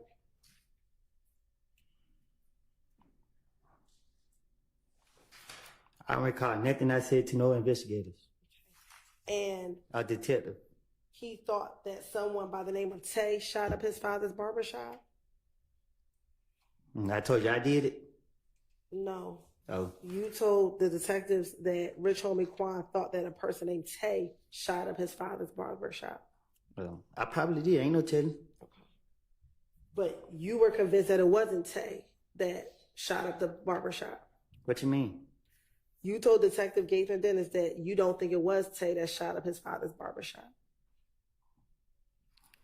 So I told him he did it, or I told him he didn't do it. Which one is it? You told them that Rich Homie Quan thought that Tay did it. Okay, so then I told the police, Correct. and then I told him that he didn't do it. That you did not think he did it. Objection, Your Honor. Are these questions? Yes, they are. Uh, You can Do you tell need by me to the fact repeat? that her voice goes up at the end. Well, it may be that too, but yes, these are questions. Do you need me to repeat it? Okay. In your interview with Detective Gaither, did you tell Detective Gaither and Detective Dennis that Rich Homie Quan thought an individual by the name of Tay shot up Rich Homie Quan's father's barbershop? I don't recall. Okay. In that same interview, did you also tell them that you did not think that Tay shot up the barbershop? You confusing me. I'll repeat it one more time and I'll separate it. In this interview with Detective Gaither, did you tell Detective Gaither and Detective Dennis that Rich Homie Quan thought Overruled, because it's certainly been asked twice or more, but it hasn't clearly been answered. He's sitting there saying right now, I don't know what you're asking me. I'm confused. So I'm going to permit her to try to break it down and ask it again. Okay, so I'll start over. In this interview with Gaither and Dennis, did you tell Gaither and Dennis that Rich Homie Quan thought that a person by the name of Tay shot his father's barbershop? I don't recall what I told the police, but I don't know. All right. Now my second question is, in that same interview, did you tell Detective Gaither and Dennis you did not believe that Tay shot up the barbershop? I don't know. Okay.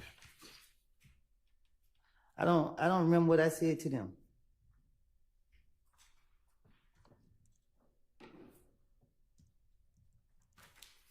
And I should ask this, do you know an individual, Tay, who's from Bankhead?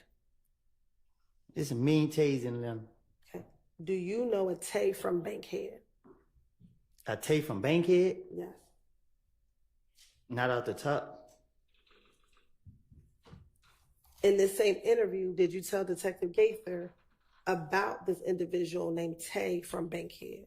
I don't know a Tay from Bankhead. Do you know a Tay from the west side of Atlanta?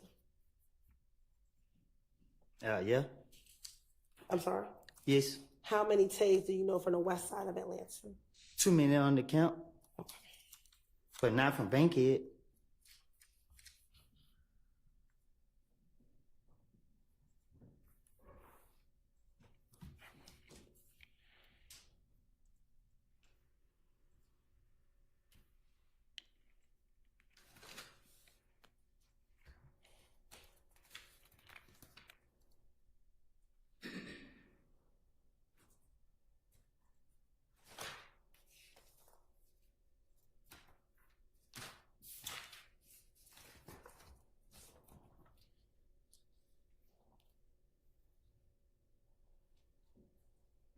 Now, back in January of 2015, did you ever learn about, strike that, do you know someone that goes by the name of Lucci? Who? Lucci. A rapper by the name of YFN Lucci. Ever met this individual? You said, have I ever met him? Yes. No. When you say you don't know him personally, what do you mean? Because you said, have you ever met? We never shook hands, I never met him. Okay.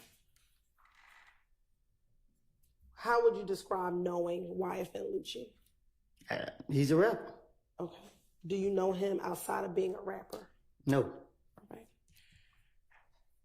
In 2015, were you aware of his mother's home being shot at twice? Excuse me. You're shaking your head. I don't know nothing about him. Okay.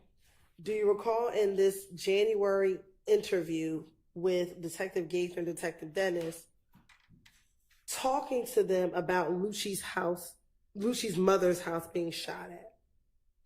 I don't remember. I don't recall. Do you recall telling Detective Gaither and Detective Dennis that people thought that you shot up Lucci's mother's house? I don't know nothing about it. Okay.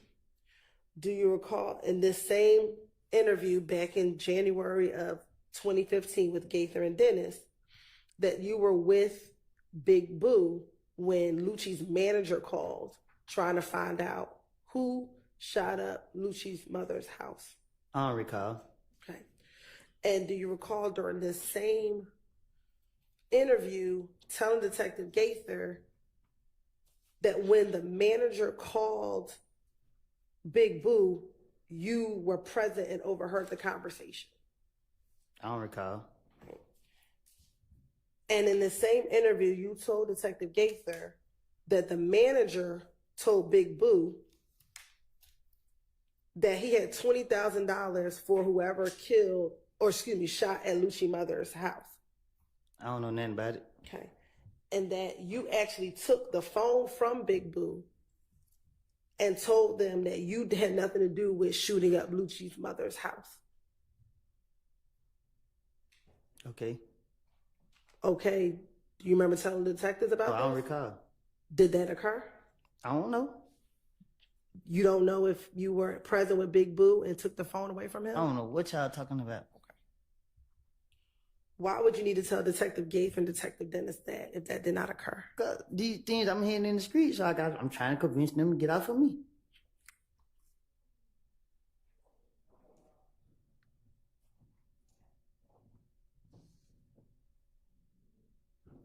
Specifically, didn't you tell Detective Gaither that when you took the phone, you said, man, I ain't did nothing like that, bro. You know, don't scream my name.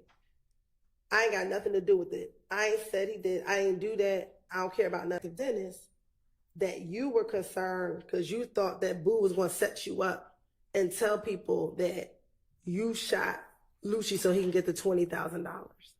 Huh? Did you, in the same interview, tell Detective Gaither and Detective Dennis that you thought Boo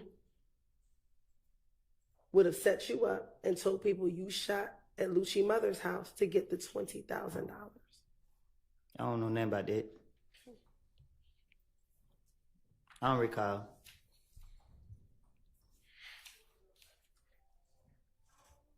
And after that phone call with Big Boo, you were so upset that you had Montauk take you home because of that phone call.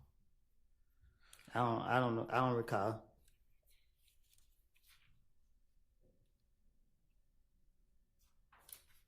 And you also told Detective Gaither that when you got into the car with Moonsoon after this phone call, you told Moonsoon, Boo tripping. Boo going to try to get, you know what I'm saying? And Moonsoon said, we got to stay away from them. Nah, I don't recall. I supposed to be saying this stuff? Yes. Oh, nah. And were you the only person in the interview room with Gaither and Dennis based on those pictures that are in front of you? I was the only person in the room when I was telling you I made these lies up too. Okay.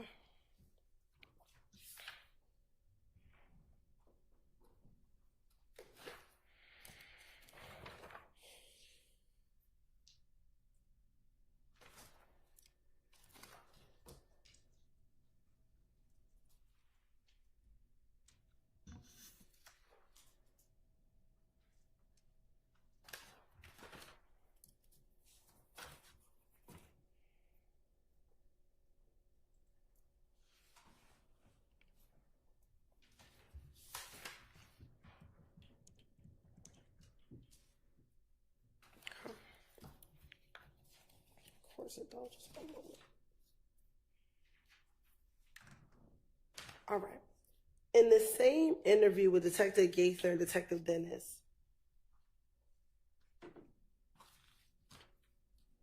did you tell them about your relationship or your friendship with Little D from Cleveland and Shannon? Huh? In this interview with Detective Gaither and Detective Dennis, do you recall telling them about your friendship with Little D from Cleveland and Shannon? No, I don't know nothing about that. Okay. Is it true that you told them that the people that you're around, that you often hang around back in January 2015, is Little D from Cleveland and Shannon? No, I don't recall. And matter of fact, did you say specifically to Detective Gaither and Detective Dennis, I keep a couple people around, you know what I'm saying? And Dennis asked who? And you said Little D from Cleveland and Shannon. Trying to convince him. If I did say it, I don't recall. Like I don't told the police so much stuff like this just made up. Like I don't remember what I don't told them. So. And then you also said sometimes Moonsoon may come around, but the primary people you hang with is Shannon and Little D from Cleveland. Little D from Mechanicsville. But let you tell it, you every time you say I'm about to go home Moonsoon. So it seemed more like I be with Moonsoon more than I be with anybody else. Okay. From based off what you saying today. So you know it's all made up. All right. Did you also hang with Moonsoon, Little D from Mechanicsville, I said Cleveland, and Shannon? I hang with myself.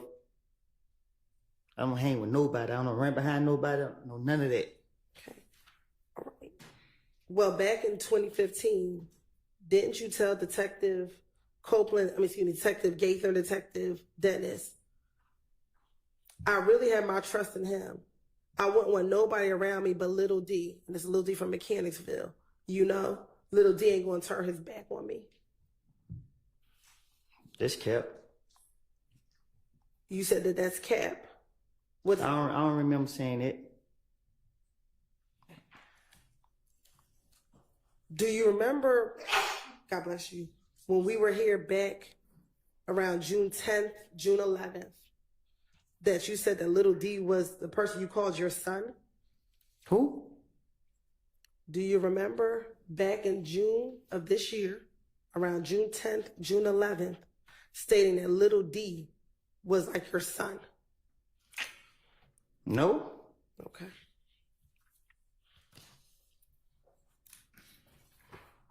No, you don't recall saying that?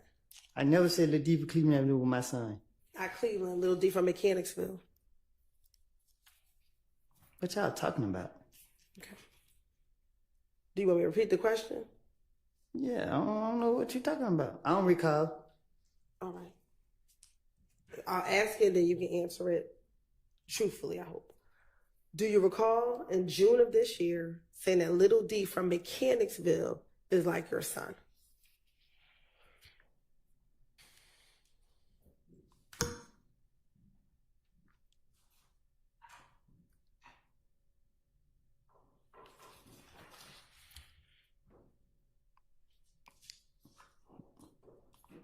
I don't know. No, you don't remember saying it? No, you didn't say it. What does I don't know mean? What you want me to say? I want you to answer the question. What's your question? I'll ask it one more time. In June of this year, when you were here This the year last right time- here? This year right here, when you were here before, June 10th, June 11th, do you recall telling me when I asked you about Little D from Mechanicsville, telling me he's like your son? When I said I birthed him? Yes. I'm just being sarcastic. Right. But that was to talk about the closeness of your relationship, correct? What you mean? When you say you birthed him, were you trying to what were you trying to indicate when you said you birthed him? What did you mean by that? That was just an anger statement I made. Okay. Did you at one point in time have a close relationship with Little D from Mechanicsville?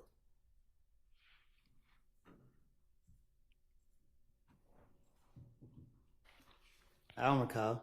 Okay.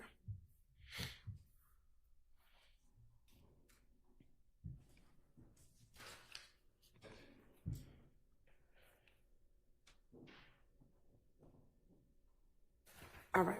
Now, going back to this January 2015 interview with Detective Gaither and Detective Dennis,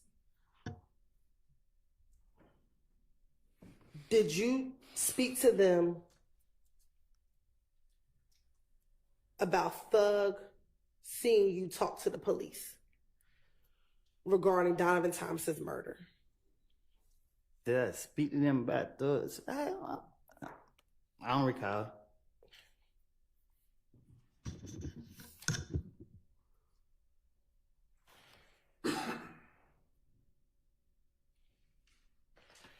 Do you recall telling the detectives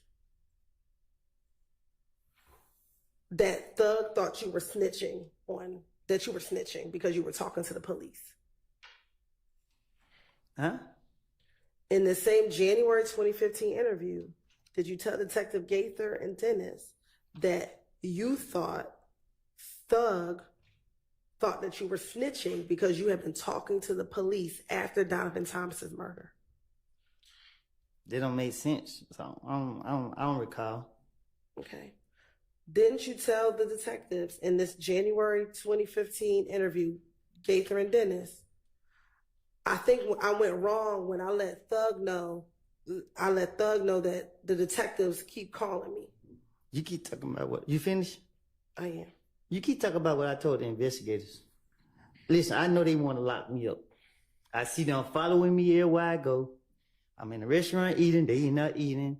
And they got me down here for questioning. I know they only question me to trap me up to get me. So I told them anything that came to my mind, or whatever the case is, they don't make sense.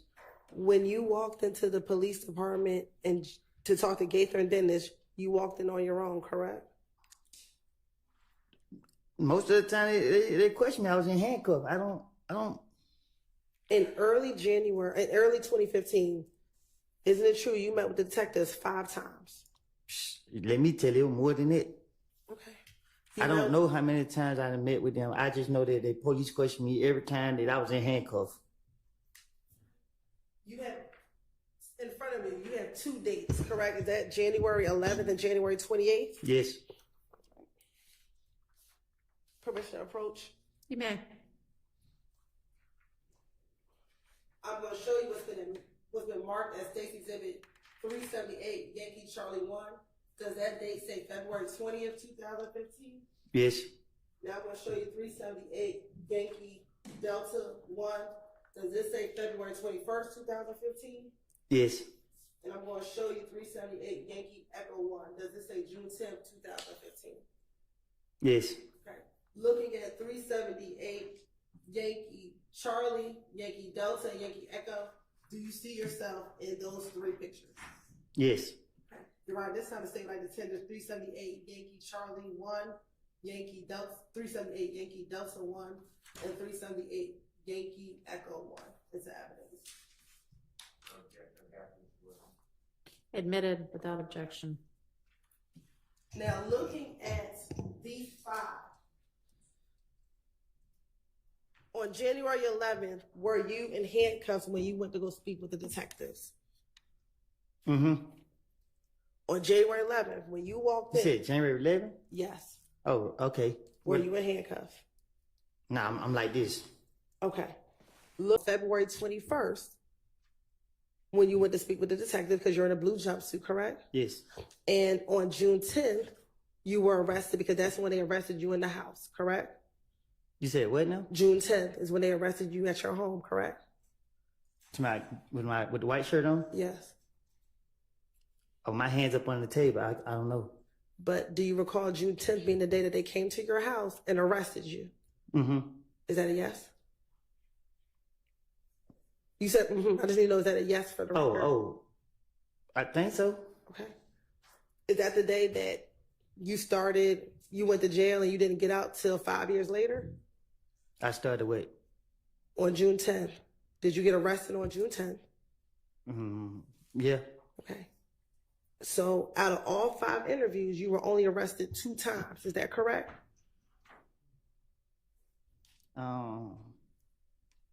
I guess. All right. So each of the other times, besides February 21st and June 10th, you walked freely in and out of the Atlanta Police Department. Is that correct? Wait a minute. What you mean by that? Well, sure, I'll repeat it. Would you agree that in early 2015, you went to the police, you talked to the police 5 times? No, more. Do you have 5 interviews right there? Yeah, but they had me in the back of their police cars too. Okay. How many times did you go to the Atlanta Police Department? On my own? In 2015. We're going to talk about just generally 2015. I don't know. I don't recall. All right. Do you see 5 different times in front of you? I got 5 papers in front of me. Okay. And would you agree they're all different dates? Yeah, they all got different dates. All right. And 3 of those 5, you are not in handcuffs. Is that correct? 3, 1, 2, 3. Yeah, 3 of them I'm not in handcuffs. And only 2 of them you are in cuffs, or you knew that you were arrested that day. God bless you. I guess. All right. The 2 times that you were arrested is February 21st. Is that what you have on the blue jumpsuit? Okay, right there. And June 10th when they arrested you at the house. Is that correct? Mm-hmm. Mm-hmm. Is that a yes for the record? Yes. All right. So the other 3 times, January 11th, you came into the Atlanta Police Department on your own, correct? He called me down there. Okay. And you voluntarily went down there after he called you, correct? After you spoke with... He took my baby mama down there and told me I need to be down there. Okay. And you decided to go, correct? Yeah. Okay. And after you interviewed with him, you walked out, correct? And you left. You're shaking your head for me? Yes. I left. Now, on January 28th, you also walked into the police department, correct? I don't know nothing about that. I don't remember that at all. Okay. But is it safe to say that you left because you were not arrested in January of 2015? Yeah, I went locked up in January. Okay. And then February of 2015, that's when you walked into the police department with you and Deshaun, correct? I think. And do you remember that being the night or the early morning hours after people shot at you, Deshaun, and your baby? He was fit to put me in handcuffs. But did he put you in handcuffs? Because the other police told, I don't know if it was that one right there, but one of the police told him, he whispered something to him. I told him, you're going to lock me up and they're going to get out of the way. And they decided not to lock you up, correct? Because he wanted the gun. But he did not lock you up, correct? The next day he did.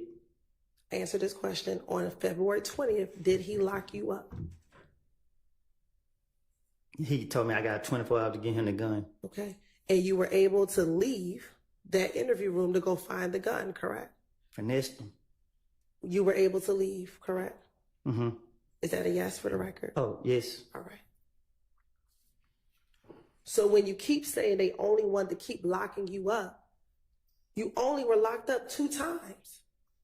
Well. No. Okay.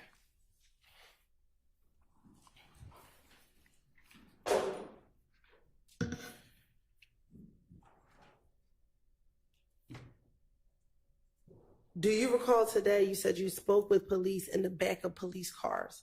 Do you recall how many times you did that back in 2015? I don't know how many times.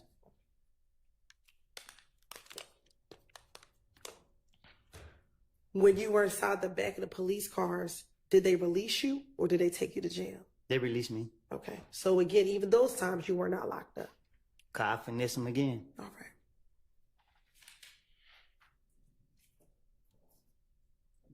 Now, going back to what I asked you about, your belief that you thought Thug thought you were snitching. Do you recall telling the police that every time you spoke to the police, excuse me, let me strike that, that there were times when the police would call you and you were in Thug's presence? And you were with Thug when the police would call you. What you mean? You gotta be more specific. Sure. In January of 2015, when police were calling you about Donovan Thomas's murder. After he was killed, I wasn't around that much for him to be able to see me answer the phone or talk to any police or anything. What you talking about? Did you tell the police when they were asking you about Thug thinking you were snitching, you told the police, because like every time he called, it's like I was right there in front of him and I had walked up. I was like, that was the detective. Like, shit, they trying to find out who. And he just felt like I was just making stuff up because I always stutter. So when you snitching is based off the truth and off facts. Lying and trying to finesse your ways is different things. So there wasn't never the case there would never be the case if he concerned about me snitching. So you only snitching if you telling the police the truth. And back in 2015, when they were calling you and they were asking you about Nuts' murder, were you telling them that you were not involved in Nuts' murder? I was telling them I told them everybody did. I told them Shell killed them. I told them all type of people did. I didn't know. I don't know. Y'all just pick and choose what y'all want to take and use. Did I not say Shell did it? Did you tell them that you heard that could have been a rumor? I told you it was a rumor that they said I did too, right? Right. And you didn't kill him, correct? How many times you gonna ask me that? Okay, then. So if you're talking about rumors, the rumors aren't true. You just told them what you heard. I'm saying what y'all want to pick and choose with. Okay, I don't recall.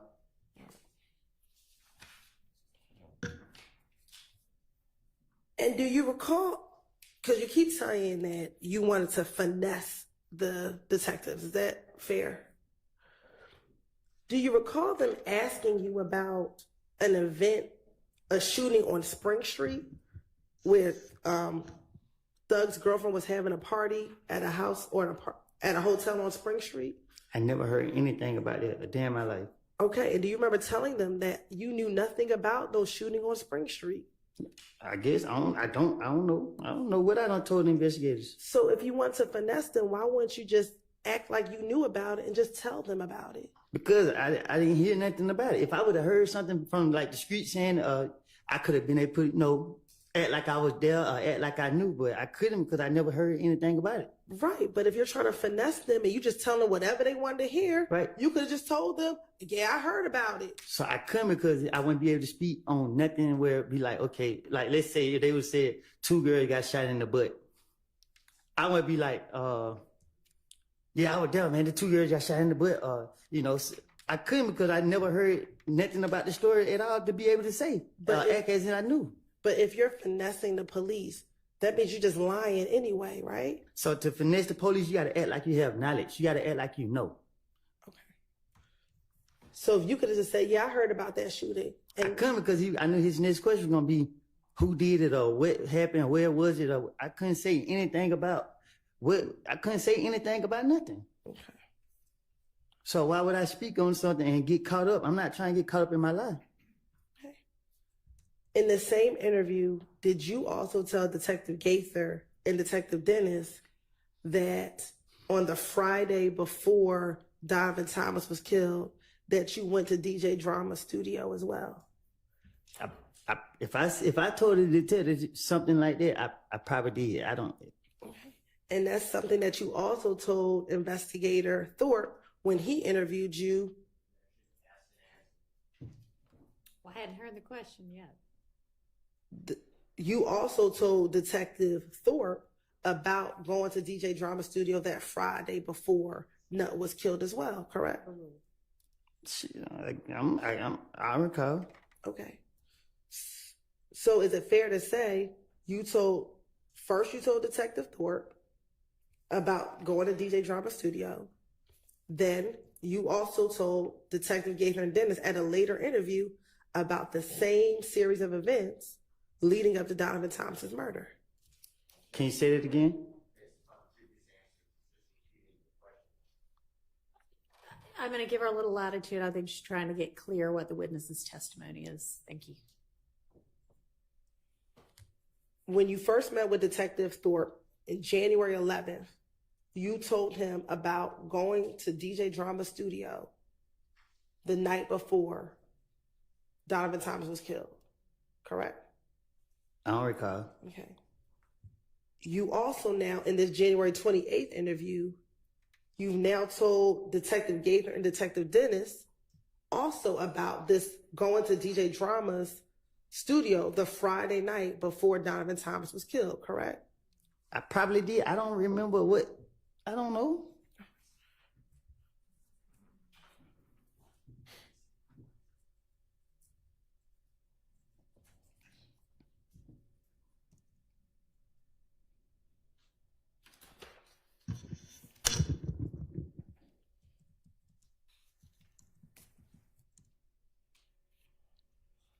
Now,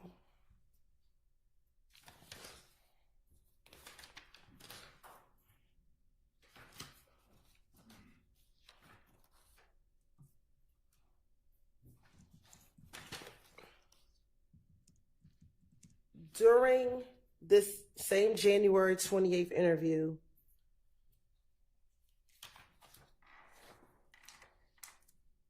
did you tell Detective Gaither and Detective Dennis that you actually owned a chopper, a gun, a chopper? So it's no point in me trying to protect him no more because he did. But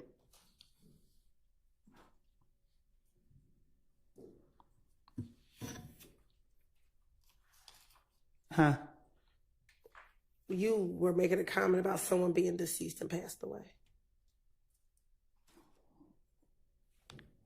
What you were saying? Just go ahead and re-ask your question. Yeah, my question was, in this same interview with Detective Gaither and Detective Dennis, did you tell them that back in January 2015 that you, when they asked you what type of gun you had, and you told them that you had a chopper? Can you say that again? Sure.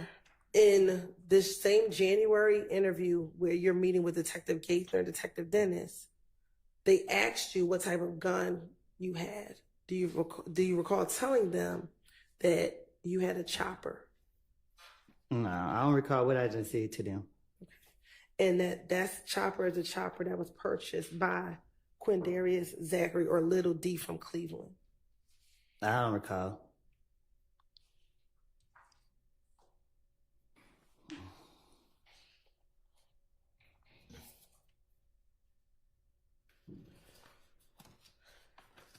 Now, I think I just heard you say that someone is dead and you don't need to protect them anymore. Who were you referencing? Tay Threat. Okay. Is that the young man who passed away a few weeks ago? Yes. Okay. What would you be protecting him from?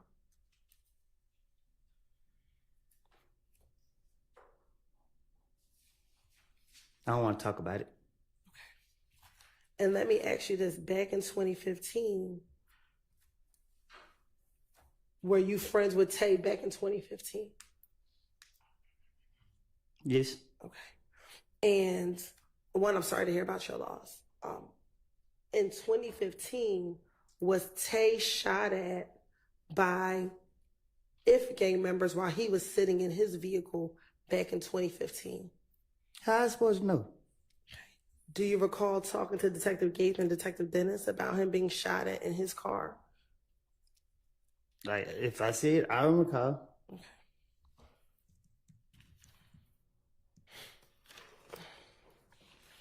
And is his real name Trevante Turner? You're shaking your head. Is that a yes for the record? Yes.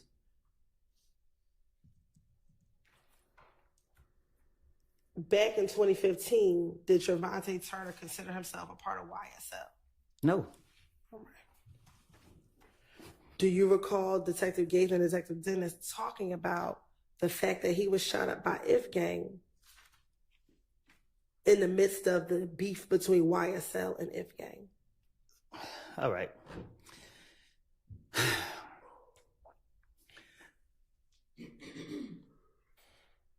Threat had beef with Rich Homie Quan. I don't know what they beef was about, but Threat had beef with Rich Homie Quan, and he was on his ass. I'm sorry. Who was on who's behind? Threat was on Rich Homie. Okay. And yeah, Threat was on Rich Homie, and Threat got into it with Nut and him.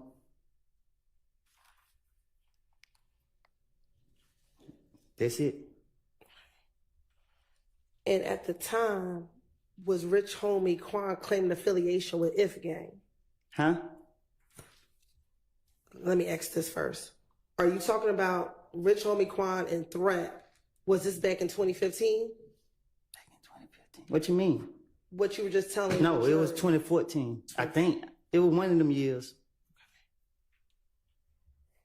And at the time, was Rich Homie Quan claiming affiliation with IF gang? I don't know what Rich Homie was claiming. And you said that Threat got into it with Nut in them. I don't know how it went, but I know that, yeah, Threat like that. Okay. Is that what started the beef between YSL and IF gang? Threat wasn't YSL, like, you know what I mean? Like, people, YSL is not what y'all making it be. Like, I keep telling y'all that a person can wake up and say, Atlanta is a monkey see, monkey do city. Like, you see people doing something, you just do it. And people say, just because I know this person, oh yeah, I say, oh, I take a picture and say I'm YSL or whatever, but Threat was MDC. You know what I mean? There wasn't he wasn't no YSL or that shit. Did he ever stop claiming MDC and claim YSL? Nah, we don't switch up. That's just what it is. And you said he claimed MDC. What's MDC? I don't know. Okay, but if you said he claimed it, do you not know what MDC stands for? It's none of my business. Okay. So when you say he's claiming MDC, what do you mean?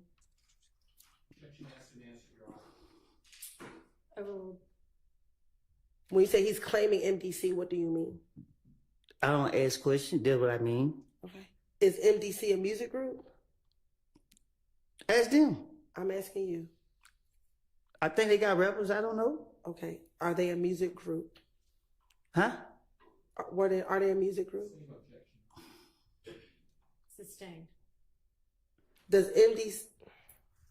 MDC stand for Most Dangerous Clique? Ask them. I'm asking I'm you. from Candyville. Okay, but you said he claims MDC, so I'm asking you, does it stand for most dangerous clique? If I say yeah and that ain't what it stands for, you're gonna say I'm lying. So I don't know what it stands for. Okay.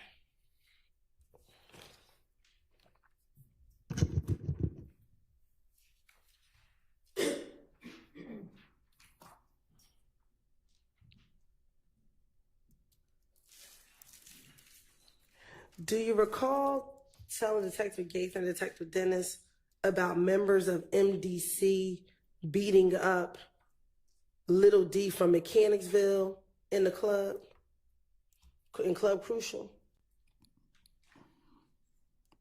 I don't recall. Probably so. I ain't no telling. Do you know if members of MDC beat up Demekion or Little D from Mechanicsville in Club Crucial? They did. I was laughing too. And MDC, are they from Bowen Homes? No, that's me. That's them. Did you tell Detective Gaither and Dennis in an interview that you were cool with MDC dudes because you grew up in Bowen Homes and they from Bowen Homes? I'm from Canterville. But that you spent some time, did you spend time in Bowen Homes? I don't recall. Okay. You don't recall living in Bowen Homes before moving to Mechanicsville? Oh, I stayed in Bowen Home. Okay. And did you tell Detective Gaither and Dennis that you stayed in Bowen Homes prior to moving to Mechanicsville? I don't know if I told them that. Okay. And that because you did stay in Bowen Homes, you were cool with a lot of the dudes in MDC. Do you recall telling Detective Gaither and Detective Dennis that? I don't recall.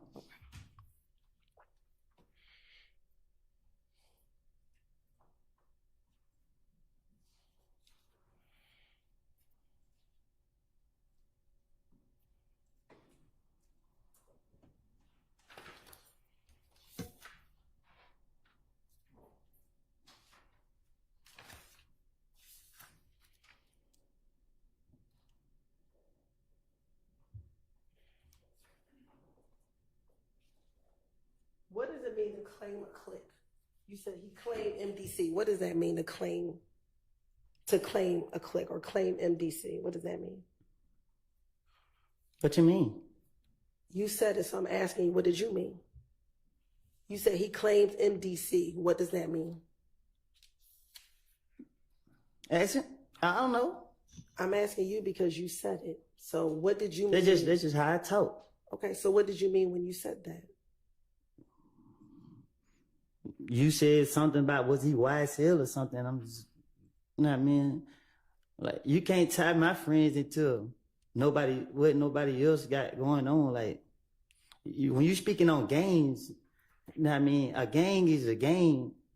That shit don't have nothing to do with nothing else. I'm sorry. I didn't. Okay, You frustrated me up here.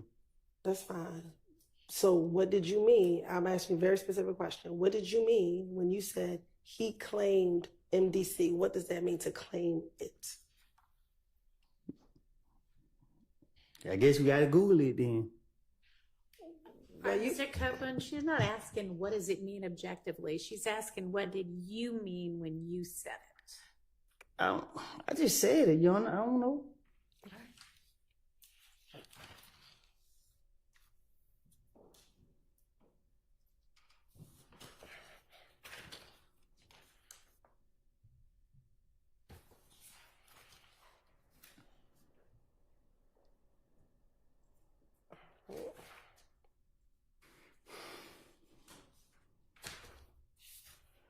Now,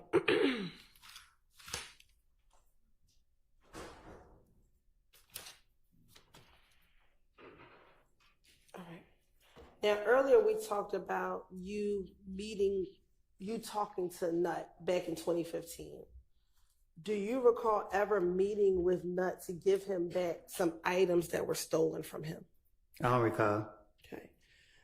Do you recall, isn't it true that you told Detective Gaither and Detective Dennis that prior to Nut passing away, that someone broke into his car and you ended up with the merchandise from his car being broken into?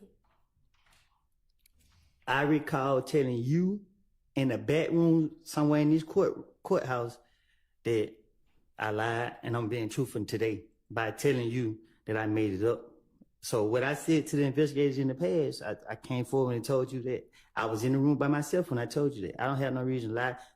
Don't nobody intimidate me. I'm not trying to protect nobody, no nothing. But I'm not gonna sit up here and tell a lie that I can't keep up with. That's just it. I don't know. Like, what you talking about? Okay. We're going to get to what you told me, but I'm going to ask you first. Did you tell back in 2015 that you met up with Nut because someone stole some of his items and you gave him those items back? I don't recall. Okay. Now, speaking about what you told me, do you recall telling me and my investigator Long that it was actually you who stole the items and then you returned it back to him? I paid too much. Okay. But do you recall telling myself and investigator Long that you actually took those items, but you didn't return them? I did tell you that. All right.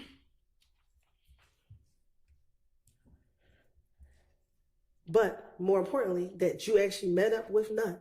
Do you recall telling the police that you met up with Nut to give him back those items that were stolen? I probably did. You probably did tell the police, or you probably did meet up with him to return the items to him? I probably did tell that to the police. Do you have any independent memory today of you actually returning the items to Nut? I did. You did return those items? I did give him his stuff back. So that was something truthful that you told the police? That was. Okay. I don't know if I told it to the police, but I told it to you. Isn't it true you also told Detective Gaither and Detective Dennis in January of 2015 that you called Nut and said, hey man, I got your shit right here, pull up on me, and he came and pulled up on me and you gave him his stuff back? Take a little bit of lie and put it with it. Take a little bit of truth and put it with a lie. That's what I do. And also, during this same meeting that you met Nut to give him back his stuff, you talked to him about the beef you were having with him and Kel. Well, excuse me, with you and Kel. I apologize. Can you say it again? Sure. In this same meeting that you gave Nut back his stuff, you and Nut talked about the beef that you were having with Kel. So when I gave Nut his stuff back, I didn't like the way he looked at me. So we didn't have no conversation. He seen all the people I had with me. He got his stuff back, said appreciate it, and he left. So what I told investigators was, I don't know what I don't recall what I told them, but I remember giving him his stuff back, and I didn't like the way that he looked at me. Okay. Did you remember telling Detective Gaither and Detective Dennis that you and Nut had never had any beef and never had any issues? I don't recall. Okay.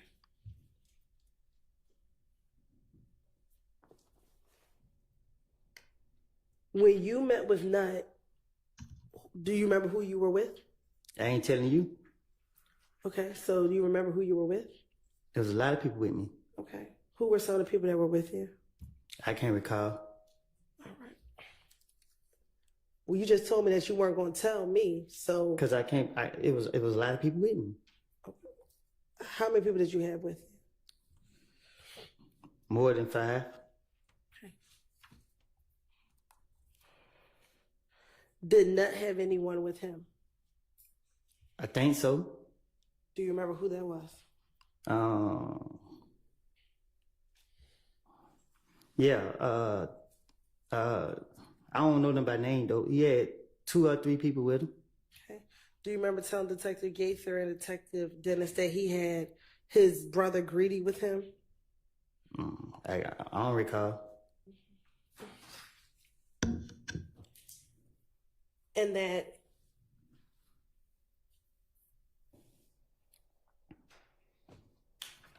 Greedy pulled up in the gray Impala and then Nut pulled up in his Tahoe truck, his green Tahoe? From what I remember was I was already talking to Nut when that gray car pulled up. Okay. And was Nut in his green Tahoe truck? Do you remember?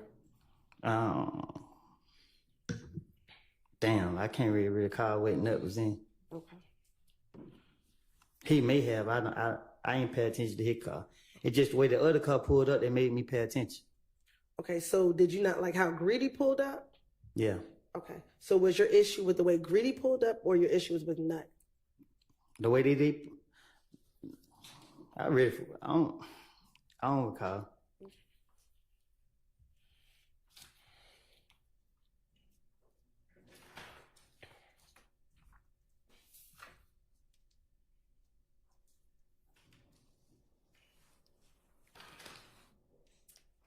All right, while you're looking through your notes, we hadn't had a break in a little while. It's probably time to at least stretch. Let's take a quick break. Thank you.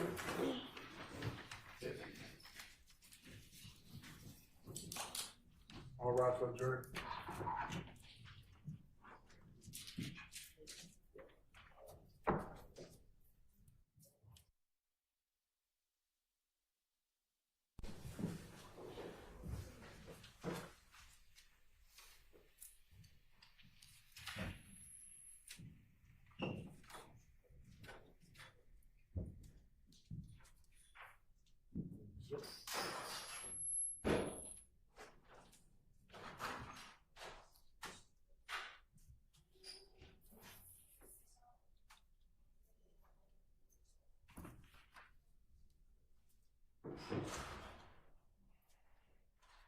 All right, we can all take a break as well.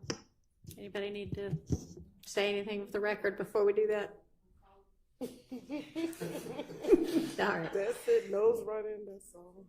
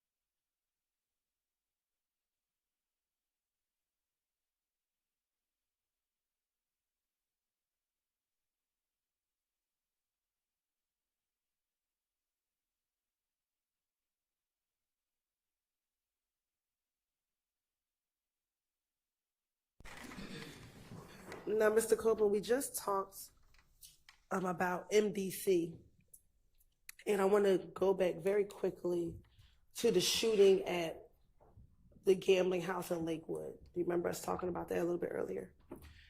And when we talked about it earlier, do you recall back in 2015, in the same January 2015 interview, telling the detectives that initially you all thought it was MDC that shot at you at the gambling house?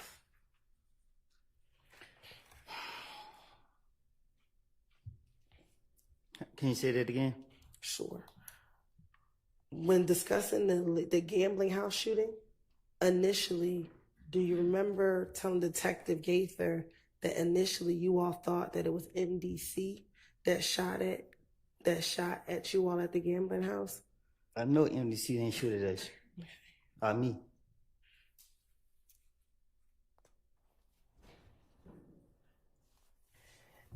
And when you talked to Detective Gaither and Detective Dennis about the shooting, you actually went into some details about what happened that night of the shooting. Do you recall doing that? What you mean? Like telling Detective Gaither, giving them details about what happened the night of the shooting. I remember what happened, but I don't remember what I told the police. Okay, what do you remember happening? Niggas was shooting at us. Can you watch your language? I mean, people were shooting at us. All right. And where were you all? Where were you standing when they were shooting at you? Outside. Okay. And you said they were shooting at us. Who else was out there with you? A lot of people, little kids. I can't be specific who was out there. Okay. Do you remember telling Detective Gaither and Detective Dennis that Thug was out there with you? I don't recall. Okay. And that the individuals started shooting from the bushes? I don't recall where they were shooting at, but I thought they were shooting at.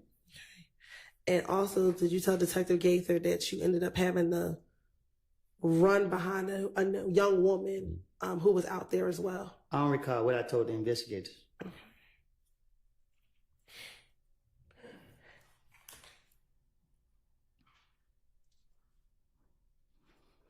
And do you recall telling the investigators that at the Cascade skating ring, you confronted Kel about them shooting at you all from the bushes? What happened in Nut got nothing to do with YSL. This some shit, excuse me language. This got everything to do with Threat.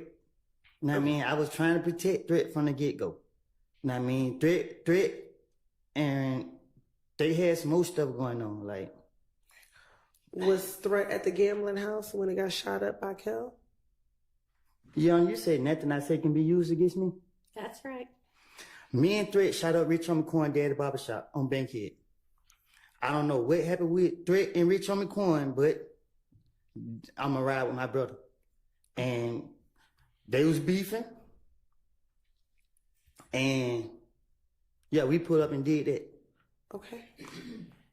And as a result of, why did you and Threat shoot up Rich Homie Quan Daddy's barbershop? Because I'm going to ride with Threat. Okay. Did Threat tell you why he was shooting? I don't at the ask no barbershop? question. I just say let go.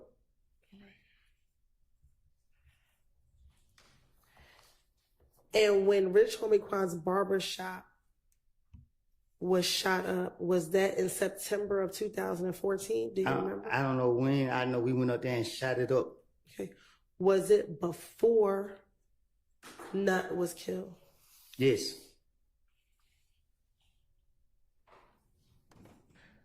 Do you remember what happened the day that you and Threat shot up Rich Homie Quan's daddy's barbershop?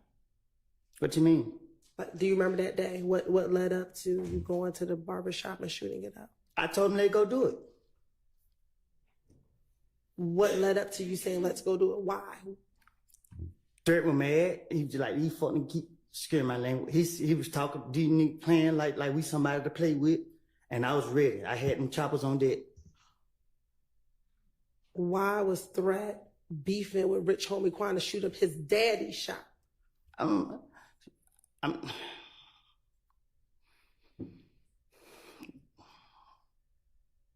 Cause we didn't know where he was. So did you go to the shop looking for Rich Homie Quan? Nah, we went to send a message.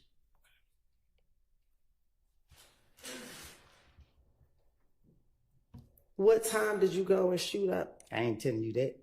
Okay. Was it in the morning? It was at night.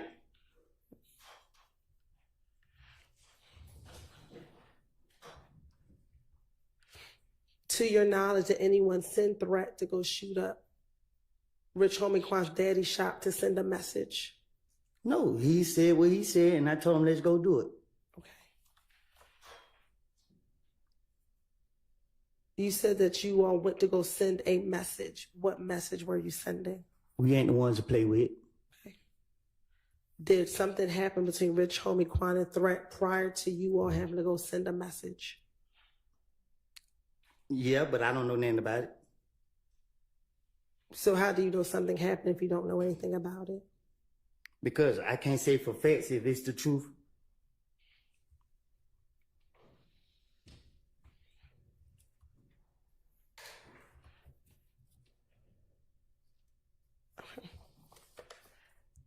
Now, did this shooting of Rich Homie Quan's daddy's barbershop start the beef between If Gang and YSL? The beef was never between If Gang and YSL. Okay. The beef was between me, Threat, and Shell Kell. Rich Homie Quan, because they were Shell Kell was trying to ride Rich Homie Quan. The streets threw YSL into what me and Threat had going on. Well, that takes me back to the shooting at Lakewood, right? Can you repeat that? Sure. You just said that the streets brought YSL into what you and Threat had going on, correct? That's what you just said? Mm-hmm. Mm-hmm. Is that a yes for the record? Yes, my bad. So going back to the shooting at the gambling house, when you learned that Shell Kell was the one who shot up Thug's vehicle, did you and Shell Kell squash your beef when the two of you met at the Cascade skating rink? Nothing I say could be used in no courtroom, That is correct. federal or state. Is that the parameters of the immunity or? Nothing can be used. Correct. And what your question was?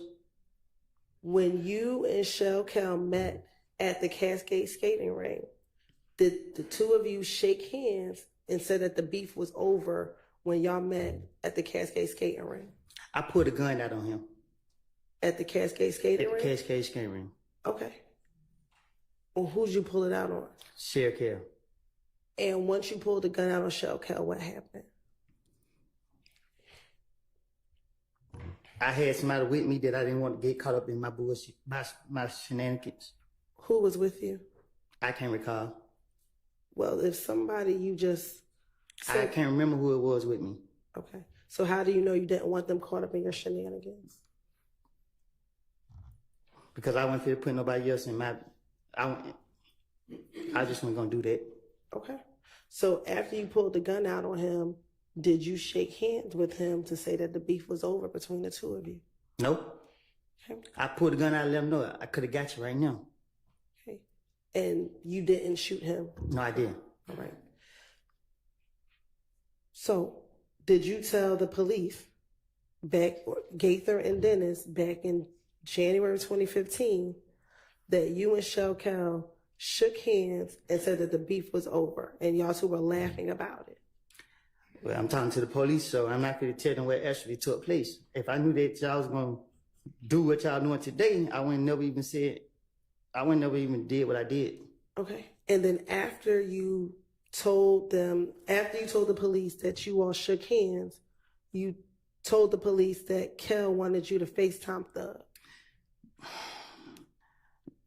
Thug had nothing to do with what we had going on. That's not what I'm asking you, Mr. I'm Copeland. telling you the truth.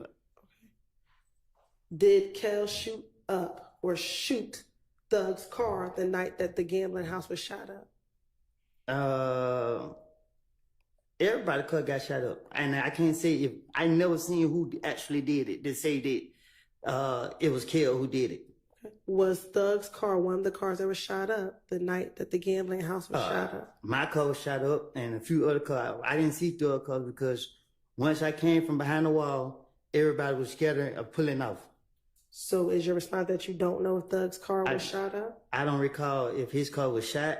I doubt it was shot up because I seen it a couple days later or whatever.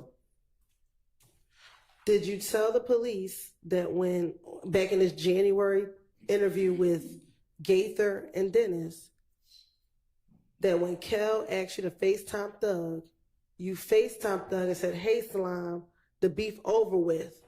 So Thug was like, "Yeah, it's over with." And then Kel got on the phone and Thug started talking, and Thug said, "The beef ain't over with until you pay for my window. You shot my window." But I told you I'd make anything up if I'm talking to investigators. Okay. And they clarified and they asked you, is that what Kel said? And you said, no, that's what Thug told Kel. It don't take a rocket science to come up with. I don't recall what I told investigators. I know I wasn't going to tell them that I put a gun on Sheriff Kel, and if I didn't have certain people with me, I was going to do something to them. Okay. And that, furthermore, you said, you told Detective Gaither and Dennis, yeah, he shot Thug's window. So Thug, like, I don't care about none of that, about what you all have going on. You still shot at me. Just pay for my window. If you don't pay for my window, hey man, I ain't letting nothing go. I looked at Kel and said, that's between y'all two.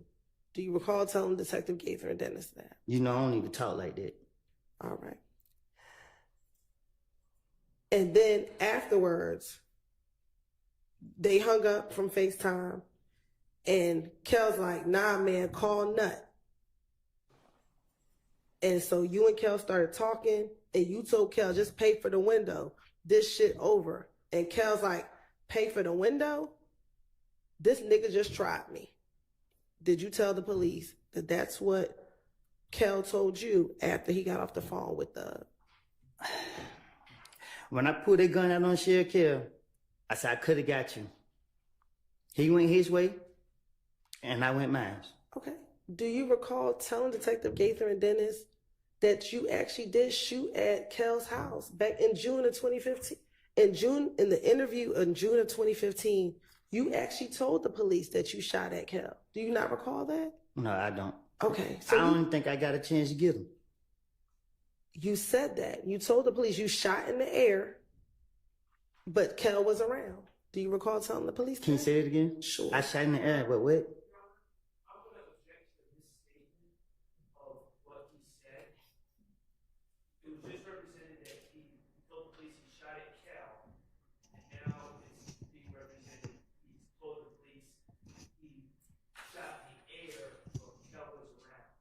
All right, well, that may be something he told the police too. I don't know. She can ask about it and he can answer whatever his recollection is of what he said to the police.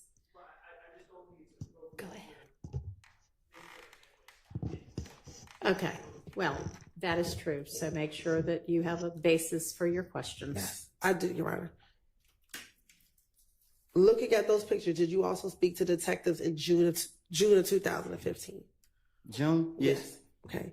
And during that interview, do you recall telling the police that you actually did shoot at Kel, but you told them that you actually shot in the air, but Kel was around? I love God too much to be shooting at him. Okay. Do you recall telling the police that you shot in the air? No, I don't. I don't even recall ever shooting in the air. Okay. Now I want to go back to the January 28th, 2015 interview. Do you recall telling the detectives that you told Kel, you got a problem with Thug, you don't have a problem with me. That's over with, and y'all shook hands? Yeah, I don't recall what I done told the investigators.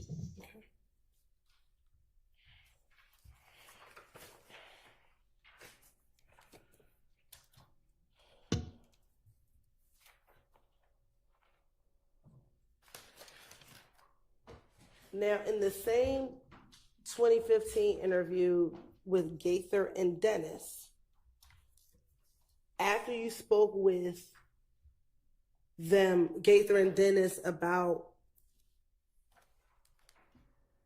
what led up to the shooting on the highway, do you recall giving them more detailed information about the shooting on the highway? What you mean?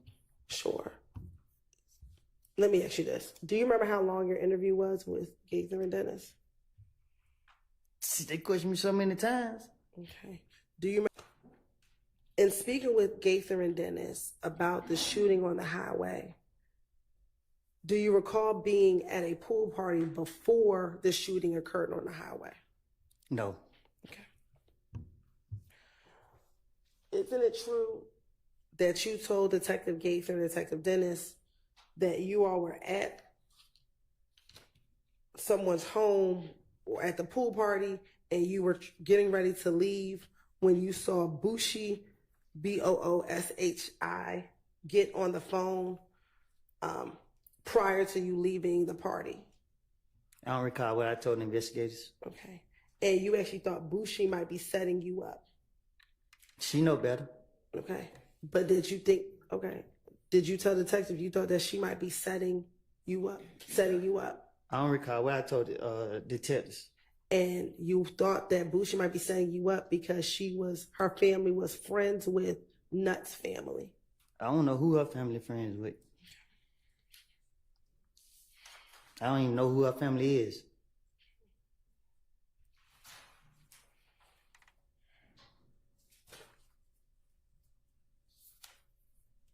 Do you recall them saying in that same interview that once you all left the party,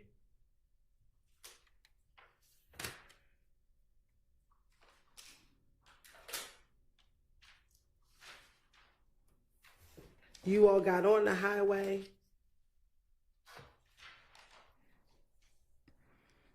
and you got near, I believe it was Atlanta Medical Center back then? And that's the area in where the shooting occurred on the highway. Can you say that again? Sure. That after you left the pool party, you and I believe Shannon got into a car and you all left, and the route that you took was near Atlanta Medical Center. Oh, I don't recall what I told the investigators.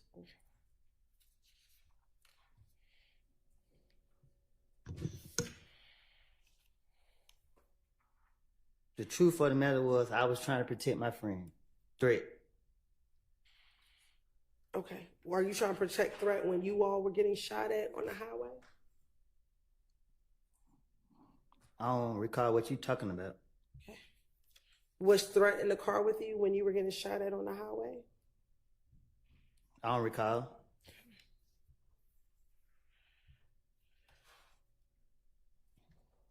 Do you remember telling the detectives that you reached out to Yet Gotti because he was dating Booshi at the time, to tell him you thought that Booshi set him up? I don't recall.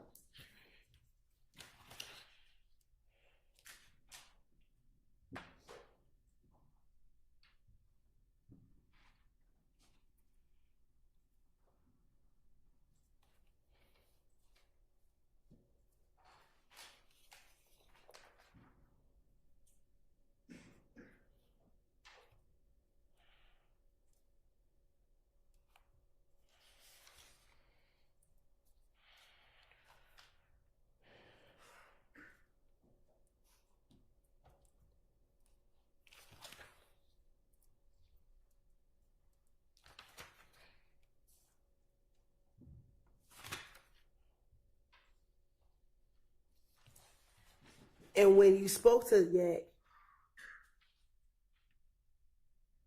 and you confronted him and said, your girl just set me up, he responded to you and said, who? Booshi? And then he told you he was going to call you back. He hung up.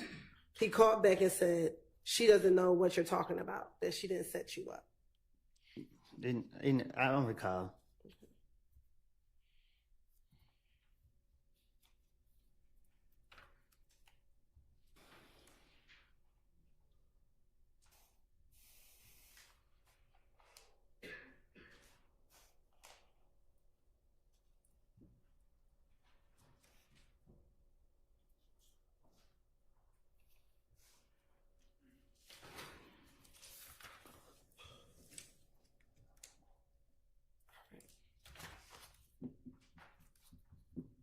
Now,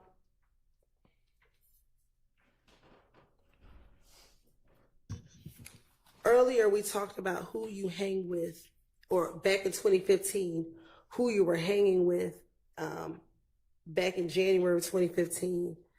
And did you tell detectives in this same January interview, Detective Gaither and Dennis, that outside of Shannon and Little D from Mechanicsville, you're not going to see them hanging with anybody else? I don't recall what I told the investigators. Did you also tell them that there's not going to be one time that you don't see you and Little D together, no matter what? I don't recall what I told the investigators. But Lady is not he don't have my life, he not like me. Lady is a pretty boy, he for the girls. Okay, so when you say he's not like you, what do you mean? I don't recall. Okay, so why did you just say that? I don't recall. So when you say he's like the girls, what do you mean? He's a pretty boy. Okay. He's not a troublemaker. Oh, okay, so what does that mean? Why did you tell me that? Lady was only around for the girls. Okay. So when he got beat up in the club, was that only for the girls? Yeah. Okay. I don't know. So if he's only about the girls. Lady is not a fighter, he's not a shooter, he's just a pretty boy. Okay.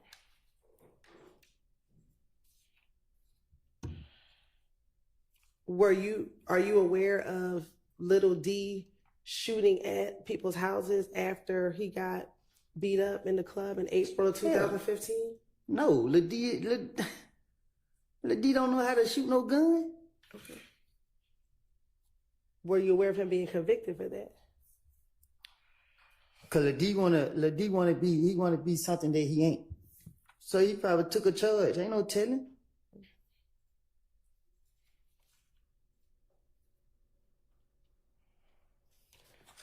Now, are you familiar with a person by the name of Trevia?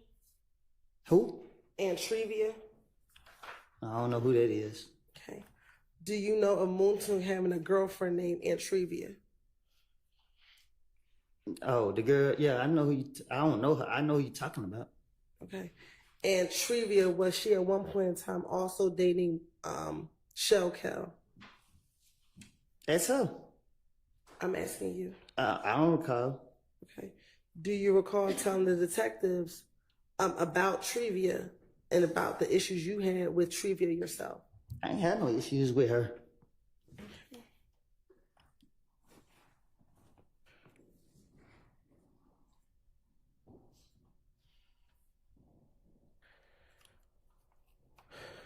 Do you recall telling the detectives about Moontung and Shell Kel getting into an argument at Club Crucial?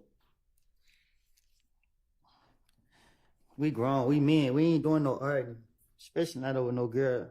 Okay. Do you recall telling Detective Gaither and Detective Dennis? I would tell them anything. And that their argument wasn't over a girl? I don't recall.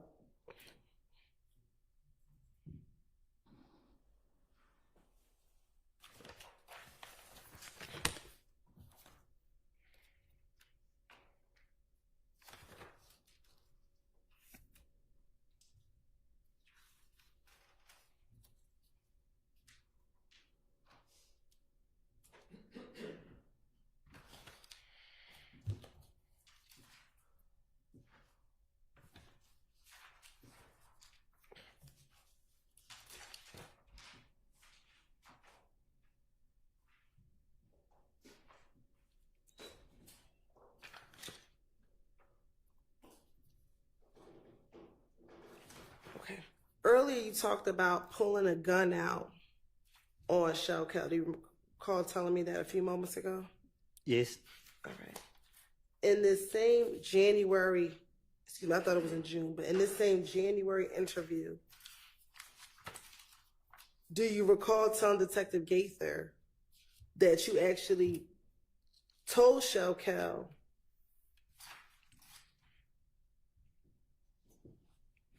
that you almost shot at him and that you could have killed him if you wanted to. You actually told Detective Gaither. If I got a chance, I would have. Okay. But did you tell Detective Gaither that you told Shelkel that you almost shot at him? I don't recall. Okay. And that you actually told him, I was this close to you, but I could have killed you if I wanted to. No, I don't recall. Okay.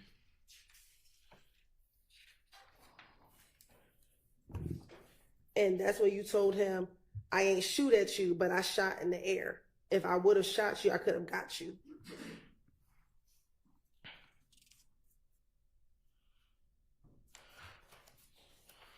You said it again?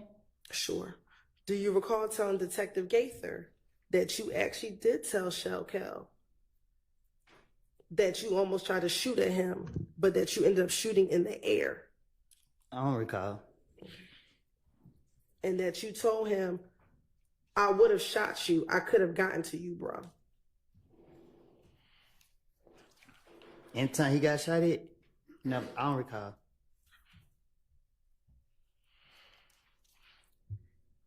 And even when you told Detective Gaither that you intended to shoot at Shelkel, were you arrested that day at all? Because I'm not telling on myself.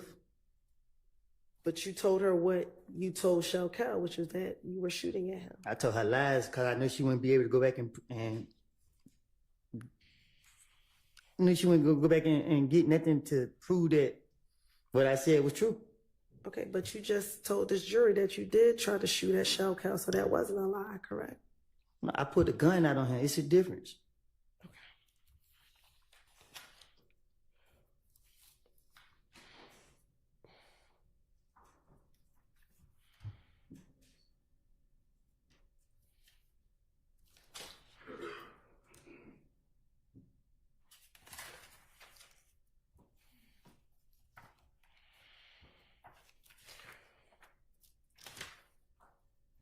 Now, after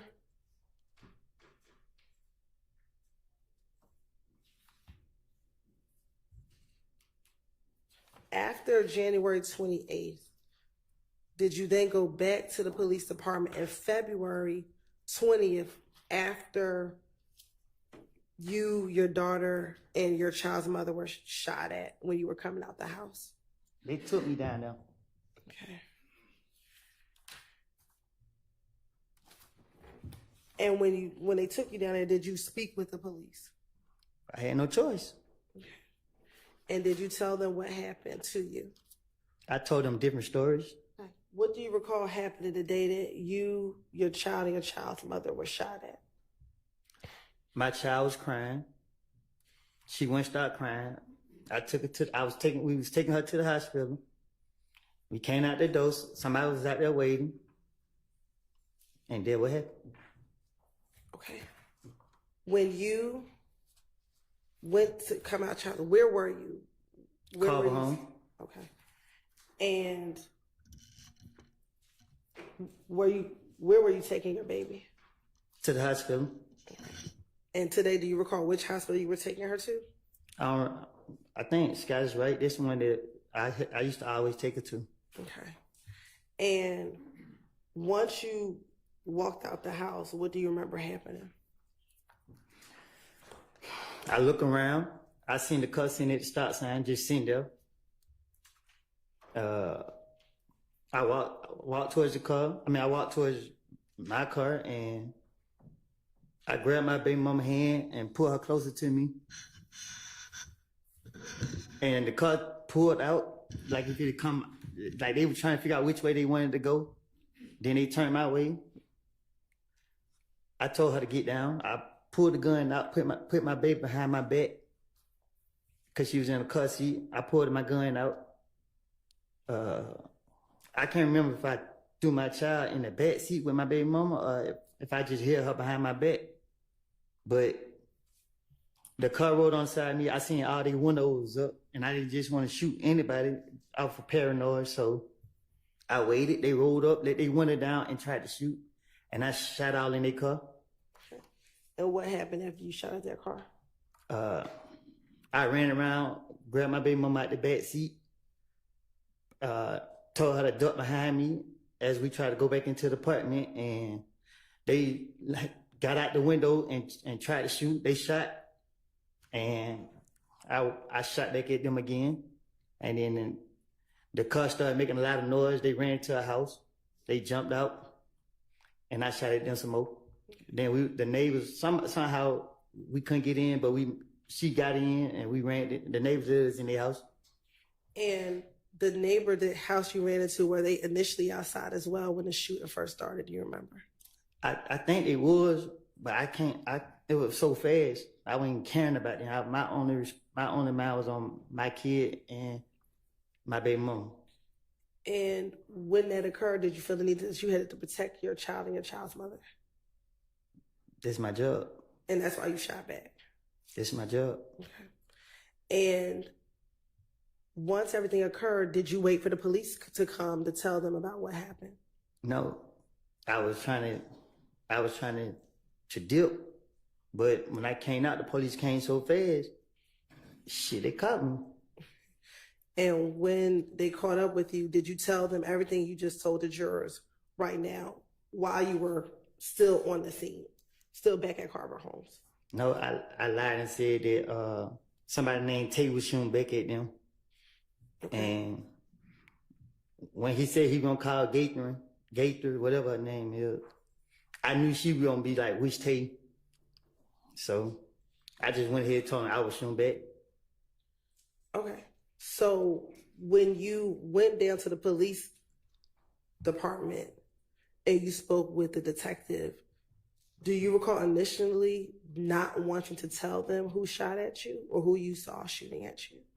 So, I mean, I tell it over and over and over and over and over that I never saw no one face. I to this day, I still never saw no one face. The detectives, they pressured me. They kept asking me. I didn't know nobody.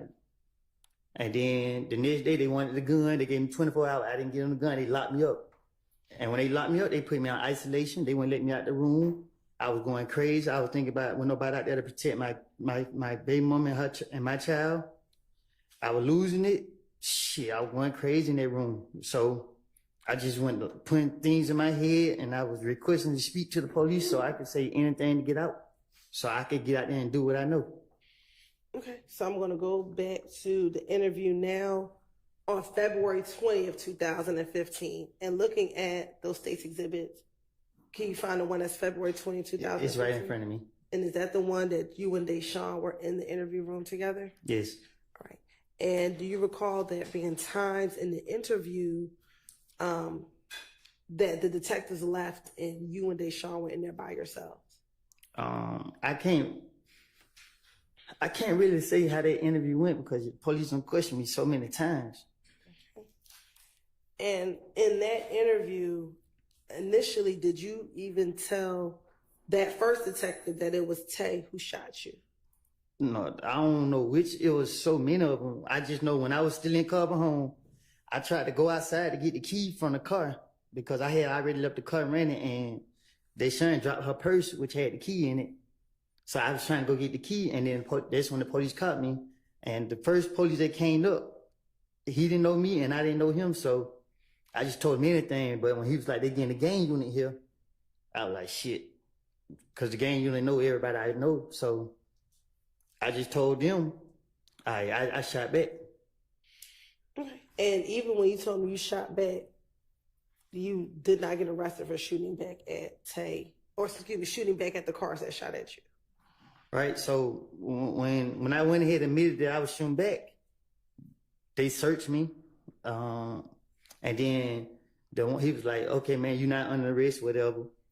So he's like, "We just want to take you down for questioning." I'm like, "But if me and my baby mama got shot up, why you only taking me? If you're gonna lock me up, just gonna lock me up."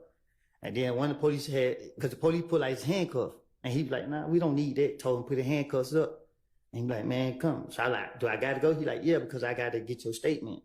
So I'm like, "Well, why she?" And he like, "She could come too." Okay. And the both of you all went to the police department. He took us down there. All right. And she wasn't arrested and you weren't arrested when you went down there. No, we wasn't. All right. And during that interview, do you recall them trying to find out from you who was the person that shot at you? That's what he kept asking. I don't recall, but I know that's what he kept asking. And you were concerned about telling them because you were concerned about snitching. No, at that point, I didn't give a fuck about. Oh, excuse me, sorry. I didn't care about nothing or nobody walking this earth. Okay. During that interview, do you recall the detective? And let me ask you to strike that. The person who interviewed you, was it Detective Thorpe? I don't have a clue who it was. Okay. Do you remember being Detective Gaith or Detective Dennis? I remember them saying that the gang unit gonna come question me. I don't remember. I don't even know if they questioned me about this. I can't remember. Okay. Do you remember the detective asking, or didn't the detective ask you, do you recognize anybody in the car that tonight this evening shot at you? Do you recognize anybody? And Deshaun says, I couldn't see their face. He asked you, you recognize who it is. I'm just waiting on you to be real with me about it. And you said, it won't stop it. And he says to you, so you saying the loyalty, not knowing who was out here shooting at your baby mama and your baby ain't going to stop it? Because you can't sit here and tell me today who you recognize as a person who was shooting at you. And then you continue to say, I didn't do nothing. I didn't kill nobody. I didn't shoot one of them. I haven't done nothing to them. I honestly haven't. They've been shooting up. I haven't retaliated not one time. I'm going to tell you why I haven't. Because I feel like police out to get me. Gaither called me. Guess what? They can call me. I put all my pride to the side. I put a lot of faith in her to handle. I'm sorry. And I put a lot of faith in her to handle this. And guess what? It's still going on. And he says to you, All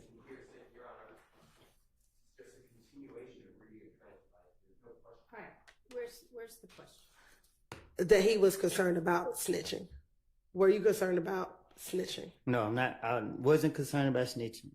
Okay. It's more about getting whoever did that. So if I had to throw the police out by saying anything for the person who actually did do it, I don't want the police to know who did it because you shot me while I got my child. Fuck jail. Okay. Do you recall telling the detective that one of your cousins was getting tortured now because people thought that he had snitched? What I'm trying to do to people who shot at me and my child, I ain't trying to see them in jail. Okay, but did you tell the detectives, again, you were concerned about being labeled a snitch?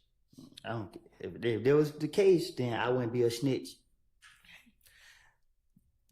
Isn't it true that you told the detectives, your cousin, he's getting shot at, all this because they think he snitched? I'm already going through enough about something I didn't do. And I know if I was to tell you what was going on, as much as I know, they're going to be on the records and all this here, and you got to get him locked up, and he going to get his discovery package. First thing you're going to do is send the two places, to the street and to prison, and float it all around the city of Atlanta, and then all around prison. But my name's over that. I'm not going out that way. No, I'm not going through none of that. Look, they shot at me, my girl, and my baby. Almost shot my face off as we were running. I'm not for sure, but I thought I heard one of the bullets hit the car seat and grazed the car seat. I don't know. I've been to jail so many times that I know whatever I say to the police will be in black and white. They have me no concern about being labeled a snitch or being concerned about being labeled a snitch. The way I live and the way my mind set up is, I don't care how nobody label me. Like I told you, somebody shot me while I got my child. Okay. And with that, the detective tried to encourage you to tell who you saw, and you would not. Is that true? My right-handed guard, Detective Gaither, told me who shot at me. She asked me, did I see one of the people? And when she said that, I was like, I didn't see this boy, no nothing. First thing came to my mind, why you bring his name up? I didn't know no blood was in the car. I didn't know nothing. And when they told me that and she brought his name up, I knew who shot at me then. Didn't you send to Detective Gaither, and the day after this interview, a picture of the person who shot at you in the car? Tay never shot at me. Okay, but there was a throw off. But you sent her that picture, correct? I can't recall. If I did, I probably did. But my whole motive was to get who, in my heart, like I said last time, and to this day right here, I have seen Tay after the fact, and I didn't do nothing to him because I knew 100% fact that this boy didn't shoot at me or do nothing to me. The pressure that the Atlanta police put on me was just like to say anything at this point, because at the end of the day, I know this boy didn't shoot at me. Y'all went to lock them up and charge him. The DA office called me, and when I was in, they didn't call me, they called Deshaun. But when I was in jail, and they was talking to her, and they was saying something about trial, I told them people on the phone while I was in jail back in whatever year that was, that he wasn't the person that shot us. I'm not protecting him. And to this day, he's out wherever he at. I'm not protecting him. I never saw him shoot at me. Okay. In the same February 20th interview, do you recall there being a period of time when the detective left the room and it was only you and Deshaun in the room speaking? I don't recall nothing that took place in the interrogation. But as we speak today, I'm telling you what I recall. When they shot at me with me, Deshaun, and my child, I remember every second of that night. I still see it every night I go to sleep. I still want this it. And is it true that in the same February interview, when Detective Curry left the room, it was just you and Deshaun, you said to her, this shit not going to work. Sit right here and be a damn snitch, so I'm going to keep going. And she says to you, why are you acting like you did? I didn't. They want me to say I did. Well, you should just said no. I thought you know all of them. And you said, I do know who it was. You were just saying you didn't know what to say. I did. When he jumped out the car, I know exactly who I saw. And she said, who? And he said, this shit got my blood pressure up. I think they be walking somewhere right here or something with the police right here. They had to be walking somewhere. They could have ran up to the car. And then you say, it's Tay and them. Do you recall telling Deshaun that when it was just the two of you in the room? I don't recall saying that, but I have watched First 48, and any of my family members will tell you, I don't remember watch police all day. Any movie, I just watch and learn how they operate. When that police left out, I knew they were still recording us. Like I said, I like it. So why wouldn't, so if you told the detectives, I don't know who shot me, why didn't you just continue to say that if you knew the cameras were running? Why didn't you just tell Deshaun that knowing that the cameras were running? Because my whole motive is to convince the police that I'm going to tell them the truth. But you already convinced them, according to you, by telling them you didn't know who shot you, correct? But you got to understand the difference, like how you put pressure on me now. You keep applying pressure. Know what I mean? Like at this point, I'm liable to say anything. But the truth of the matter is, I don't know who shot at me until Detective Gaither said one of the boys' name. And when she said one of the boys' name, she said Blood.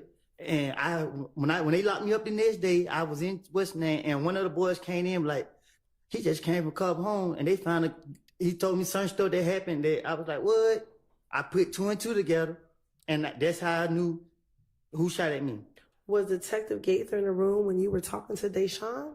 I don't know. Like yeah, I'm talking about the whole time frame. When that investigator questioned me, you know what I mean? Like it wasn't. I know Tay personal. Like I'm not gonna tell you nothing about what me and Tay had going on, but y'all know, like I know Tay didn't have nothing to do with me getting shot at. Matter of fact, you just said you knew Tay. Didn't you tell Detective Curry that Tay had just been at your house a few days before the shooting? Exactly. I invited him there.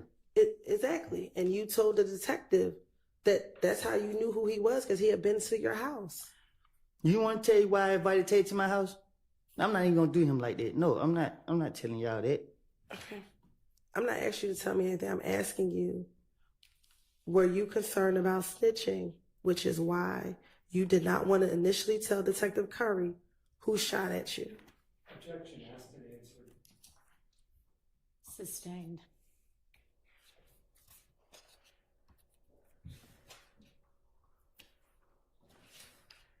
After, in that same February interview, once Detective Curry left the room and you had an opportunity to talk to Deshaun, do you remember Detective Curry coming back into the room and speaking with you some more? I don't recall how the interrogation went. Okay. I don't recall.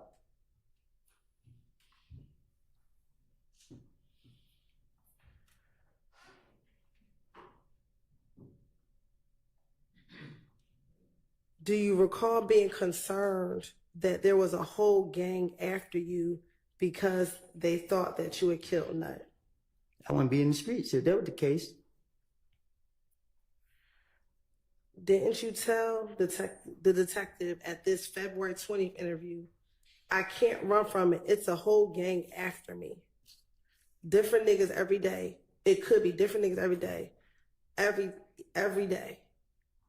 I was telling the investigators anything where I could be a victim, because if I caught one of them down bad, I'd be justified. When you say caught them down bad, what does that mean? Self-explanatory. It's not. If you can tell me, what does that mean? I don't recall. Okay, so why did you just say that? I don't know.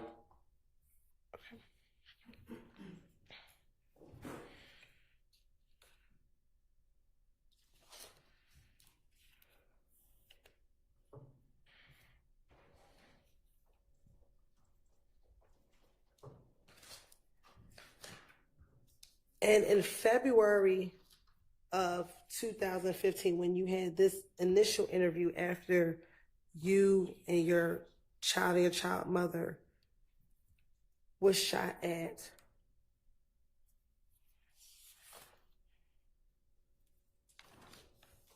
did you just want the police to do their job and find out who killed Nut so that people would stop coming after you?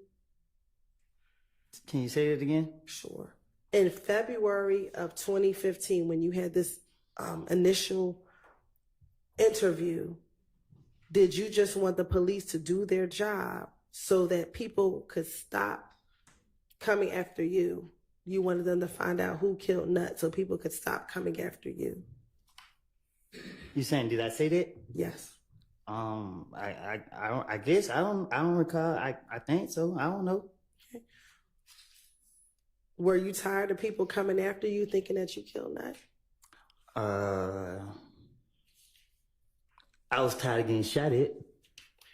And were you getting shot at because people thought you killed Nut? Sustained. Did you believe that you were getting shot at because people thought you killed Nut? Well, I was getting shot at before that. I'm talking about in January 2015. I never got shot at in January 2015. I think I got shot at in February or something like that. When you were shot at and while you were in the car, was that in January 2015? I don't recall. The only time I remember getting shot at is when I had my daughter.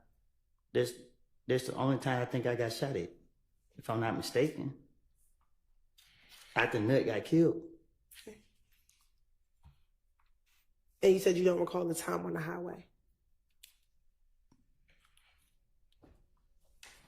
I don't remember if it was before or after he got killed. I told you, I've been shot at a lot.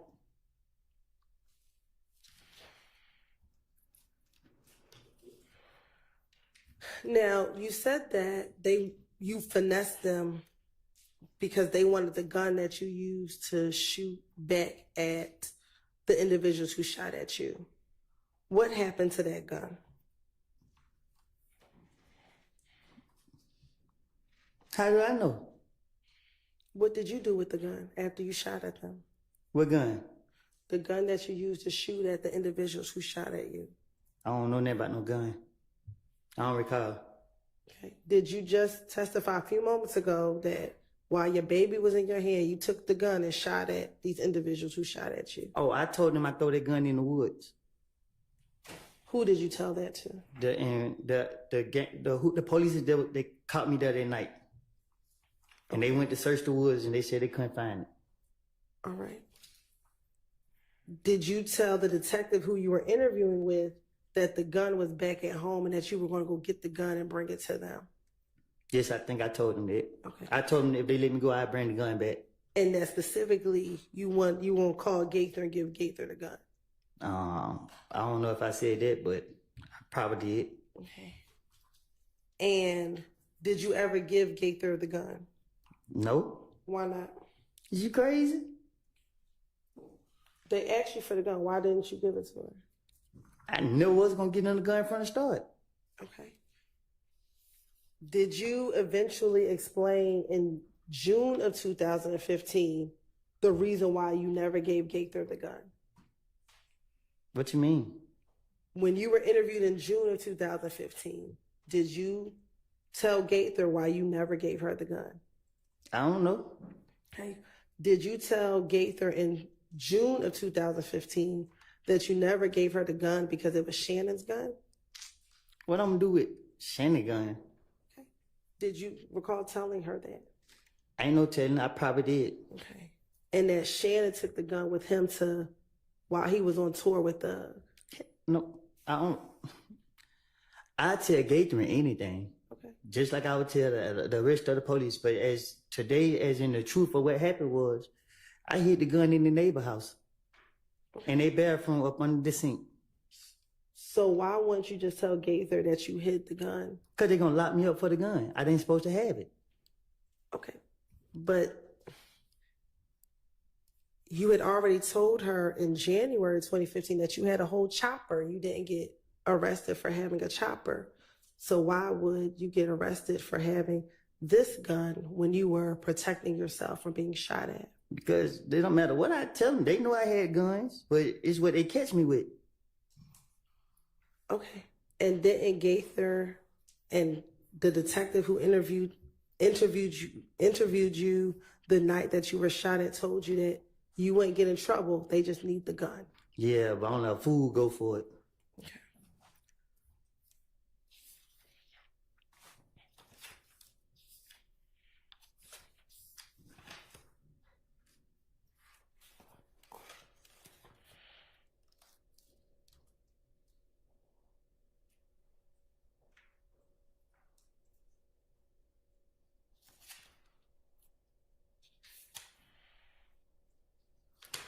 Now, when you were talking to the detective back in this February 20th interview,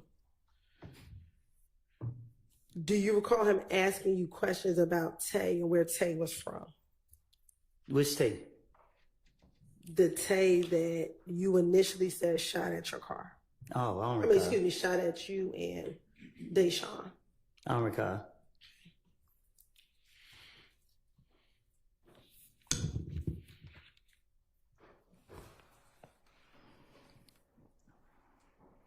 And that Deshaun actually told the police that he's either from Mechanicsville or he's from Simpson Road.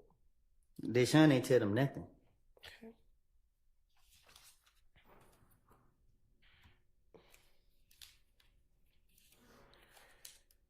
And matter of fact, Deshaun, when they asked him how old is Tay, Deshaun told them Overruled, because I think it's as to let me hear the rest of the question. I don't recall Deshaun saying nothing to the police other than she ducked down. And that matter of fact, you actually told the detectives that you used to hang out with this Tay before he shot at you. I tell you, I tell the detectives anything to get them up off me. And specifically told him that you and him used to play basketball at Carver High School. The two of you used to play basketball on the basketball court at Carver? I don't recall.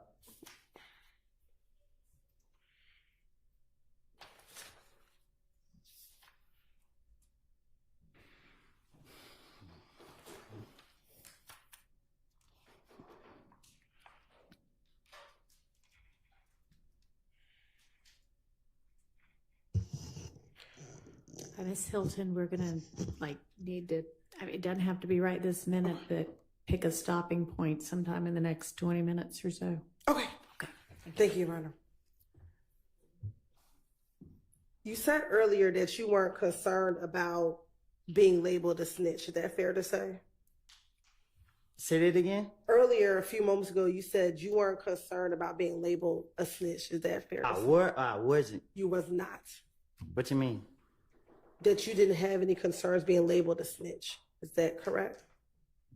I don't get what you're asking. Back in 2015, were you concerned about people labeling you a snitch? I was concerned about the safety of my family, so that's my mindset back then. I'm asking you, were you concerned about being labeled a snitch? A snitch is someone who tells the truth to the police. Okay, so were you concerned about being labeled a snitch? I was concerned about getting those who wrong me and the people I care about. In the same February interview, did you tell Detective Curry, I went down here and I talked to her. Now everybody, excuse me, let me start back. Did you tell Detective Curry during this interview, how can I survive this? How can I survive this? I can't go anywhere if I don't have money. Because Gaither called my phone when I was in front of Young Thug. She wanted me to talk. She wanted me to come down and talk. You feel me? Everybody there, everybody right there. You feel me? That's what I did. I left, went down here and talked to her. Now, everybody look at me like I'm a snitch now. It's just like I can't get no money. You know, I was just getting money by just doing nothing. Hey man, I need to borrow this right here, just hanging around going for the mall. He paid for everything for me. And now they think I'm a snitch. First of all, I was breaking in the stores, so I'm always get me some money. That's what I'm gonna do. So what I told the investigators is just anything. I keep telling you that. You know what I mean? Like, okay. So my question to you is,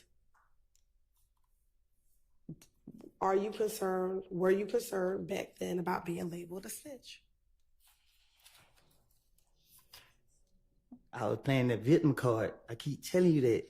It was about being labeled a snitch, because if I was concerned about being labeled a snitch, I would never even try to finesse my way out of no situation, because even lying to the police, y'all to put it in there as in this and then third. I know anything that I say to a police officer, they're going to go into a police report anyway. So it's self-explanatory. I only cared about getting myself out of the situation to protect my family. That's it. And is that why you're changing your testimony here today? I'm not changing I'm sorry. Go ahead. Because you're concerned about being labeled a snitch? Miss Hilton, the damn word called me a snitch. You think I'm only concerned about telling the truth today? I don't know what nobody else did, but I do know that I have lied on people, and I don't want that on my conscience. So today I'm sitting here telling you the truth. I told you the truth before y'all called me in this trial. I told y'all I have made it up. I told y'all that. I wasn't going to say anything about nothing to hurt my friend. My friend was straight. I was only protecting him. So when you told the detectives about what happened the night of Donovan Thomas's murder, were you protecting Threat? Yes, I was going to keep Threat name out of it as much as possible. Did Threat have something to do with Donovan Thomas's murder? I don't know what Threat got something to do with it, but I know that there was the last person I gave that car to. What car? The car, the Infiniti car. And I wasn't going to say nothing about it. What Infiniti car did you give the Threat? The Infiniti car that I had. Okay. Is this the same car that you went to the rental car place with Thug and Thug rented the Infiniti? I'm talking about the gray Infiniti car that me and Zachary was riding in. I wrecked the car, put up on Threat, gave the car to Threat, and I left. Okay. Is this the same Infiniti that you told police that you went to the Hertz rental car place with Thug when he rented the Infinity? I just told you that I gave Drake that car. Ms. I don't know. Copeland, that's not what she asked. So listen to what she asked and then listen to ask the question clearly and you listen to it and answer it. So ask the question you asked him a minute ago if that's what you want the answer to. The Infinity that you're talking about, is that the Infinity that you went to the Atlanta airport with Thug when he rented the Infinity?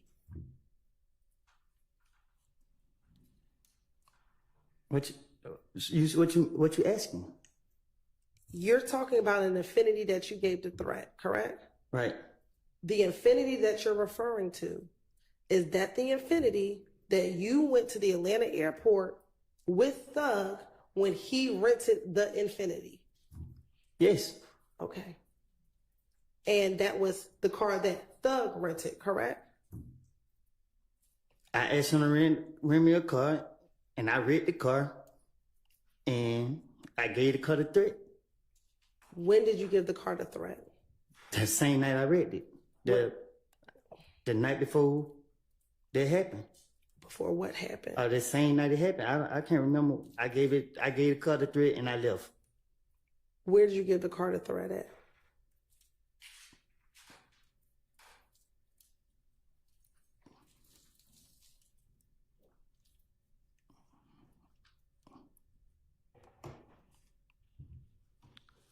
At the studio.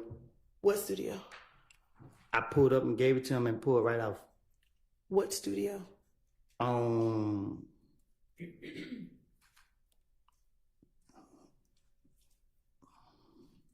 It was by Northside Drive, Marietta. It was one of them streets. Was there anyone else at the studio when you gave the car? I didn't go in the studio. I pulled up. I was pulling up, and I seen Threat. I gave Threat the car, jumped out of the car, it got in my called my brother to come and get me. And was this the date Donovan Thomas died? Was this a few days before? In relation to when Donovan Thomas died, when did you give Threat this vehicle? I gave Threat that car. He I rented the car, gave it to Threat. So when you wrecked the car, why would you give Threat a wrecked vehicle? So I could. What you mean?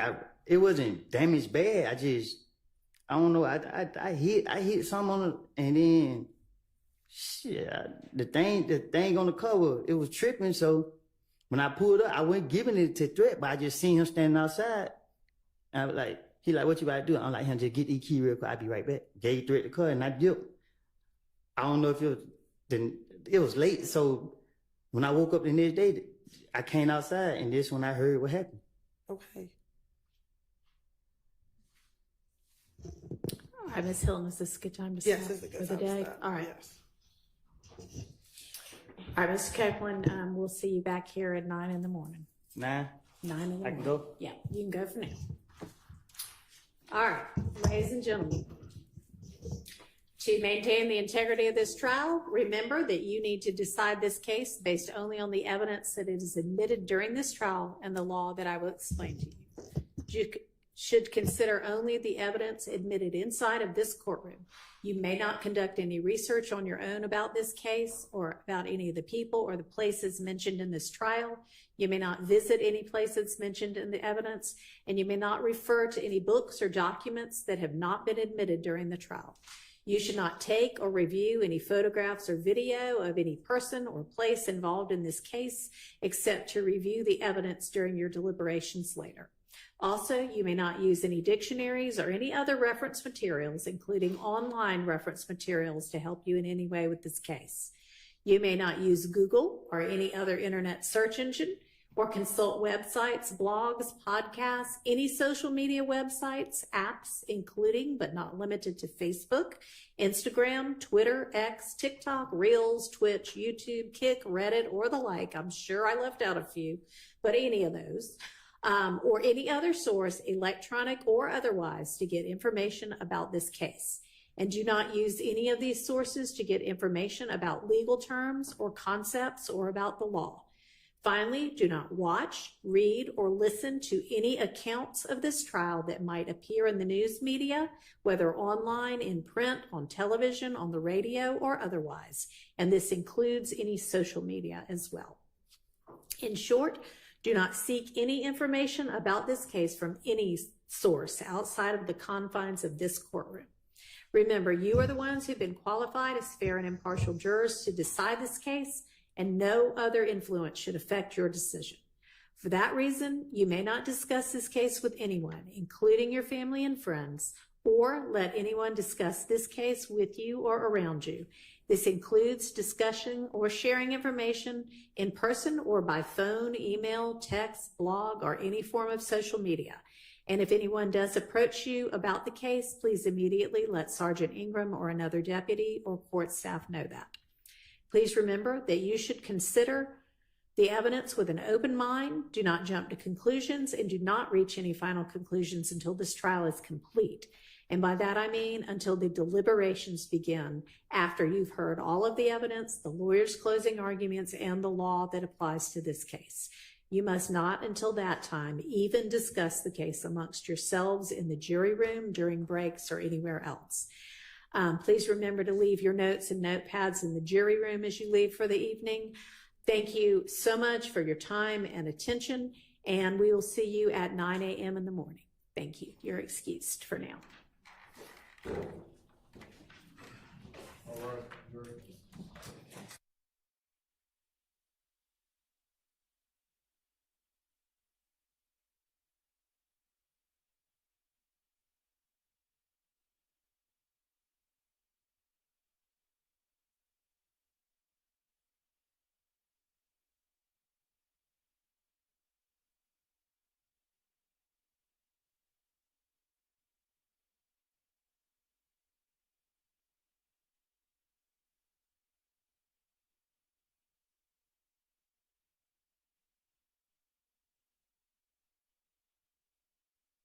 All right, y'all can be seated.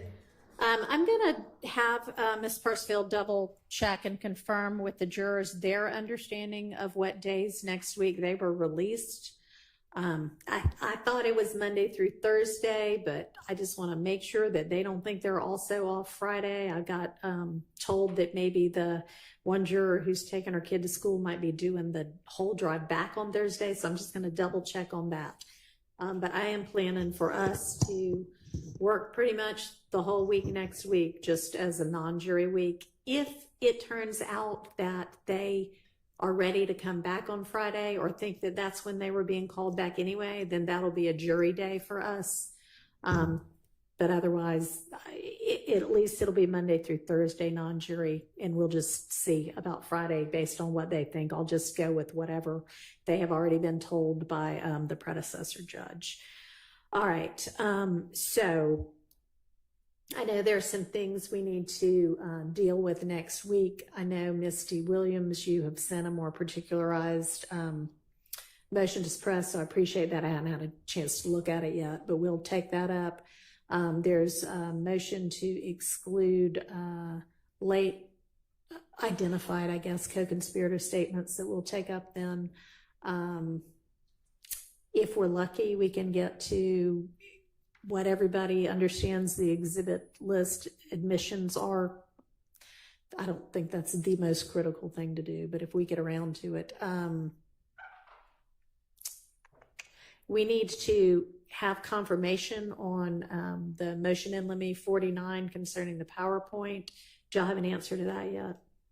Your Honor, I don't. My answer is preliminary. I just remember what I said, and it was not contained in, partially contained in the motion in limine. So we are looking back at the transcript and the video because my recollection of it is different than what's being represented in motion in limine number 49. And mine was specifically that we were not intending to introduce it at that time through that witness.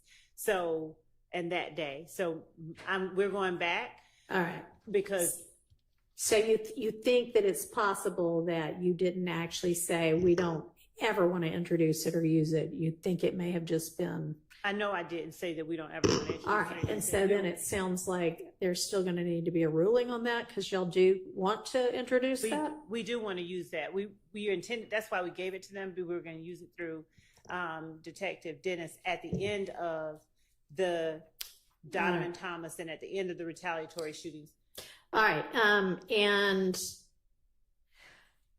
I know that I've got the defense position on that. I don't know if you had said that you filed a written response ever. I did, but to his number 49, I will file a written response because when we got that, we were looking through, like, that's not the recollection that I have. We were looking through to make sure that he had contained, and it doesn't. His motion does not contain the entirety of what was said in that colloquy, and the matter of the PowerPoint was addressed on 2 different days, I believe. Okay, well, just get that in sometime this week. So that's another thing we can deal with and resolve next week.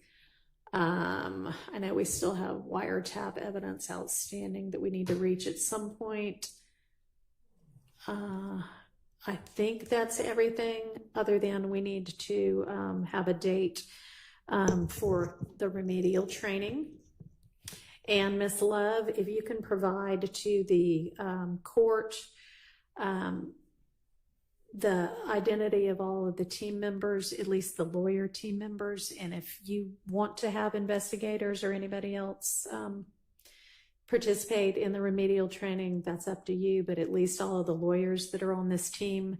And I am thinking, I know I have got a conflict Monday morning, Monday the 19th, between 8 and 12. I'll be here for the afternoon. And I'm thinking if that would be an ideal time to do that, I'm just thinking y'all come into the courtroom, there'll be a deputy. You can sit and watch the video and be done with it. Yes, Your Honor, we can do that. We can do whatever it is at the court. All right, that sounds good. So anyway, that's what I know scheduling wise for now. If anybody has any issues or can think of anything else that I didn't just touch on that we also need to take up next week. Okay. All right, and then just as a heads up, you know, in terms of scheduling. Oh, hang on.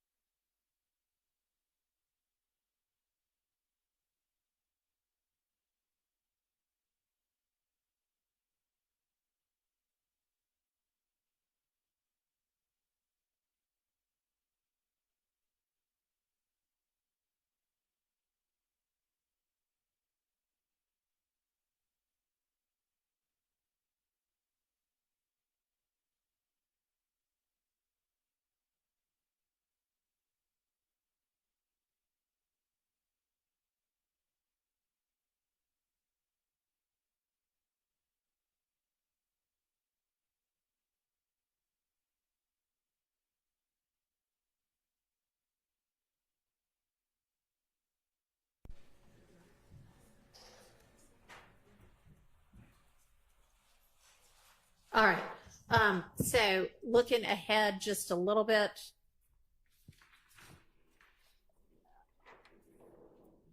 Next week, we've already discussed. The week after that, that begins the 26th, we will be in court, I imagine, with the jury, the 26th, 27th, and 28th. That's Monday through Wednesday. The 29th and 30th, the court has plans because the court was not always assigned to this case, and the court's not changing those plans. The court needs a break every once in a while. So we are going to have Thursday the 29th and Friday the 30th off entirely. That's Labor Day weekend. We have the Monday off anyway because that's Labor Day. So Y'all can choose to also take a break. You can choose to work the entire time. You can choose to make some other judge's day by actually being able to have a day with them in court. That's up to y'all, but y'all do not have to be with me on August 29th and 30th. All right?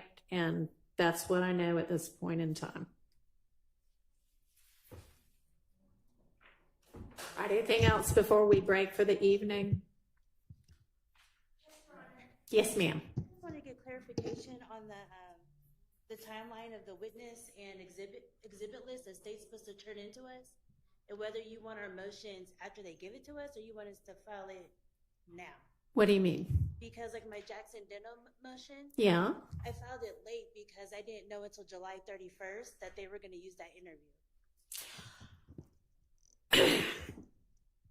I'm not sure that, okay, I mean, if that's what you said, great, you didn't know for certain, but I mean, Jackson Denos are normally a pretrial thing, and y'all can get with the state and ask them anytime, but as soon as you know that there might be an issue with something and you know about it, you just go ahead and let me know, and if we get around to it, and the state says, we don't even want to use that because you haven't bothered to ask the state yet or for whatever reason, then we won't worry about it. But yeah, don't wait. Don't wait. Go ahead and file everything. Everything should already have been filed. But yeah, so on the timing.